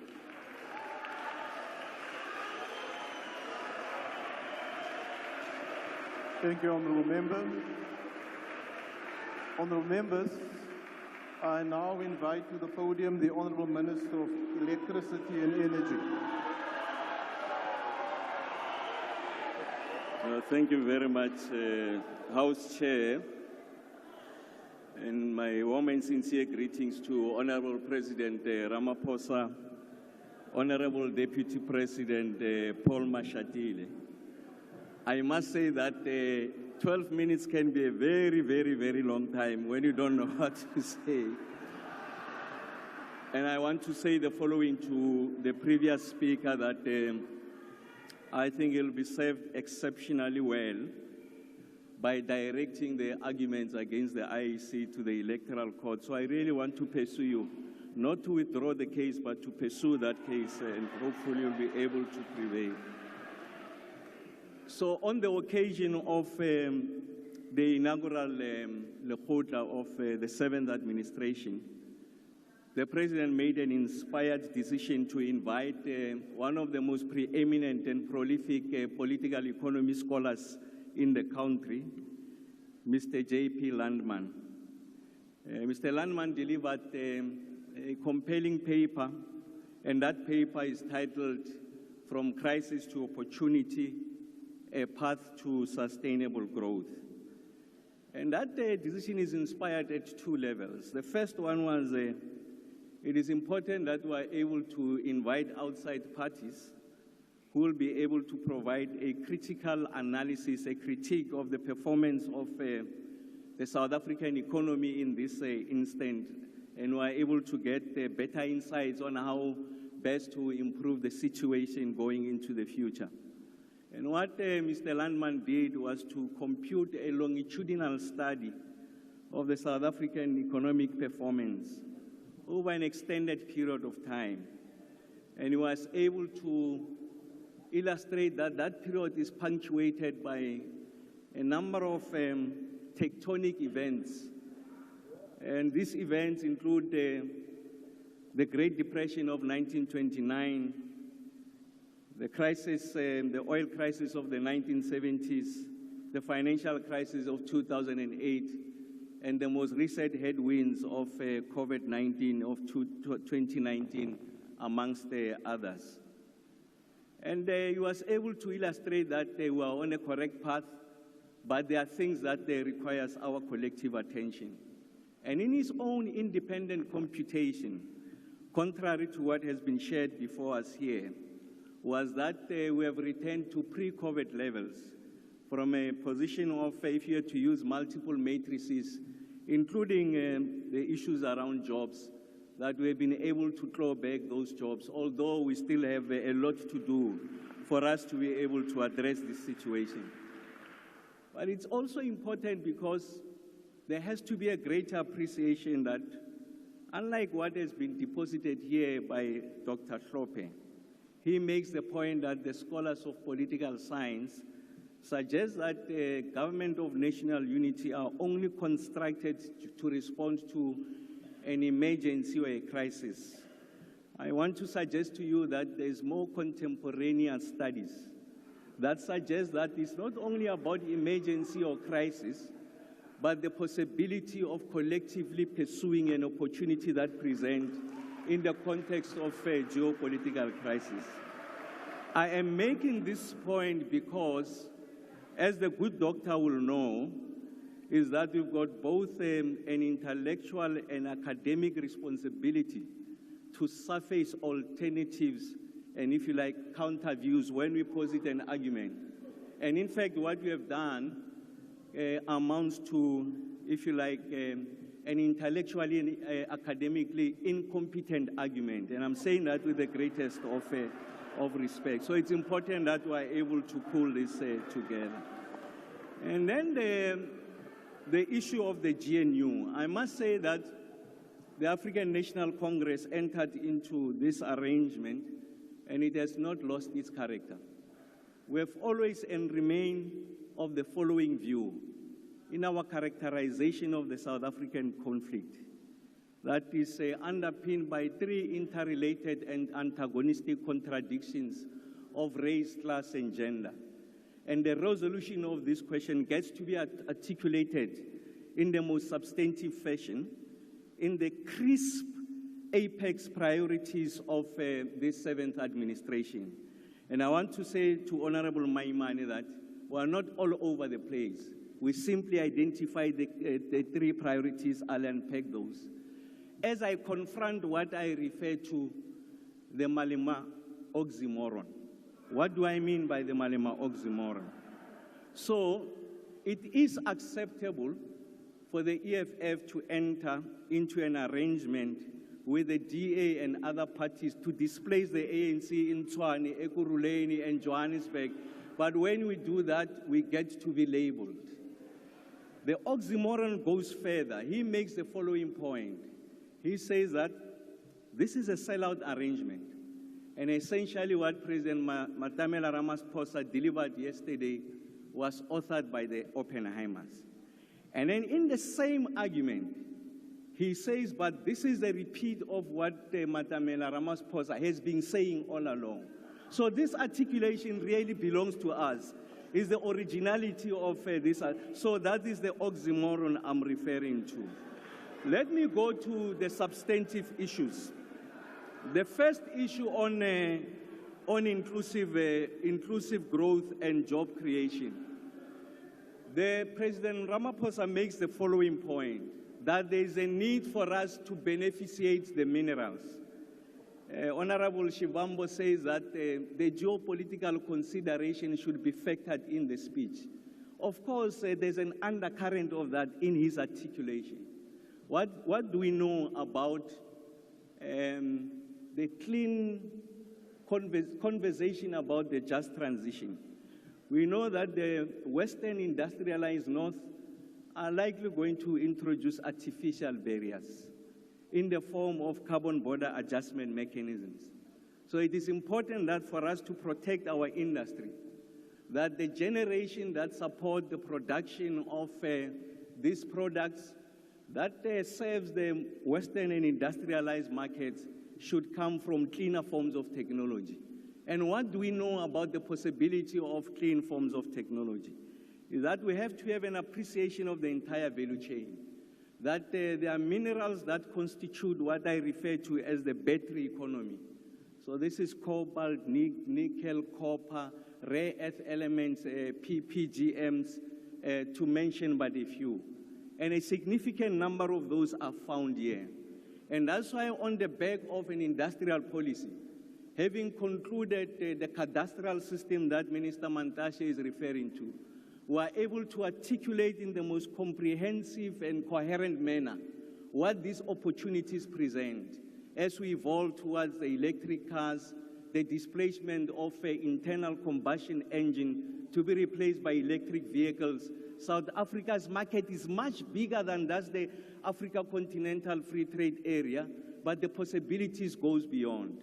And when you go to the issues around green hydrogen, the appreciation is even much better. They're hard to abate sectors. We are sitting with those endowments, and South Africa is sitting pretty to exploit these opportunities going into the future. So that sits in that articulation of President Ramaphosa. Just a few months ago, we got to be accused that the kind of progress we're making, spectacular progress, in the resolution of the preeminent and existential question that was facing the South African economy, that of load shedding. We are accused as we're moving closer to the election, by all quarters, by the way, that this is an election gimmick, that in fact, after the elections, load shedding will come back. And in fact, the leader of the EFF, Honorable Malema, he was even prophetic. And he said on the 29th of May at 10, the lights will go off. We are 113 days today without load shedding. And when I was advised that respond to this question. When I looked deep, I said it doesn't warrant a response. But in fact, what it calls for is education. It's a very complex engineering question to understand. And I'm going to give myself time to be able to educate you so that there's a greater level of appreciation. But we also, on the issues of reducing poverty and tackling high cost of living, President Ramaphosa makes the point about expanding the flow of the social wage. When I'm talking about the social wage, I'm not only talking about transfers. The 340 SRD grant is the threshold of water and electricity that we give to the poor. And the zero rating, the expansion of the zero VAT rating of the basket of food. President Ramaphosa refers to that in his articulation. Surely, someone who defends and expands the social wage can't be a sellout. He's someone who's on the side of the poor and doing everything to ensure that we address this question. I want to say, as I move closer to conclusion, that we are going to protect also the interest of the poor to the extent that their wages and their disposable income is eroded by the exponential increases with regards to electricity tariffs.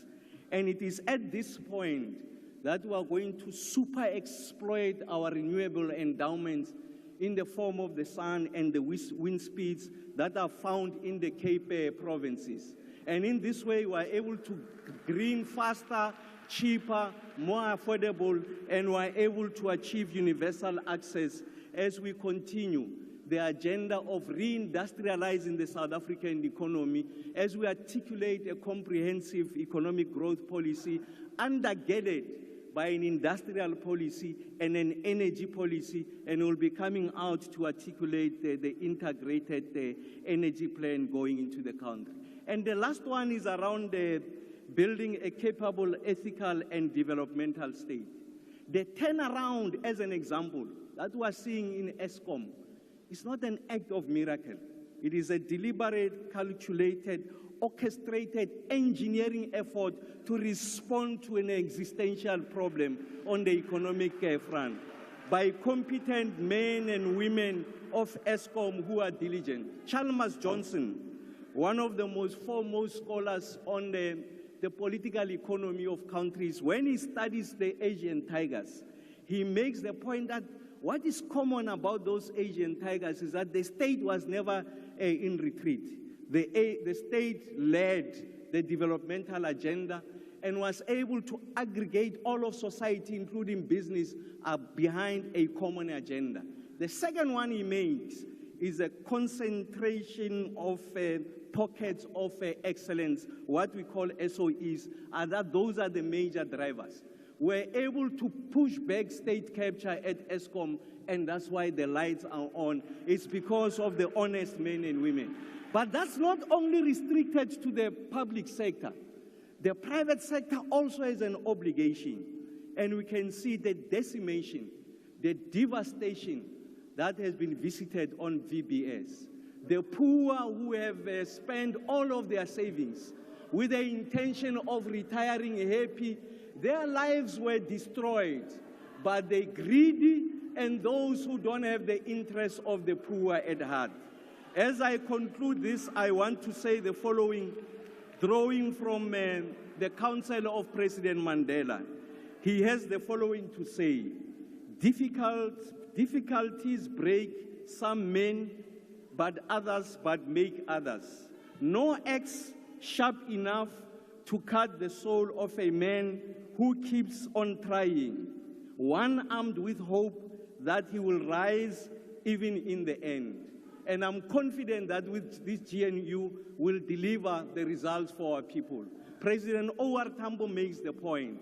On the occasion of the burial of Joe Kavi, he says the future is bright, the end is glorious, the intervening period is dark and bitter, but finds glory in acts of struggle. The GNU will deliver us. Thank you, Mr. President. Thank you, Honourable Minister. Order, honourable members. Order, honourable members.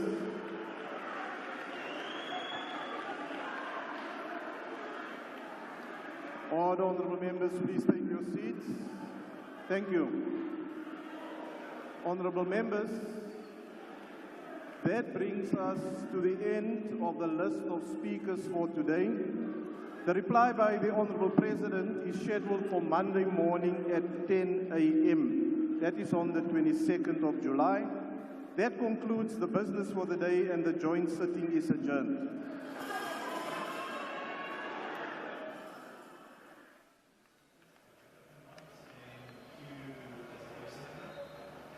And that brings us to the end of the robust debate on the opening of Parliament address delivered by President Cyril Ramaphosa last night.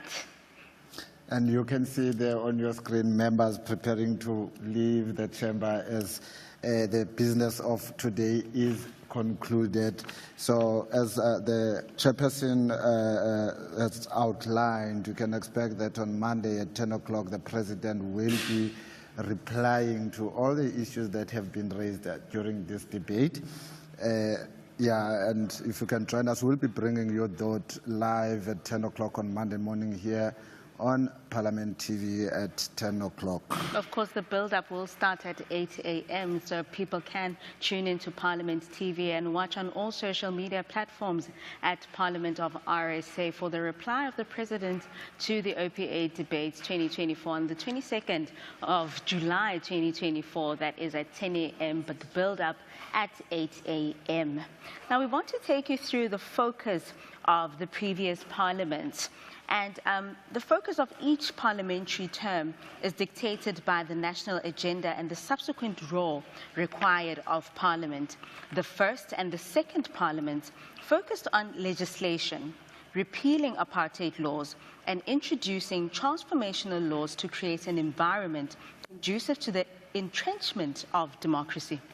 And the third Parliament prioritized strengthening oversight and accountability, resulting in the development of the Oversight and Accountability Model and the adoption of the Money Bills Amendment Procedure and Related Matters Act. Of course, then we had the fourth Parliament, which adopted an activist orientation to its work. developing a public participation framework for Parliament and provincial legislatures. Both the 4th and 5th Parliaments built on the work of previous parliaments and concretized instruments to strengthen oversight and accountability. And the 6th Parliament has made great strides in improving accountability, as evidenced by recent information showing that accountability is slowly improving in South Africa.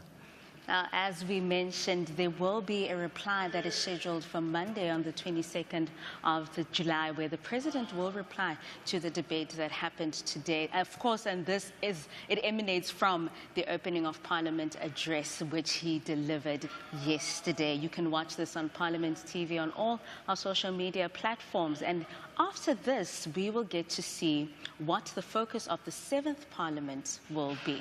Lebitso la ka ke Tshepo More. Gama lami nguThembi Nkosi Ngoma, and it's good night.